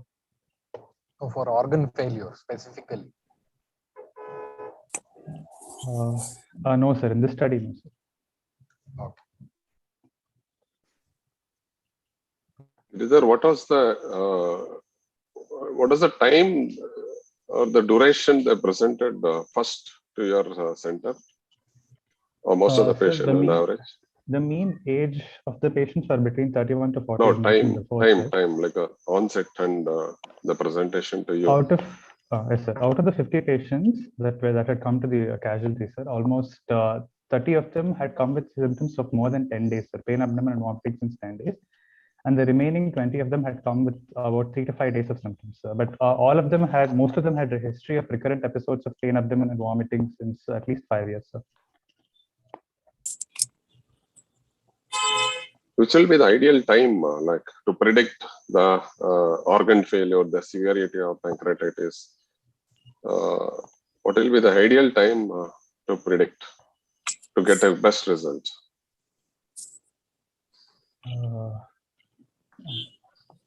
Like within 24 to 48 hours. Okay.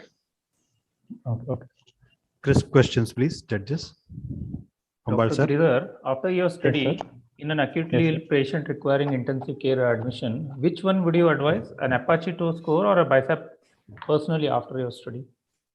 And why? After my study, for a severely acute ill patient, I'd prefer to go with an Apache 2 scoring system, sir, in the later phase. But initially, to assess severity, I'd like to go with BICEPs at bedside. Just now you said that it is quite cumbersome, right? Yes, sir. So initially, I'd like to do a BICEP scoring system, sir, for severity. Okay. Thank you, judges. Thank you, sir. Thank you, judges. And I thank Narayan Swami sir, Niranjan sir, and Pawan Kumar sir. And I thank Ravi Kumar sir, Tejasvi sir, and Prashant sir for judging the session.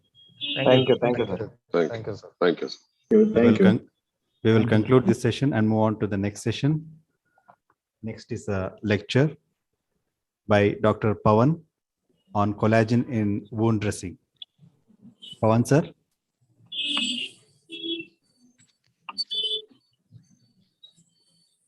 Pawan sir, you're not audible. Please unmute, sir. Please unmute. Hello. Yes, sir. You're audible now, sir. And I would like to call upon Dr. Anjanappa, sir, our favorite. Yes, sir. You're audible, sir. Yeah, lovely, sir. Eager Thanks. to hear your voice, sir. Welcome, sir. So nice, sir. I'm extremely proud to share this session, Dr. Pawan. Very lovely. Welcome, sir. And Dr. Sharvesh Rajesh, sir. Good evening, Raghu. Sir, welcome, sir. Good evening, sir. Namaste, sir. Dr. Anjanappa. And Namaste, Dr. sir. Pawan Kumar. Hello, sir. Yeah. Very Please nice, proceed, sir. Please proceed, sir. Yes. Yeah. Good evening to all the dignitaries and the delegates, and the thanks for KSCASI for giving an opportunity to present a difficult but also the most controversial topic on the evidence of collagen in wound dressing.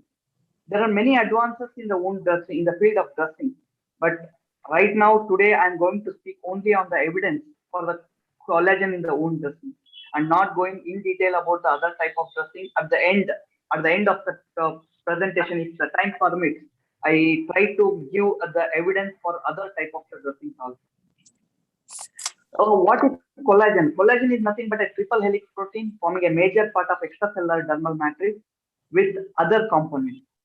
It constitutes around 70 to 80% of dry weight in dermis, and it's mainly produced by the fibroblast.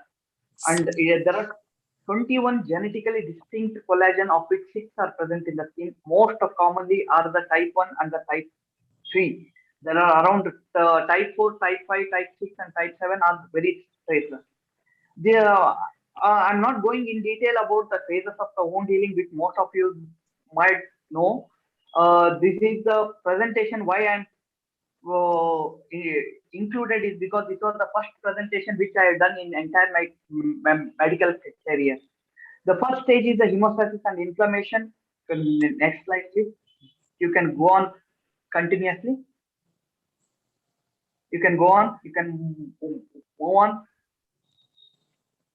The most important thing for a wound healing process is the exposure of the collagen, which causes the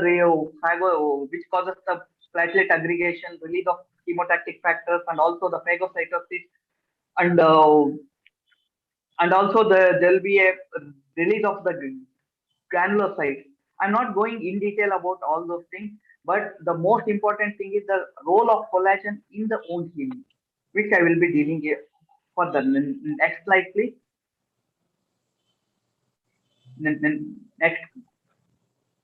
Next. Oh, the role of collagen in the normal wound healing is most of us will be knowing. If there is a less collagen, the wound healing might not occur. But the most important thing what we need to think about is the role of collagen in the chronic wound healing. What is a chronic wound? Under optimal conditions, if the wound doesn't heal for more than 6 weeks, it is considered as a chronic wound. The reasons might be due to hyperactivity, non-progressive, uncoordinated, mixed, acute, and chronic inflammatory response. But the most common cause is the infection. Next slide. Whenever there is a chronic wound, the dressing is not the most important. The control of the infection either by the topical or a systemic antibiotic and the adequate radical debridement. Once all these criteria are met with the control of underlying pathological process, healing can occur. This is the stage where the collagen or any collagen-derived dressing might have a role in the wound healing. And whatever I'm telling is just a theoretical, and next comes the evidence which can tell you exactly what the process, what exactly the latest evidence are. This is the influence of collagen in the inflammatory response, which most of us know. The induction, whenever there is the explosion of collagen, there will be an induction of collagenation, wound contraction. This also causes the cellular differentiation, angiogenesis, protein.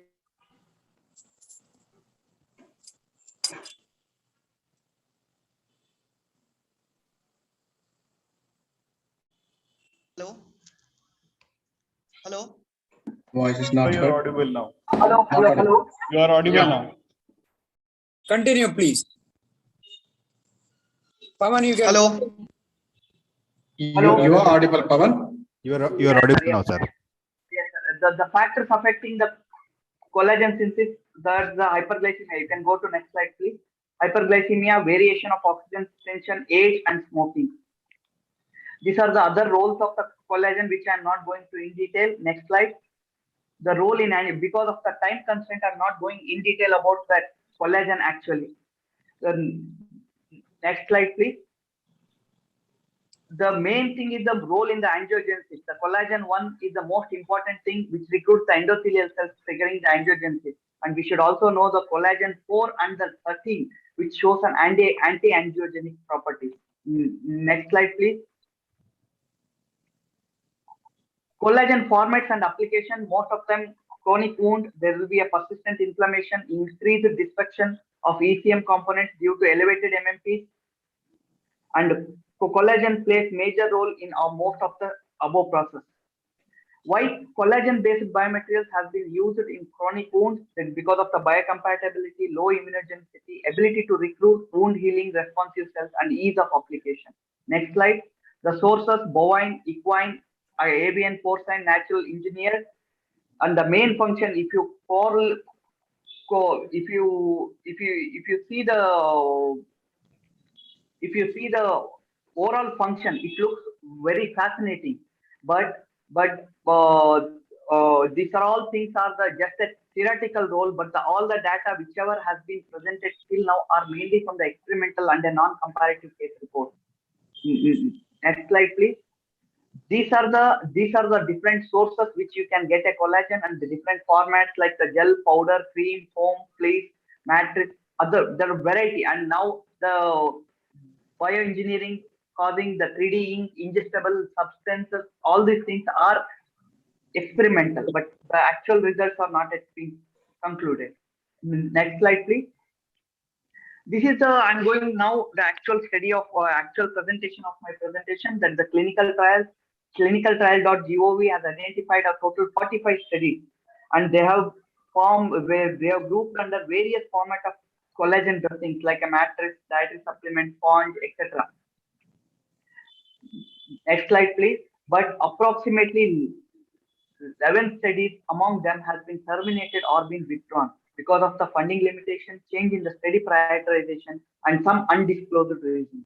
And most of the studies are still in an actively recruiting stage. Hence, it is difficult to establish the clinical use due to the lack of actual results. Next slide, please. This is a study which has shown he has done a meta-analysis of some collagen derivatives. There are multiple number of collagen derivatives which I can't go in detail in a very prescribed short time. The commonly used promagran, there is a histogenic. It is a matrix containing regenerated cellulose and the collagen. The studies which have been shown till now as underpowered with a poor randomization and compared dressing with ineffective standard therapy. And most of the evaluations are unblinded and subjective. The concluded study in that is the more high quality research are needed. Other collagen acellular dermal matrix are Integra, Alloderm, BioBrand, Oasis Wound Matrix. Oasis Wound Matrix has two studies. Next slide, please. One with 120 patients with relatively smaller venous ulcer reached statistically significant difference compared with the compression alone. But the study was very small. For the number of samples were very small, and most healed ulcer remained healed after 6 months. But still, it is considered as a moderate quality research. And next slide, please. Next, the similar study which has shown 73 patients with a diabetic foot ulcer which did not reach a statistically significance with platelet-derived growth factor topical application. Right now, the platelet-derived growth factor topical application is not yet been proved, and many randomized control studies have to be done before we conclude about the PDGF.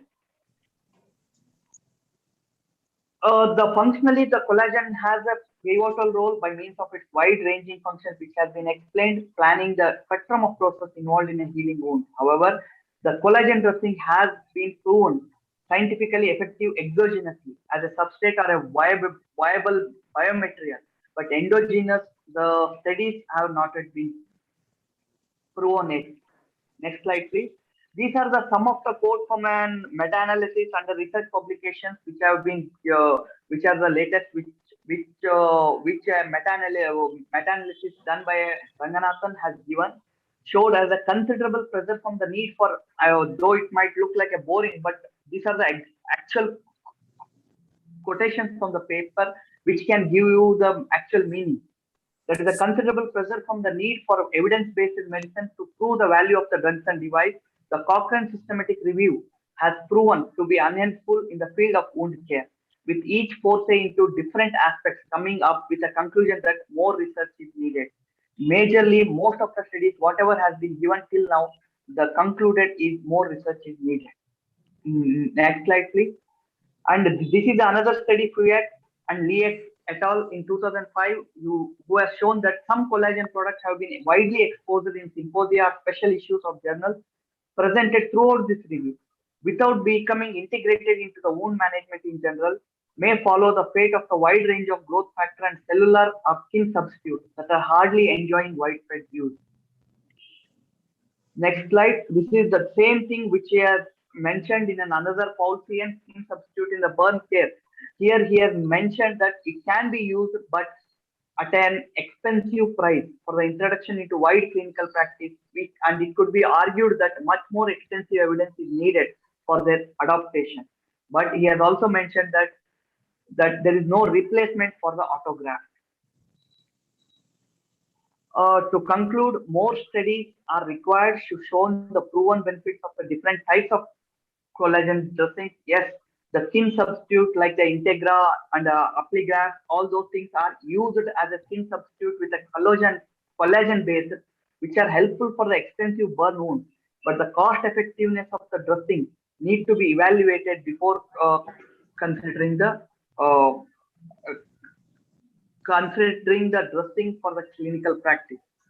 If the time permits for another 2 or 3 minutes, if time permits, I can give the other latest research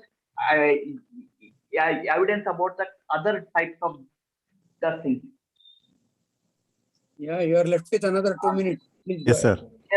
Yes, sir. There is the NICE guideline which has mainly graded the research evidence as a grade system: high quality, moderate quality, low quality, and very low quality.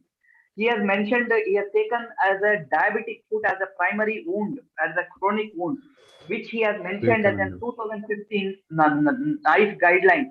He has told that there is the evidence for the different types of dressings are generally low or very low quality. And in a Cochrane review, Wu et al. In 2050, he has done a 13 systematic review with 17 RCT. Most of the studies, whatever they have told, is a no robust evidence or a low or very low quality evidence. And for the pressure ulcers, the NICE guideline has clearly mentioned, and other 2 Cochrane reviews has clearly mentioned that there is no extra benefit when compared to the other regular routine dressing. But the management of the pressure source should be the multifactorial rather than the only the dressing.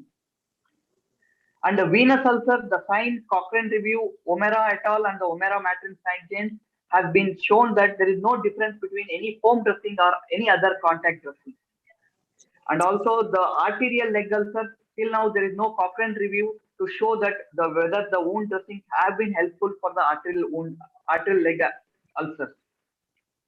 And for the infected wounds, iodine has shown as some improvement in the wound healing, but the high quality RCTs are necessary. And Ju et al. In 2015, he has done around 1,000 patients who have told that honey has been helpful for wound healing of an infected, but It is a smaller study which requires multiple randomized control studies and also the RCT to proven for the clinical practice.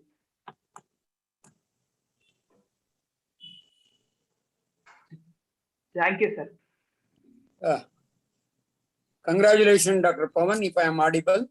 I think Yes, the sir, paper yes, is sir. open for discussion. If there are any questions from the other members, we shall have 1 or 2 questions. Otherwise, I feel extremely proud. I am an alumni. I have a question, sir. Yeah, please, sir. Pawan, when do you want to go for a collagen in a chronic ulcer, and what part of the wound after you surgically go inside, and when do you want to put the collagen? Sir, You say ideally the it's collagen has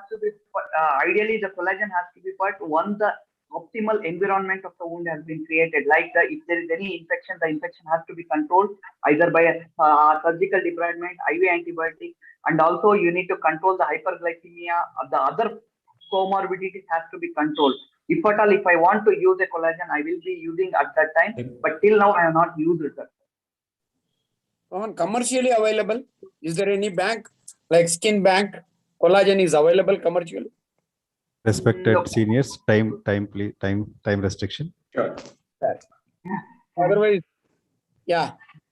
I thank you very much, sir. I feel proud. I am an alumni of MCB. Now it is WIMS. Ballari. I really feel proud. Thank you very much for giving me an opportunity to chair this session, sir. Sir, you are still the chairperson Thank for you. the next session also, sir. Next 15 minutes, please, sir. Okay. Thank you, sir. Thank you, Pawan, sir. And Sarvesh, sir, you too, sir. Next 15 minutes. Next, over to Dr. Vivekananda, sir. He will be speaking on hyperbaric oxygen. Over to you, sir. Good evening, ladies and gentlemen, and my teacher and Professor Anjanappa. Greetings to you. And So nice. I've been listening to all the programs going on in Hall 1 and Hall 2. And when Lakshman called me and told me to talk about hyperbaric oxygen therapy, I was thinking, why did he choose me for this topic? I thought it was a medical topic, but then, we have some experience with using hyperbaric oxygen. So I thought, let me share what we think about hyperbaric oxygen. I might be a little biased against it, but I'll present the data as to what is happening. I'll take you through the history, brief. Mechanism of action is what is very, very important on the biological response, and indications, contraindications, and evidence from literature, both for and against HBOT. Towards the ending, I'll try and keep it a little humorous, but initially it's going to be a lot of physics, and I've tried to make it understandable to doctors. So basically, what is hyperbaric oxygen therapy? You take 100% oxygen and deliver it to the patient in a high pressure environment. So there is no rocket science over here. So you put them in a chamber. It could be one person or it could be multiple people. Give 100% oxygen under high pressure. So we'll come to those things later. And the first paper, though hyperbaric oxygen has been in use from 17th centuries and 18th centuries, the first paper which came out in medical literature was from Burama, who was a cardiac surgeon. And those days we didn't have the pump. So it was a very, very complicated way of doing cardiac surgery. So they wanted to improve the perfusion of the heart as well as the lungs by using hyperbaric oxygen and keep the patient alive during the procedure as such. And you'll see various photographs from the annals over here, how hyperbaric chambers were constructed and how they were being used.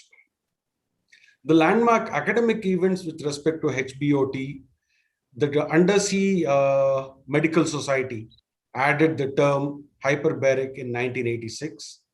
And in 1980, the American College of Hyperbaric Medicine started offering degrees to students, and American Board of Medical Specialties started offering it as a subspecialty. So there is definitely a science behind hyperbaric oxygen therapy, and it definitely has its indications. Only thing is we shouldn't stretch the indications. So mechanism of action. So just remember Henry's law. There are a couple of other laws, but Henry's law, basically it says that basically what it does is you take a lot of gas, put pressure on the gas, and then make it dissolve into the liquid, so that liquid is rich with the soluble gases. In this case, it is oxygen. So basically we plan to deliver higher concentration of oxygen to various tissues which need it. So what actually gets hyperoxygenated? Is it just the hemoglobin? In the next few slides, I'll show that it's not just the hemoglobin.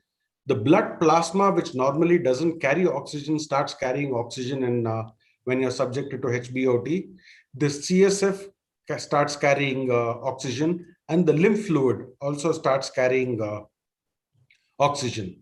At clinical hyperbaric pressures, almost 10 to 15 times normal amount of oxygen is carried, and it sort of bypasses the oxygenation dissociation curve of a RBC, and we are able to transport much more oxygen than what it can be done.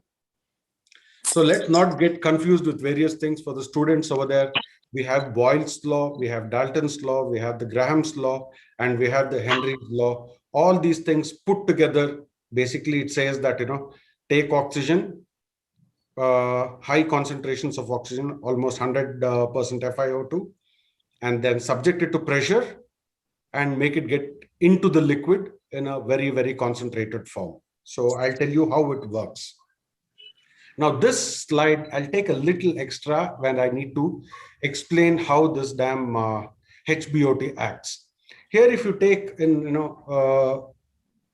before HBO2 comes inside, 100 cc of blood at 1 atmosphere pressure and 21% FiO2. So what does it have? It has 19 cc of oxygen and hemoglobin and only 0.32 in plasma. So the concentration in regular temperatures and regular atmosphere pressures is only 0.32 cc in plasma. But here, if you take same 100 cc of blood, same pressure, but if you give 100% FiO2 instead of 21% FiO2, the hemoglobin concentration of oxygen does not increase. It goes from 19 to 20. But the plasma concentration of oxygen grossly goes up almost 6 times to 7 times. It goes to 2.09 cc. And this is at 1 atmosphere pressure. Normally in HBO2, we use either 2 atmospheres or 2.3 or 3 atmospheres pressure. And if you look at this, the same 100 cc in 2 atmospheres and 100% FiO2, the amount of oxygen in plasma is 4.44 cc, almost 8 times the normal. And if you take it to 3 atmospheres pressure, it is 6.8 cc in plasma. But again, hemoglobin continues to carry only 20 cc, not significantly increased. So what happens is the plasma becomes rich in oxygen, giving oxygen to those areas more than what is needed. So basically, when you give more amount of pressure and 100% FiO2, the amount of oxygen in plasma increases. So you have hemoglobin also delivering oxygen, and you have plasma also delivering very, very high concentration of oxygen. But again, please remember, it's not as good as what hemoglobin can deliver. So basically what happens is, in the microvascular system, always remember it's the microvascular system which are the nourishing blood vessels. It's not the aorta, not the femoral artery or the iliac artery. These are conduit vessels. It's the smaller capillaries and the arterioles and the venules in the peripheries which are the nourishing. That is where the gas exchange, the glucose exchange and the carbon dioxide exchange starts taking place. And for various reasons, once these get diseased, you start getting tissue hypoxia. So maybe because of edema or because of mesangial thickening or because of injury, you start getting a reduction in the flow going through. The RBCs can't go through grossly thickened endothelium, but the plasma is able to go through. So if you deliver oxygen beyond the occlusion through HBOT, then tissue perfusion is improved. Now, please remember, we have managed to deliver more amount of oxygen into the tissues. So the tissue is kept alive by, even if the RBC is not going through. But also remember, this is one part of the story. The second part of the story is, it's not adequate just delivering oxygen. You need to take carbon dioxide also out from there, and you need to take out all the other toxic materials which are accumulated over there. So blood flow needs to be restored. So people telling, oh, we are delivering a lot of oxygen. Yeah, that's one part of the story, but you need to take out carbon dioxide, which HbO2 is not able to do that effectively. So mechanism of action, yeah, it's got a lot of good factors. It limits ischemia damage, cell death, inflammation, helps in healing by fibroblast stimulation, decreases lactate production and tissue acidosis, yeah, by giving oxygen and preventing it to go into the anaerobic metabolism. And very, very important, it aids in oxygen-dependent killing of bacteria. There are a lot of bacteria, especially the anaerobic variety, as well as the Clostridia, which die on supply of adequate oxygen. Again, it reduces the inflammation at the microvascular level, which is seen in ARDS or SIRS, as well as in the periphery in gangrenous tissues, as well as in the intestines and in the alveoli. It limits leukocyte adhesion and degranulation, decreases tissue edema, and in the healing part, it helps in stem cell mobilization, which is sort of noted by CD34 counts, which get increased. Angiogenesis, it promotes neovascularization of poorly perfused tissue. And like I told you, oxygen is more than just a metabolite. It acts as a signal for activating wound healing pathways. Little bit complicated, but on the whole, what it does is it minimizes the damage and promotes the health of tissue by giving adequate amount of oxygen. Now, in brief, it's not that you can take a patient and then dump him into a HbO2 chamber. So the pressure from the surface has to be gradually increased to 2 to 2.4 atmospheres. And then, so that is called as the dive. From the surface, gradually you start over a period of 5 to 10 minutes. And then you achieve a pressure of around 2 to 2.4, depending on how well the patient can take it.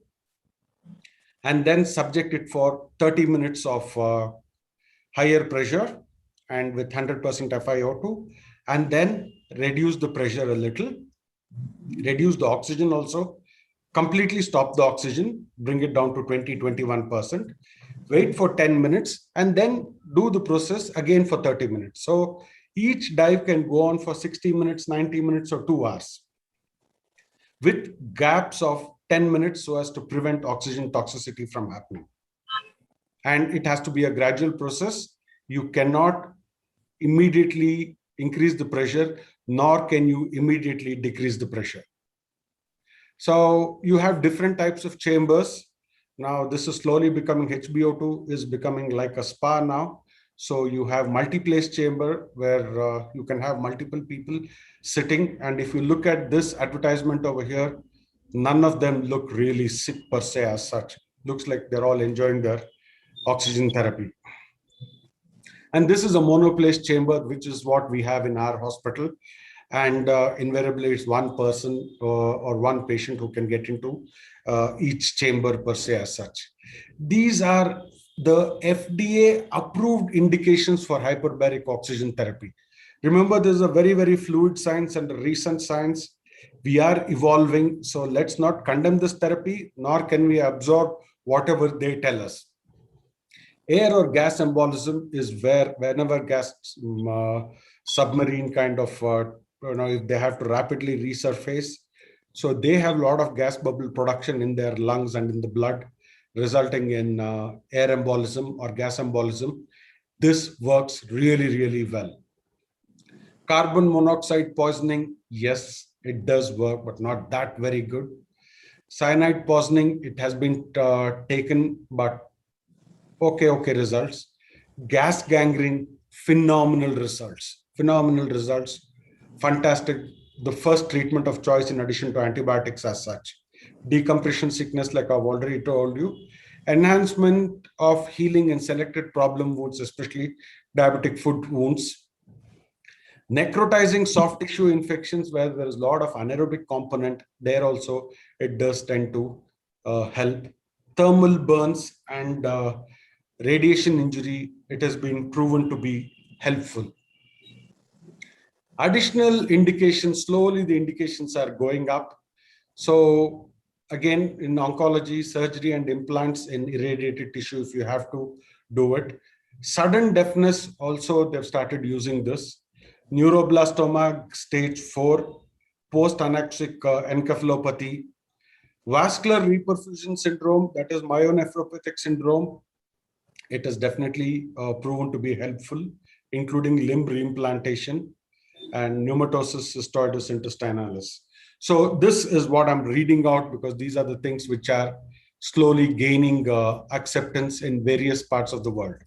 Contraindications, if there is tension pneumothorax or any chronic problem of the lung. Respected seniors, last 1 minute. Yeah. And recent use or current use of doxorubicin or any of these drugs mentioned. Relative contraindications are heart failure, respiratory tract infections, emphysemas, hypertension or low blood sugars. So adverse effects, again, barotrauma going into the ear, severe pain, reversible myopia, incidence is very, very less, but it has been seen. CNS, oxygen toxicity, seizures are very, very dangerous because if you notice a patient having seizures during the procedure, you can't suddenly open the chamber and bring them back and treat the seizures. They have to be gradually decompressed. And some patients, they might exacerbate congestive heart failure per se as such. Now, what is happening is, hyperbaric oxygen therapy is slowly become like Dabur Chyawanprash. It is used for everything now, including hair growth. So these are all the extended uses which are being promoted. Where it works and how much it works, God only knows. So these are all the off-label uses. I'll just take you to some of the trials which support it. And this came in Journal of Vascular Surgery in 2016. It does say, it's a very good big trial, 1,526 patients in addition to conventional therapy, that is bypass or angioplasty, and HBOT and conventional dressings were taken care, and they found that patients undergoing HBOT had a marginally better limb salvage, and the conclusion says low to moderate quality evidence supporting the use of HBOT as adjunctive therapy. And then you had another article which say that it decreases the risk of amputations for patients with foot ulcer complicated by surgical infection if they receive HBOT as a part of interdisciplinary program of wound care. That means just subjecting the patient to a HBOT is not going to help much. It has to be aggressive therapy for wound healing. HBOT as an adjunct will help over there. And again, there are other articles which said that wound healing in diabetic foot ulcers, marginally better on it. And there are a lot of trials and meta-analysis which came out against HBOT also. And this surprisingly came from Cochrane Library, which said that Sir, direct message, sir. Direct message, sir. That's it. Okay. HBOT, according to Cochrane reviews and multiple Cochrane reviews and carbon monoxide poisoning, which was accepted, said that there is insufficient evidence to support the role of hyperbaric oxygen for the treatment of carbon monoxide, as well as for treatment of ischemic legs or diabetic foot ulcers per se as such. So the Damocles trial also said that may be marginal or it does not increase. Necrotizing fasciitis, Cochrane, they said not very, very helpful, but can be tried. So even in acute surgical and traumatic wounds, there is lack of adequate material. Cochrane review again says there are more articles Thank you. refusing the acceptance of HBOT in many of the known indications. So it's mainly the economics of HBOT which has come into play. And then you have a lot of pseudo indications for treatment of various conditions where they promote the use of HBOT. Just like how you have dubious claims in various other forms of medicine, you have HBOT also coming out and saying that, we are able to cure a lot of conditions without really helping out. So the latest guideline which came out from FDA is chelation therapy, HBOT, detoxifying clay baths, and drinking raw camel milk will not help the patient in any way. But I would like to say that, HBOT indications, especially because of the commercial transaction which has taken place now, they've increased the usage of HBOT, but works very, very well in necrotizing fasciitis and in gas gangrene and in decompression injuries. And Thank you. The doctor who needs to take a call regarding what they need to use. Thank you, sir. Thank you, sir. Thank you. Quick, crispy questions. Thank you very much. That was excellent, but extensive. Thank you very much, Dr. Vivekananda. I am proud of myself because I was your teacher. Long. I think no questions. No questions, sir. Okay, thank you. Thank you, sir. I once again thank you, Vivekananda, sir. I thank you. And I thank Dr. Anjanappa, sir, and Sarvesh Rajar, sir, for chairing the session. Thank you so much, sir. Thank you. Yeah, you're welcome. Thank you. We'll move on to the next session, free paper session. I request Dr. Arvind Gubbi, sir, Vikram Sindigi, sir, and Nairotya, sir, to chair the session. Arvind, sir, Arvind Gubbi, sir, you're there? Am I audible, sir? Arvind Gubbi, sir.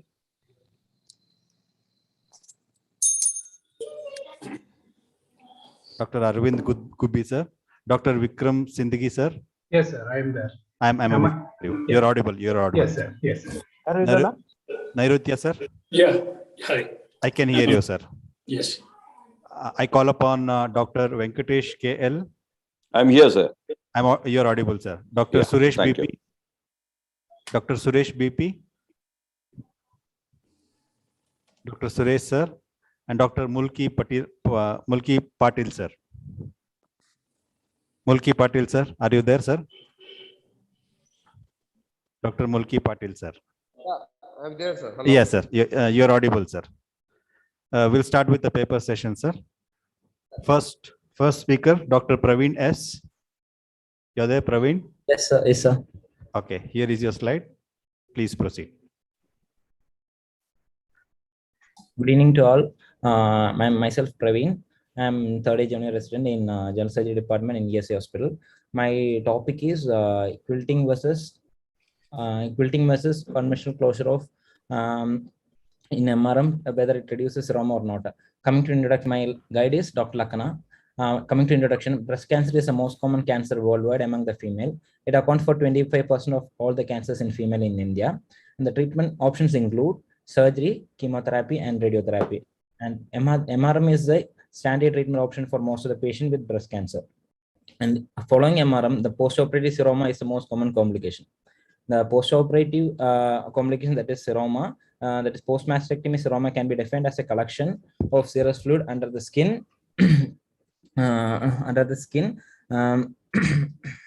skin flap or in the axillary space immediately following the mastectomy with axillary dissection that can be detected either clinically or sonographically. Next slide. Coming to the need for the study, following mastectomy, the incidence of seroma accounts for about 25 to 60%. So following this accumulation of serous fluid, the skin becomes stretched and resulting in the patient discomfort, impaired ipsilateral shoulder function, and higher risk of surgical site infection. This complication may also impact the healthcare costs, requiring prolongation of hospital stay and unplanned outpatient visit, and may delay the adjuvant therapy. Next slide. So coming to objectives of my study, to compare the level of seroma formation among the post-mastectomy patients undergoing quilting versus conventional procedure, and also to compare the postoperative pain operative time, and flap necrosis among the post-mastectomy patients. Next slide. Materials and method. It is a type of prospective cohort study, and it has been done in our department in ESA, and ethical clearance has been obtained from our institution. A total sample of 60 with 30 in each group has been taken, and a study period from the December 2019 to August. Coming to inclusion criteria, women with breast cancer stage 1 and 2 have been taken, and age of more than 18 and less than 75 has been taken as inclusion criteria. And coming to exclusion criteria, patient with an indication of immediate reconstruction has been not excluded, and patient with non-degenerative neuromuscular diseases with thoracic muscular damage, and patient with any physical or psychiatric condition that could impair the outcomes of assessment of intended follow-up, and women who are not giving consent, and patient who are previously underwent neoadjuvant chemotherapy or breast radiation has been excluded, and patient who are immunocompromised, and patient who are collagen vascular disease, and patient with history of long-term steroids has been excluded.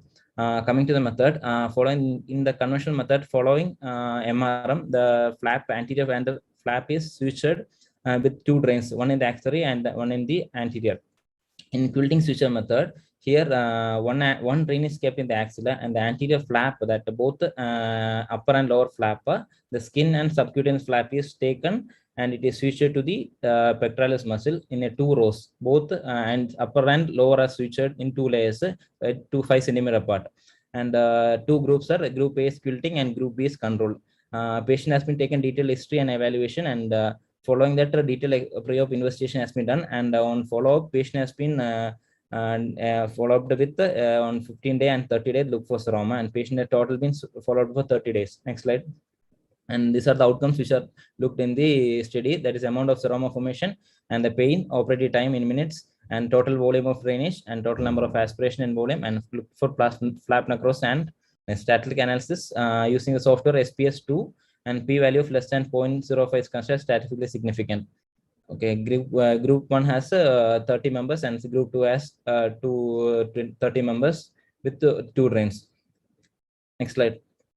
Coming to result, the mean age in the group A is 46 plus or minus 7, that is mean range of 38 to 65 years, and in control group it is 44 plus or minus 8 with the range of 37 to 66, and next BMI and tumor size has been given. Next slide. These are the operative outcomes which has been compared in 2 groups, both interventional group and the control groups. The operative time is in the interventional group it is 120 minutes with the range of 90 to 160, and in the control group it is 104 minutes with the range of 80 to 139, and the duration of drain removal is 8 plus or minus 3, that is 7, the range of 7 to 20, and in control group it is 9 to 18 with a mean of 11 plus or minus 3, and the total drainage volume is 700 plus or minus 250 with the range of 300 to 1500, and in the control group it is 1100 plus or minus 400, and a range of 500 to 2000, and then seroma formation has been found. In interventional group there is only 6 patients have been found to have seroma, and in the conventional group it is 19 people had seroma. And coming to flap necrosis, 2 patients in the interventional group developed the flap necrosis, and in control group 3 patients developed flap necrosis. Next slide. So coming to discussion, so this study demonstrates that the reduction of dead space after mastectomy using flap fixation reduces the seroma formation and seroma aspiration. For many decades, the breast surgeon have used closed suction drainage to reduce the dead space. However, seroma formation and its sequelae continue to cause postoperative problems in these patients, providing that wound drainage is sufficient in combating seroma. And flap fixation combined with low suction drainage significantly reduces the seroma formation and the need for seroma aspiration after mastectomy. The key to reducing the seroma formation seems to be particularly lie in the obliteration of dead space. Different techniques has been employed, such as fibrinogen, thrombin, sealants, glue, and tetracycline, but have poor results. But it was firstly the Halstead advocated the creating of short superior flap and suturing into the interrupted silk to the underlying fascia below the first strip, and skin grafting of the remaining part was first done.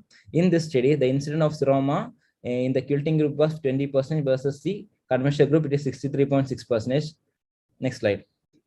This is the study. My study it's been compared to the other authors. There's in the significantly in all the studies following quilting, there is a conventional reducing formation of seroma formation and total reducing in drainage volume, and total amount of reducing seroma formation. Next slide. So my limitation of my study is the flap fixation with suture has not gained widespread acceptance, possibly because of long operative time requirements, that is 10 to 20 minutes for the procedure. And in my study, the sample size has been only be 30 in each group that will be considered. Next slide. Conclusion: the use of mastectomy with quilting of flap and obliteration of dead space is an efficient method to reduce the seroma in the postoperative seromina, to significantly reduce the duration and volume of drainage, thus simplify postoperative management and facilitate early discharge. Therefore, we recommend quilting of flap as a routine step at the end of any mastectomy. Thank you. These are next slide. Next slide. These are my references. Thank you.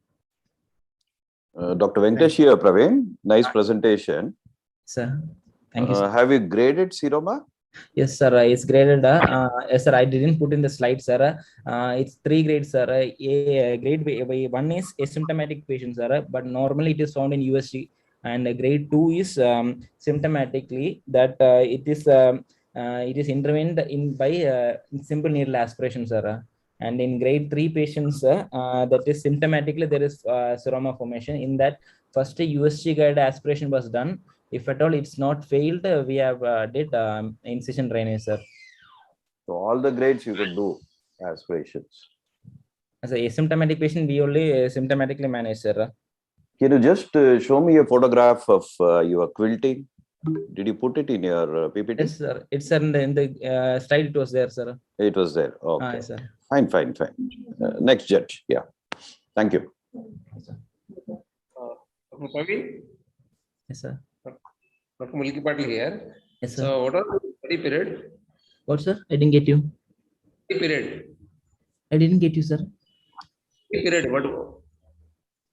What was your study period? Sir, it was 1.5 years, sir. But due to COVID, the number of cases has been reduced, sir. So from December 2019 to August 2021, sir. Yeah, exactly. It was the peak of the COVID. So whether Sir. you got 60 cases during this period? Initially, when we came, sir, we had some cases, sir. That I followed the case, sir. But it was not done in this period. It's a follow-up cases. I know, sir. Follow-up case only, sir. When I joined, I got some cases, sir. So I was following that only that 30 cases, sir. 30, 60 cases we had followed, sir. But it is follow-up is 1 month, right? Follow 1 month, sir. Yes, sir. Then how the 60 cases you included during this? That's what my question. Sir, from December to we have taken mostly average. We had almost after April only we have got the case number has been reduced, sir. Before that we are used to get cases, sir. We are doing cases here, sir. Okay. Narutta, sir. Question, sir. Sir, you have to unmute your audio, sir. Yeah. Yes, Am sir. I audible? Yeah, audible, sir. Yeah, I have a very small question. So what was the distance between the quilts that you have taken? Sir, to intermittent switches, the 2 rows we have taken, sir. 2 centimeter apart, we have taken intermittent switches using vicryl, sir, 20 vicryl, and 2 rows has been taken. That between 2 rows, there 5 centimeter difference has been there, sir. Was there any difference in cosmesis between quilting and unquilted? No, sir. Only the post-operative time was different, sir. No, did you observe any puckering in the sir. surface? Was the cosmetic result considered in your study? One case we had that taking that skin, some dimpling was there. Only one case, sir, not at all. Okay. Yeah. Time limitations. Suresh, sir, do you have any questions, sir? Okay. We'll move on to the next speaker, Dr. Soumya. Thank you, sir. Thank you, Praveen. Dr. Soumya, you're there? Dr. Soumya. Dr. Soumya is not to be seen in the list. We'll move on to the next speaker, Dr. Kirti. Yes, sir, I'm there, sir. Am I Yeah. audible, sir? Yeah, you are audible. Please go ahead. Your presentation is here.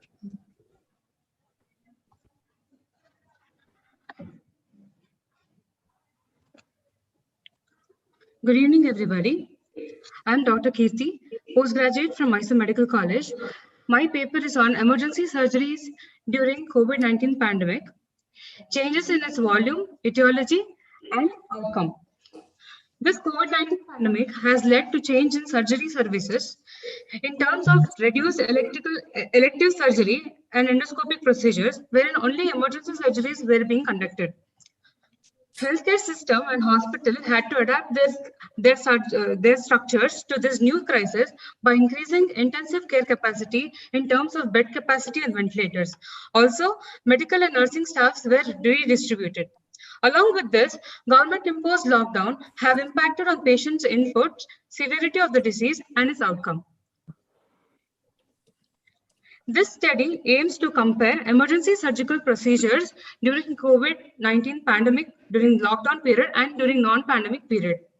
Also studies to study change in volume, etiology, severity of the time of presentation, and post-operative outcome.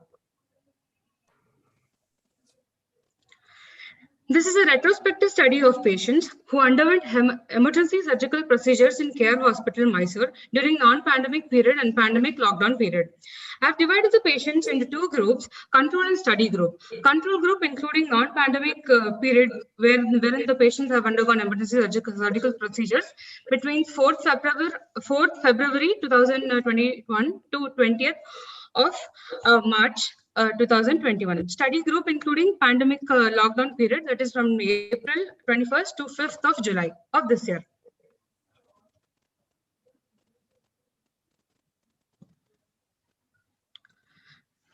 Patients of more than 18 years of age who underwent emergency surgical procedures were included in the study, and patients less than 18 years of age, and those who have incomplete follow-up data, patients who refused surgeries, and those who were referred, and patients who were admitted in the for the elective procedures were excluded. Medical records were reviewed to fill in the database, including demographic features of the patients and diagnosis, delay of patient to present at the emergency department, SOFA score at the emergency department, COVID status of the patients were recorded at the time of surgery, length of the hospital stay was recorded, morbidity was analyzed according to the Clavin-Dendo classification. Coming to the results, a total of 113 patients were studied, out of which 77 patients were included in the non-pandemic group, 36 patients were included in the pandemic group. A mean number of patients who underwent emergency surgeries during the non-pandemic period and the pandemic period was 1.2 and 1.6 patients per day, respectively, representing a 53% decrease in the emergency surgical procedures during the pandemic period. Surgeries due to the bowel obstruction, perforation, and obstructed hernia were increased during this pandemic period. A mean delay of patients to present at the emergency department was longer in this pandemic period, measuring about 71 hours when compared to the control period of 44 hours. A mean length of hospital stay during this pandemic period was 12.5 days compared to the control group of 7.5 days. Next slide, sir. Comparing the diagnosis of the patients during control and the pandemic period, patients with intestinal obstruction, perforation, mesenteric ischemia, and obstructed hernia were more in the pandemic period when compared to the control period. Most common diagnosis during the lockdown period in our study were bowel perforation, intestinal obstruction, and abdominal trauma, including blunt and penetrating, obstructed hernia, and mesenteric ischemia. Mean delay of patients to present at the emergency department was longer, as I mentioned earlier, and mean length of hospital stay was also longer in the study group. ICU admissions were increased in the study group, which was 22%. That was 8 patients were admitted in the ICU, And procedural complications during the post-operative period were classified by Clevin-Tendo classification, wherein class 1 and 2 included 23 patients, class 3 to 4 included 8 patients, class 5 included 3 patients. And complications like respiratory infection, surgical site infection, and pulmonary edema and post-operative ILS were noted.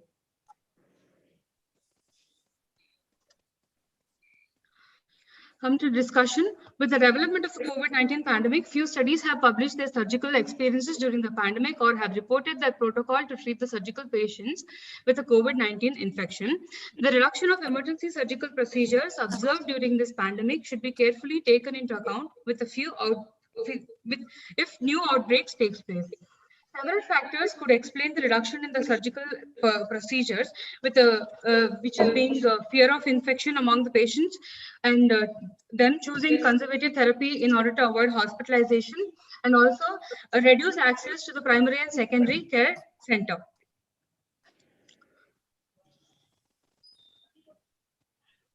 Coming to the conclusion, during the COVID-19 pandemic, a significant reduction in performance of emergency surgical procedures was observed.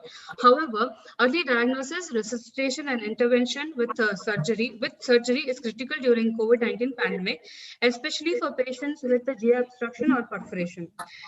Thus, patients should be strongly advised to seek early medical attention for gastrointestinal abdominal symptoms during subsequent waves and lockdown in this pandemic. Next slide. These are my references. Thank you, sir. Thank you, Kirti. Kirti, that was nice presentation. How many cases did you operate during that wearing PPE? How many cases you assisted, you operated, or you under supervision did you do with wearing PPE? So, most of all the cases during pandemic period. Sir, no, how many cases you assisted or you did? Sir, 4 to 5, sir. 4 to 5. With Dinesh, sir, is a good friend of mine. Yes, sir. 4 to 5 cases. How was the comfort level with PPE, without PPE? It was very difficult, sir. Like how the vision that okay, very difficult to operate. Okay. As in the it was mandatory for us to wear the it was mandatory universally fine. And as in we had a respirator and the mask on compulsory, sir. Okay. Did you do any laparoscopy surgeries? No, sir. We didn't do any laparoscopy. Why? Surgery. Why? What was because it increased the viral transmission through aerosols. Through the port sites? Is it proven? In the during GA, sir. Okay. Let other judges ask. Thank you. How many laparotomies you have done for blunt abdominal trauma? And what are the types of blunt abdominal trauma? Hello? Hello, sir. Yes, sir. During this pandemic, 8 abdominal trauma were seen, sir, out of which 5 were blunt abdominal trauma, sir. No, what type? What are the injuries? What are the injuries? So, mesenteric injuries were 3 among them. Yes, Hello? yes. Tell me what type of abdominal injuries you have found? Blunt abdominal trauma. Hello, sir. Blunt abdominal trauma. What surgery you have done? Almost yes, 8 mesenteric tear and bowel perforation, sir. Okay. All the emergencies you have done RT-PCR or without RT-PCR you have taken inside the OT? So we have done RAT for all the patients, sir. RAT, not RT-PCR. If there was strong suspicion, then we have resuscitated the patient and then sent RT-PCR. Waited till the report, we received the report and then taken the patient, sir. OT. So, suppose RAT is negative.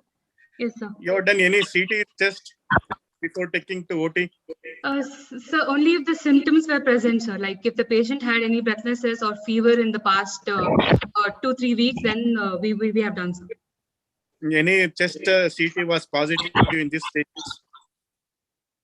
Yes, so one case of complicated, like perforated appendix was positive. So in that case, we have taken all precautions. But rat was negative, sir.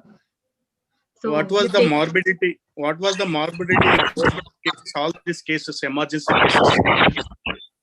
How many mortality? How many morbidity they have? So more in my case, sir, in my study, three patient mortality was 3, sir, and in terms of morbidity, 8 patients needed ICU admission, sir. So how long? Nairuthya sir, please. Yeah. Good evening, Kirti, and nice presentation. I'm happy to say that I'm an alumnus of Mice Medical College and I've worked under Dinesh sir. So just to be really quick, this is a very important topic that you have taken, emergency surgery. So all these patients were non-COVID, I believe. Sir? All these patients were non-COVID to start with? Sir, except for a few, sir. As in, out of 36, 5 patients we had suspected, sir. But rat was negative. And when we had suspicion, we did CT and then ruled out, as sir told, we ruled out chest findings and then we have taken the, sir. Was the spectrum of cases that you saw during the pandemic different from pre-pandemic? Did you you mentioned that there was perforation, obstruction, and ischemia. Yes, I mean, of these 3, did you observe any increase in one particular incidence? During non-pandemic, sir? No, during the pandemic, during your study period.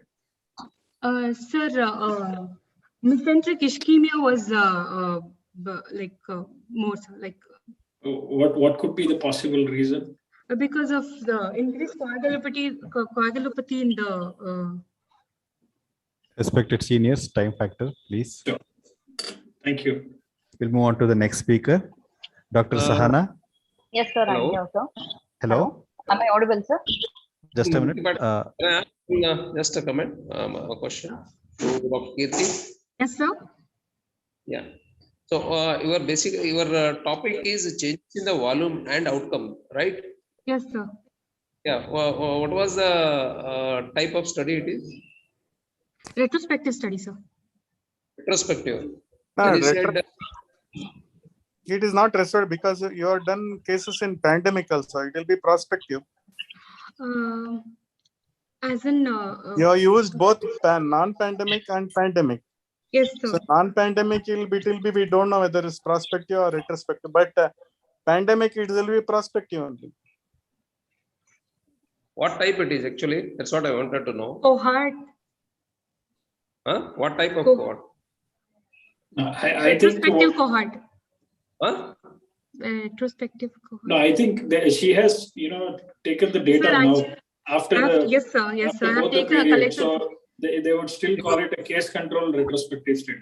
Okay, sir. Okay, sir. Message taken, sir.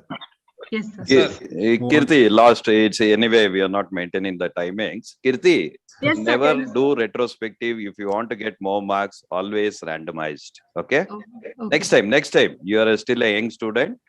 Please do randomized control studies. You will get more research and more marks anywhere in these presentations. Never do retrospective. Thank you. Yes, sir. Thank you, sir. Got the message, sir. Thank you. Thank you, sir. Thank you, Kirti. Thank you, sir. Thank you. Dr. Sahana. Yes, sir. I'm here, sir. Am I audible? Yep. Yes, sir. You're audible. Go ahead, Sahana. Good evening. I'm Dr. Sahana, postgraduate from BMCRI. My study is on the relationship between size of the primary breast tumor and the lymph node metastasis, guided by Dr. Shashikala ma'am, who is a professor in BMCRI. Introducing, traditionally, the breast cancer is thought to progress in a stepwise manner, wherein it goes through several stages, right from hyperplasia to intraductal carcinoma to invasion and growth within the breast, which is followed in some cases by metastasis to the lymph nodes or distant sites. A commonly accepted theory is that the cancer grows and the cells acquire the capability to and also survive and flourish within the regional lymph nodes and in the distant sites. It is thought that the risk of developing metastasis increases with the tumor size because larger the cancer at diagnosis, the more cells are available to metastasize. However, this evidence is indirect, as in the patients are not followed forward in time.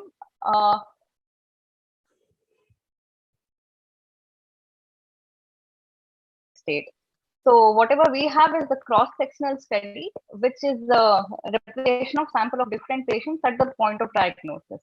Also, the most studies which have been done have taken only the greatest dimension into consideration. In our study, we have considered the relationship of the lymph node metastasis to all three dimensions of the tumor: the length, breadth, and the height. The aims and objectives of our study are previous slide, please. To determine the correlation between the size of primary breast tumor and the lymph node metastasis, take into consideration only length, only height or depth of the tumor, only breadth of the tumor, and considering all the three aspects: length into breadth into height. Next slide, please. So, skills and methods. We use the database from the Department of Pathology and the Department of General Surgery, PMCRI, between November 2020 to July 2021, and selected all the cases that were pathologically confirmed, and all women with no primary tumor found or unknown primary tumor size, or with diffuse disease, Paget's disease of nipple, or in situ disease were excluded from the study. We retrieved information on age, sex, type of carcinoma, and dimensions of the primary tumor and lymph node positivity. We defined the prevalence of lymph node metastasis at diagnosis as the proportion of patients with at least one histologically confirmed positive regional lymph node metastasis among all patients for whom regional lymph nodes were assessed, and patients who were classified as NX were excluded from the analysis. Our sample size calculated using the formula n is equal to z alpha squared PQ by D square, and the sample size was found to be 49. To evaluate the relationship between primary tumor size and the lymph node metastasis, we plotted the proportion of patients with lymph node metastasis at diagnosis according to the primary tumor size with length, breadth, and depth individually for all the patients in our cohort.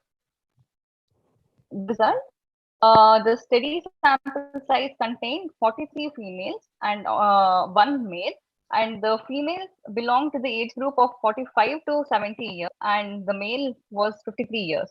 The highest prevalence was seen in the age group of 51 to 70 years. Can you please click once? Yeah. And the type of carcinoma, around 82% of the study group had infiltrating ductal carcinoma, NST, while 9% had mucinous carcinoma, and 4.5% had papillary variant, and 4.5% was others. Next slide, please. And out of those presenting with infiltrating ductal carcinoma, around 55% of showed lymph node positivity, and those with mucinous carcinoma, around 25% showed lymph node positivity, and none having papillary carcinoma were found to be lymph node positive, and the others, around 25% was found to be lymph node positive at diagnosis. Next slide, please. On running statistical analysis using SPSS version 27.0 GradPath, data and the change was found to be significant. The correlation between the length of the primary tumor to the lymph node positivity was found to be significant with the Pearson's correlation coefficient of 0.460. Value was 0.002, which is less than 0.05, which shows significant correlation. Next slide, please.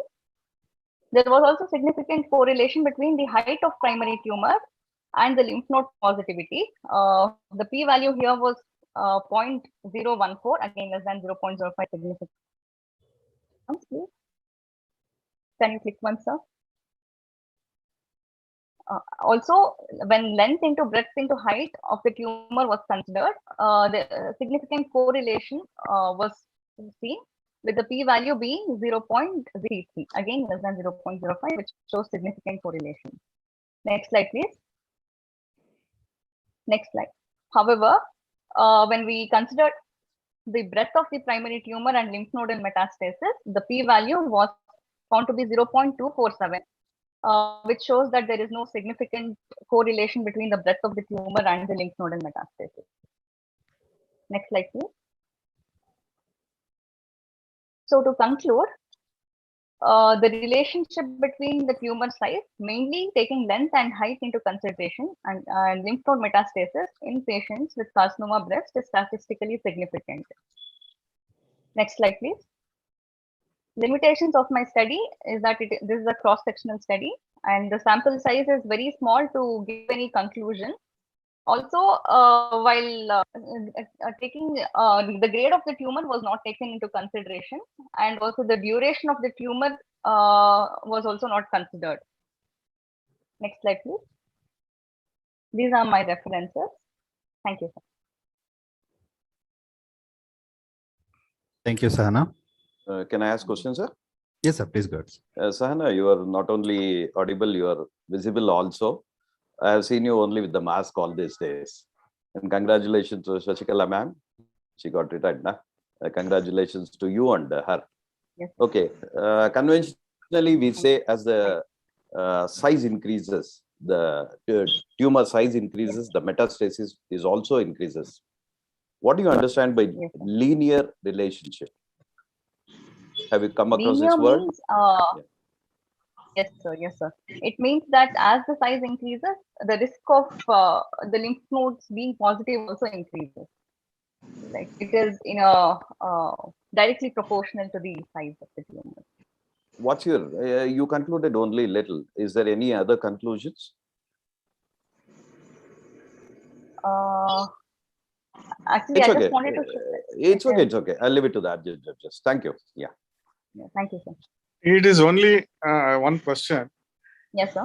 Your study is only related to lymph node metastasis or size of the tumor related to any prognosis of the disease, change in the No, prognosis sir. of the Only the lymph node positivity, sir. Only the size of the tumor and the lymph node positivity on HP. That's all. Okay. Any case you have found unknown primary? No, sir. In the axilla, and you are No, a post. sir, no. No unknown primary in the axilla. Any case you got unknown primary in the axilla. So Means we there have, only exuded lymphadenopathy. There is no breast lump. That is called so as we unknown got primary. many cases of axillary lymphadenopathy, but on evaluation, they all turned out to be tuberculosis positive. So we didn't get any unknown primary cases. I want to ask question: how you manage this case unknown primary in the axilla? Because I think you are a postgraduate student, no? Yes, sir. Hello. Yes, sir. Yes, sir. You tell me how you manage unknown primary in the axilla. We might require MRI scans to look for any occult areas of breast tumor. Sir, probably as per our title, Yes, it's sir. the primary tumor lymph node. Yeah. Because sometimes there will be unknown primary, sir. Because there is no breast lump. Sometimes only the lymph node will be there. If you take it, will be positive for malignancy.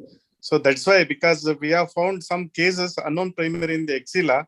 So later we have done MRM for that. It was, but we didn't find any this thing. But we had lymph node biopsy, lymph node what we have taken after MRM, we have sent for ERPR. It was positive. That's but what can I am we telling. do MRM without any? You can do it. You can say you can do. Hello. Yes, sir. Yes, sir. You can send for ERPR. What a small incisional biopsy lymph node you can do. You can send for ERPR. If it comes positive, you can go ahead with MRM. Okay. Yes, sir. Other questions, please. Yes. Mulki sir. Mulki sir. Sana, one question from my side. Again, as earlier said by other judges, these observational study has if it is MRI, good. Limited role as far as the statistical studies are intervention. So I would suggest better to go for an intervention. So, but in this case, I don't know what else to do. So because as I said, we cannot follow up the patient and wait for the metastasis to occur. Doing the selection, study design, these observational studies are basically meant for the large population based. Like for example, you go in the population take 1,000 people blood pressure and compare. So in that way, it is suited rather than clinical settings. That's all. Yeah. Okay. Yeah. Any other questions? So was there any? Can I? Yeah, please. Go ahead, sir. Was there any attempt to measure the length breadth pre-operatively and the correlation with histopathological? Was there any attempt was made? No, sir, we didn't. Sir. Okay. Because it came from different units, so we just took the histopath. Fine. Thank you. Sahana, thank you, Sahana. One last question. Yes, sir. Essentially, you have taken the TNM stage from the pathologist and yes, sir. Okay. So, but in your presentation, you have not mentioned the TNM. I have just taken the dimensions as of now, sir. Yeah. So, I mean, the tumor stage is based on the size. Size, yes, sir, yes, sir. So, did you not subclassify it as per the T stage? Why was it not done? It didn't occur to me, sir. And I would include it in next. Message taken, sir. Certainly, I'll certainly include it. Okay. Yeah. Thank you, sir. Thank you. Thank you, Sahana. Thank you, sir. Dr. Anjali, we'll move on to the next speaker, Dr. Anjali. Yes, sir. You're audible. Yes, sir. Please proceed. Yes, sir. Good evening to my esteemed panel of judges and my fellow colleagues pursuing their general surgery residency in Karnataka. I would like to thank Karnataka State Chapter Association of Surgeons of India for giving me an opportunity to present my paper at this platform. I will be, previous slide, please. I have done my study under the guidance of Dr. Shivswamy, Professor of General Surgery, and I will be presenting a paper on assessment of C-reactive protein versus high sensitivity C-reactive protein as an indicator of severity in acute pancreatitis. Next slide, please. Coming to the introduction of my study, acute pancreatitis is defined as a condition presenting with abdominal pain, a threefold or greater rise in the serum levels of pancreatic enzymes, that is the serum amylase and lipase, with characteristic findings on CECT. The incidence of acute pancreatitis has increased over the last 20 years, and there are many modalities being adopted to determine the severity of the disease, such as the Ranson's and the Glasgow scoring system, explicit for acute pancreatitis. Next slide, please. An elevated level of C-reactive protein level in acute pancreatitis at 48 hours after the onset of symptoms is considered as an indicator of the severity of disease. Coming to the lacuna in the existing data available is the determination of the severity of the disease in the initial 48 hours of the disease onset. So during this initial 48 hours of the disease onset, HSCRP can become an important indicator of severity, which may prove to be beneficial in the initial 48 hours of the disease presentation. Coming to the aims and objectives of the study, the aim of the study was to assess the C-reactive protein versus high sensitivity C-reactive protein as an indicator of severity in acute pancreatitis. The objective of the study was to assess the clinical profile of the patients with acute pancreatitis, as well as to evaluate the efficacy of C-reactive protein versus high sensitivity C-reactive protein in predicting the severity of acute pancreatitis. Coming to the methodology, it was a hospital-based cross-sectional study carried out between a time period of 18 months between December 2019 to July 2021 at Saptagiri Institute of Medical Science and Research Center for a sample size of 50 patients. Coming to the inclusion criteria, patients willing to give informed consent were included in the study, and patients who presented with acute pancreatitis characterized by elevated serum amylase and lipase levels, chronic pancreatitis, and patients presenting with acute on chronic pancreatitis and other inflammatory conditions which also present with elevated C-reactive protein levels such as rheumatoid arthritis, heart disease, or any history of recent surgery were excluded from the study. Next slide, please. Cases were selected from the patients having acute pancreatitis after taking consent and were analyzed clinically as well as radiologically. And all the patients selected for the study were examined according to protocol. Clinical and lab investigations were carried out. Coming to the statistical analysis, this data was entered into the Microsoft Excel worksheet 2010, and data was taken into the IBM SPSS statistic for Windows software for further analysis. Next slide, please. Yeah, coming to the results, coming to the demographics of my study, a total of 50 pancreatitis patients were enrolled in the study, and all my demographics are in the percentage variation. So we had a maximum patients in 50 to 60 age group category, followed by 41 to 50 age group category. Next slide, please. And the majority of the patients were male patients. So there was male preponderance seen in the study. Coming to the Ranson and the Glasgow criteria, around 32% of the patients had a Ranson criteria of less than 3, and 68% of the patients had a Ranson score of more than 3. Similarly, Glasgow score less than 3 was accountable for 38% of the patients, and more than 3 for 62% of the patients. Coming to the comparison of the C-reactive protein with the Ranson and the Glasgow score. So here we can see the Ranson score less than 3. The 22.32 is the average value of C-reactive protein of patients having a Ranson score of less than 3. And for patients having a Ranson score of more than 3, the average value of C-reactive protein was 29.38.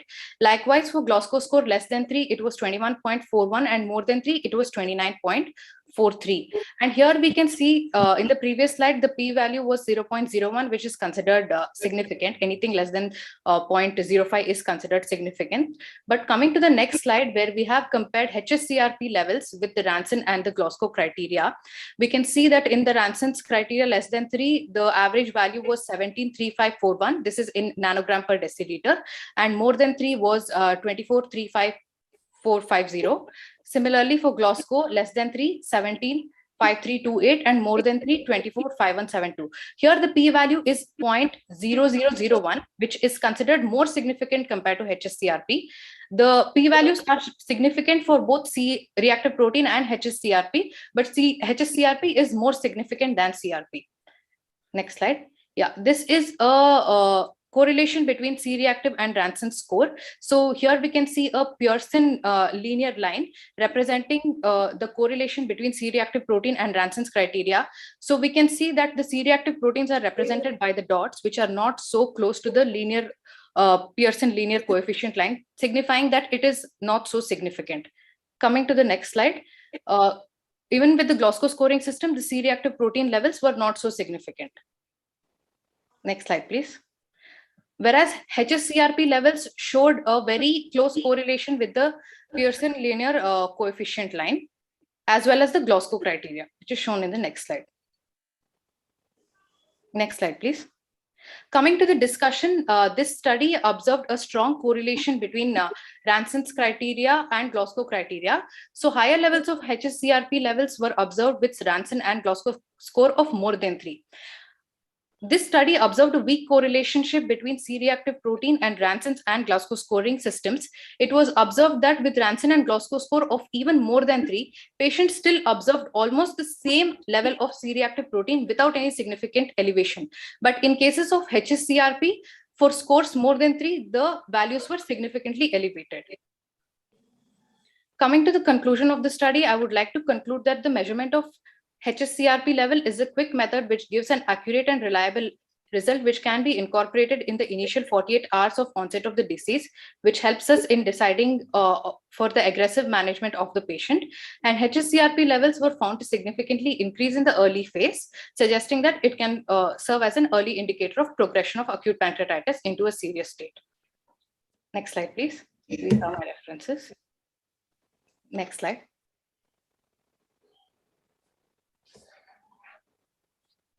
Thank you, Anjali. Thank you, sir. Judges, please proceed. Yes, sir. Sir, can I ask, sir? Yeah. Please proceed, sir. Yeah. Anjali, nice presentations. Thank you, sir. See, we have been given a few criteria to judge a paper, say originality, the design, analysis, presentation, and the question answers. 8 minutes, your presentation, 2 minutes for the questions. I'm happy with your design. The analysis is excellent. The presentation is perfect. What is originality? Because we have similar papers, meta-analysis of this, high specific, and it's going on, right? Yes, Many sir. people have done it. Yes, What is the originality you have done in your institute? Sir, as far as I could see, there was a sparse number of articles for HSCRP, sir. I was able to find only one journal which is relating HSCRP specifically to acute pancreatitis. There are many papers for HSCRP and cardiac conditions and many other inflammatory conditions. But for acute pancreatitis, I could find only one which was published in the Journal of Gastroenterology in 2002, sir. So because of that, I thought there should be more studies on HSCRP so that we can give a better conclusion. And even in that study, the sample size was very less, around only 30 patients were taken up. So maybe like we can, even there are a lot of lacuna in my study too. We can include the correlation of CT severity index and more scoring systems like Apache scoring systems. But since Apache is slightly cumbersome, I was not able to include it in my study. So probably by doing correlation with CT severity index and Apache scoring system, we will be able to get a better result of how HSCRP is specifically helps in diagnosing the severity and also the prognosis in patients with acute pancreatitis. So see, Apache is usually for a chronic one, right? Plenty of scorings. Fine. Good luck to you. Thank you. Thank you, sir. Thank you. Yeah, Sahana, Dr. Actually, nice presentation. I have two quick questions. Yes, sir. I just want to understand what's the difference between CRP and HSCRP. Yeah, sir. So C-reactive protein is usually elevated in acute pancreatitis only after 48 hours of the onset of the disease, whereas HSCRP is elevated in the initial 48 hours of the onset of the disease also. And HSCRP is a biochemical test which is also able to pick up very minute level of elevation of C-reactive protein in the body, which can be measured in nanogram per deciliter. So it helps to measure very small rise in C-reactive protein also. Okay. Did you try to correlate, because we understand that CRP is usually taken at 48 hours. Yes, anything earlier, we normally do other pro-inflammatory markers like, IL-6, which you were doing for COVID recently. Yes, sir. So did you try to incorporate that in your study, or was it? Yeah, sir, but I was not able to incorporate it in my study because my medical college hospital does not have the availability of IL-6.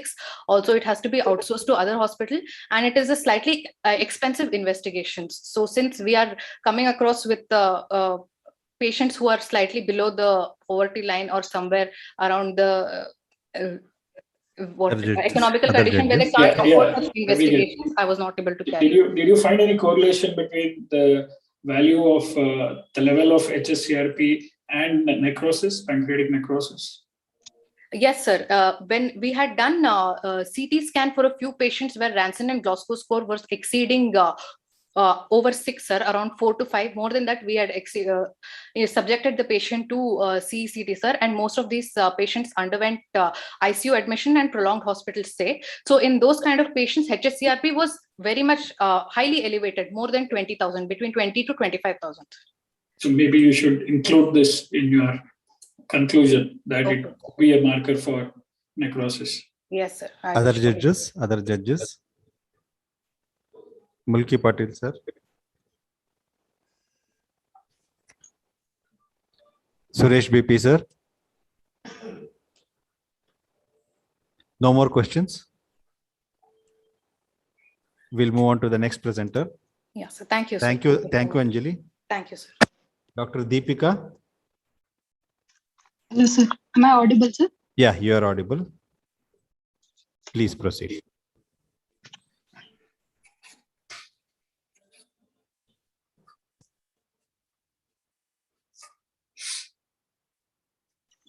Good evening, everybody. I'm here to present a paper on comparative study of topical phenytoin versus conventional povidone iodine dressings for diabetic foot ulcers. Myself, Dr. Deepika D. Belgur, third year postgraduate, MMCRI Mysore.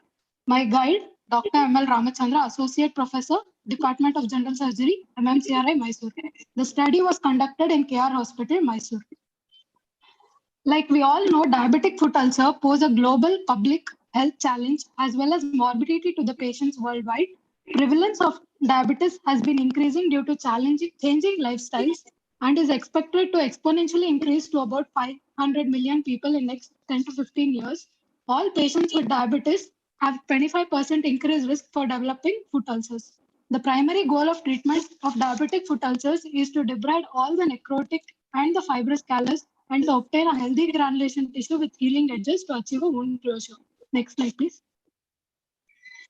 Since variety of dressings are available in the market, it's been challenging to choose appropriate dressing and to cater economical issues of the population. So here is a try to assess the efficacy of topical phenytoin compared to conventional 5% povidone iodine in improving healing process, as it is easily available and cost effective. Next slide, please. Materials and methods. The sample size of the study was 50 patients, and it included all the chronic diabetic foot ulcers more than 4 weeks with wound size less than 5% of total body surface area, and it excluded all the chronic foot ulcers of other etiology and ulcers with gangrenous changes and ulcers with osteomyelitis. Patients with other comorbidities like anemia, hypoalbuminemia, which adversely affected the wound healing, were excluded from the study. Next slide, please.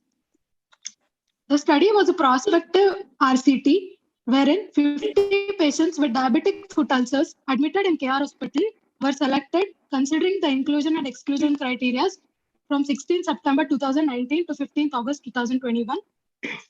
And it was broadly divided into study group and the control group, which included 25 patients each. The study group received phenytoin dressing and the control group received 5% povidone iodine dressing. And the baseline characteristics were similar between the two groups. This study was approved by Ethical Committee of MMCRI Medicines. All the patients selected, irrespective of the group, underwent clinical examination, relevant investigations like complete blood count, serum albumin, X-ray of the foot, pus culture, and glycemic levels, that is RBS and HbA1c. Initially, the ulcer was pre-measured and documented using a measuring tape. The ulcers were thoroughly debrided and daily dressings were done using phenytoin plus saline in study group and 5% povidone iodine in the control group for 14 consecutive days.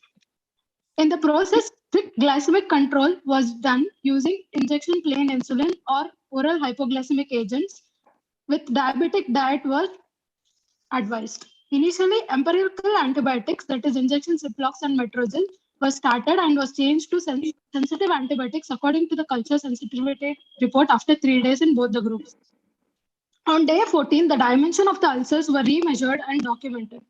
Hence, both group was followed up for 2 weeks. Next slide, please. This is to depict how exactly the study was conducted. In the phenytoin group, the phenytoin tablet sodium, the dose was calculated according to the size as shown below of the ulcer, which was crushed and mixed with normal saline. The gauze soaked in this suspension was spread evenly over the dressing and it was changed every 24 hourly for 14 days. In the control group, similarly, 5% povidone iodine dressing was done. Next slide, please. Coming to statistical analysis, using minimal basic statistics with p-value of 0.05 with confidence interval of 95%. And since it is a parametric data and we want to assess whether a variable has changed between the 2 time points in numerical and normally distributed data, paired t-test was used and statistics were represented as multiple bar diagrams. Next slide, please. In the first graph, it clearly shows that the incidence of diabetic foot ulcers were more common in males, irrespective of study group or control group. And in the second graph, it shows that the age distribution between the two groups were statistically insignificant. The result, in our study, after 2 weeks, there is significant decrease in the wound size in the control group, that is phenytoin group. And there were no much differences between the two groups. But the phenytoin group showed more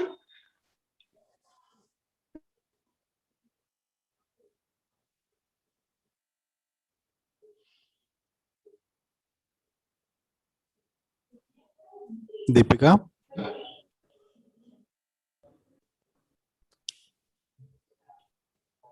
Deepika? Judges, can you hear me? Yeah, yes, sir. We could hear somehow probably our internet problem. Internet is the issue. Yeah. Yes, sir.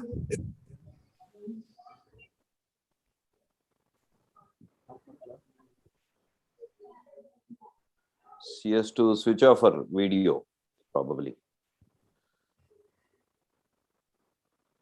Okay.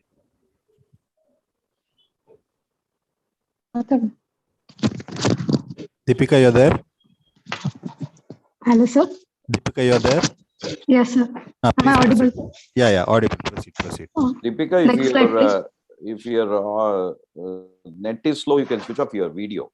Yeah. Yes, sir. Please proceed. Next slide. Next slide. Here is a picture which depicts that at the day 1, the phenytoin group, the ulcer size was measured, and after 14 days, it was reassessed. And we can clearly see that the reduction in the size in the phenytoin group is much more clear compared to the povidone iodine group. Next slide, please. Ideal dressing is every surgeon's desire, that is a dressing which promotes chronic ulcer healing without any complications. In the present study, it was seen that the diabetic ulcers were more common in males compared to the females, irrespective of the age group. There was very significant faster reduction in wound size in phenytoin group compared to the conventional povidone iodine group. Overall, the study showed that phenytoin dressing is safe, cost-effective, and useful in treating chronic diabetic foot ulcers. This study was conducted for only 2 weeks and was not waited for complete epithelialization of the wound. Rather, after achieving reduction in the size and healthy granulation tissue, grafting can be planned. So I would like to conclude that the topical phenytoin dressing showed faster and better healing rates. Topical phenytoin group had better wound area reduction and percentage reduction. There were no adverse reaction on topical application. Compared to povidone iodine group, the appearance of granulation tissue was earlier in the topical phenytoin group. And also the topical phenytoin may also have an anti-infective effect on the wound. Thank you. Hey, show me your references. Deepika, show me your references. You didn't put the references? No, sir. It's okay. Nice presentation. Can I ask some questions? I have my own doubts. Sure. Yeah. Yes, sir. Convey my regards to Ramchandra. We joined service together in 1991. That's why I wanted to see the reference. I could see some references dating back to 1991. I was asking Anjali the same. So what is the originality in this? And how does this phenytoin act? It used to cause side effect as a gingival hypertrophy, all that. Nah? Yes, sir.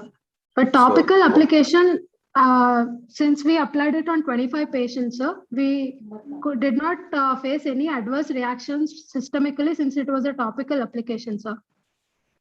Now, did you plenty of references dating back to some 20, 30 years old? Nah? Is it something new or this is an old method? It is an old method, sir.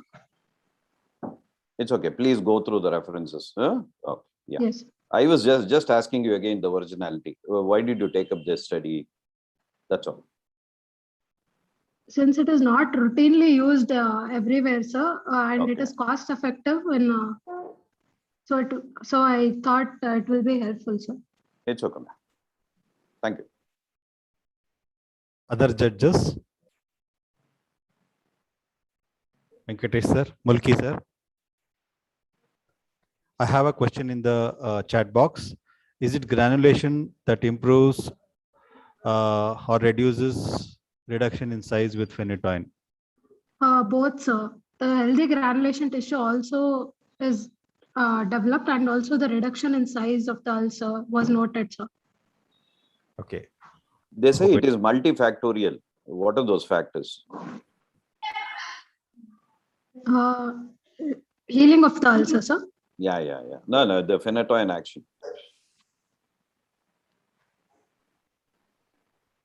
It's okay. Sorry for interrupting again. I'll give it to the other judge. Whether it is which type of study, the cross-sectional or case control study? It was a cohort study, sir. Randomized control studies. Okay. I appreciate you for that. Please, I encourage all the PGs to do all this kind of randomized control studies. Venkatesh sir, do you have any questions, sir? Yeah, I finished, man. I'm only asking since beginning. Yeah. Is there one more Venkatesh? Yes, sir. Sorry. Sir, Mulki, sir. This study sample size is very less. That's what. Otherwise, okay. No questions. Thank you, sir. Thank you, Deepika.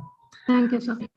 I thank Venkatesh sir, Suresh sir, and Mulki sir for judging this session and bearing with us. We are running late by 20 minutes. Thank you so much, sir. And I thank Arvind Gubbi sir, Vikram Sindhigi sir, and Nairutya sir for being with us. Thank you so much, sir. We should say thanks, man, for giving us this opportunity to stay with you. Thank you. Thank you. Thank you. Thank you. Okay. Thank you very much. Thank you, sir. Please send the marks. Judges, please send the marks. Okay, no problem. Thank you. Thank you, sir. Live stream off.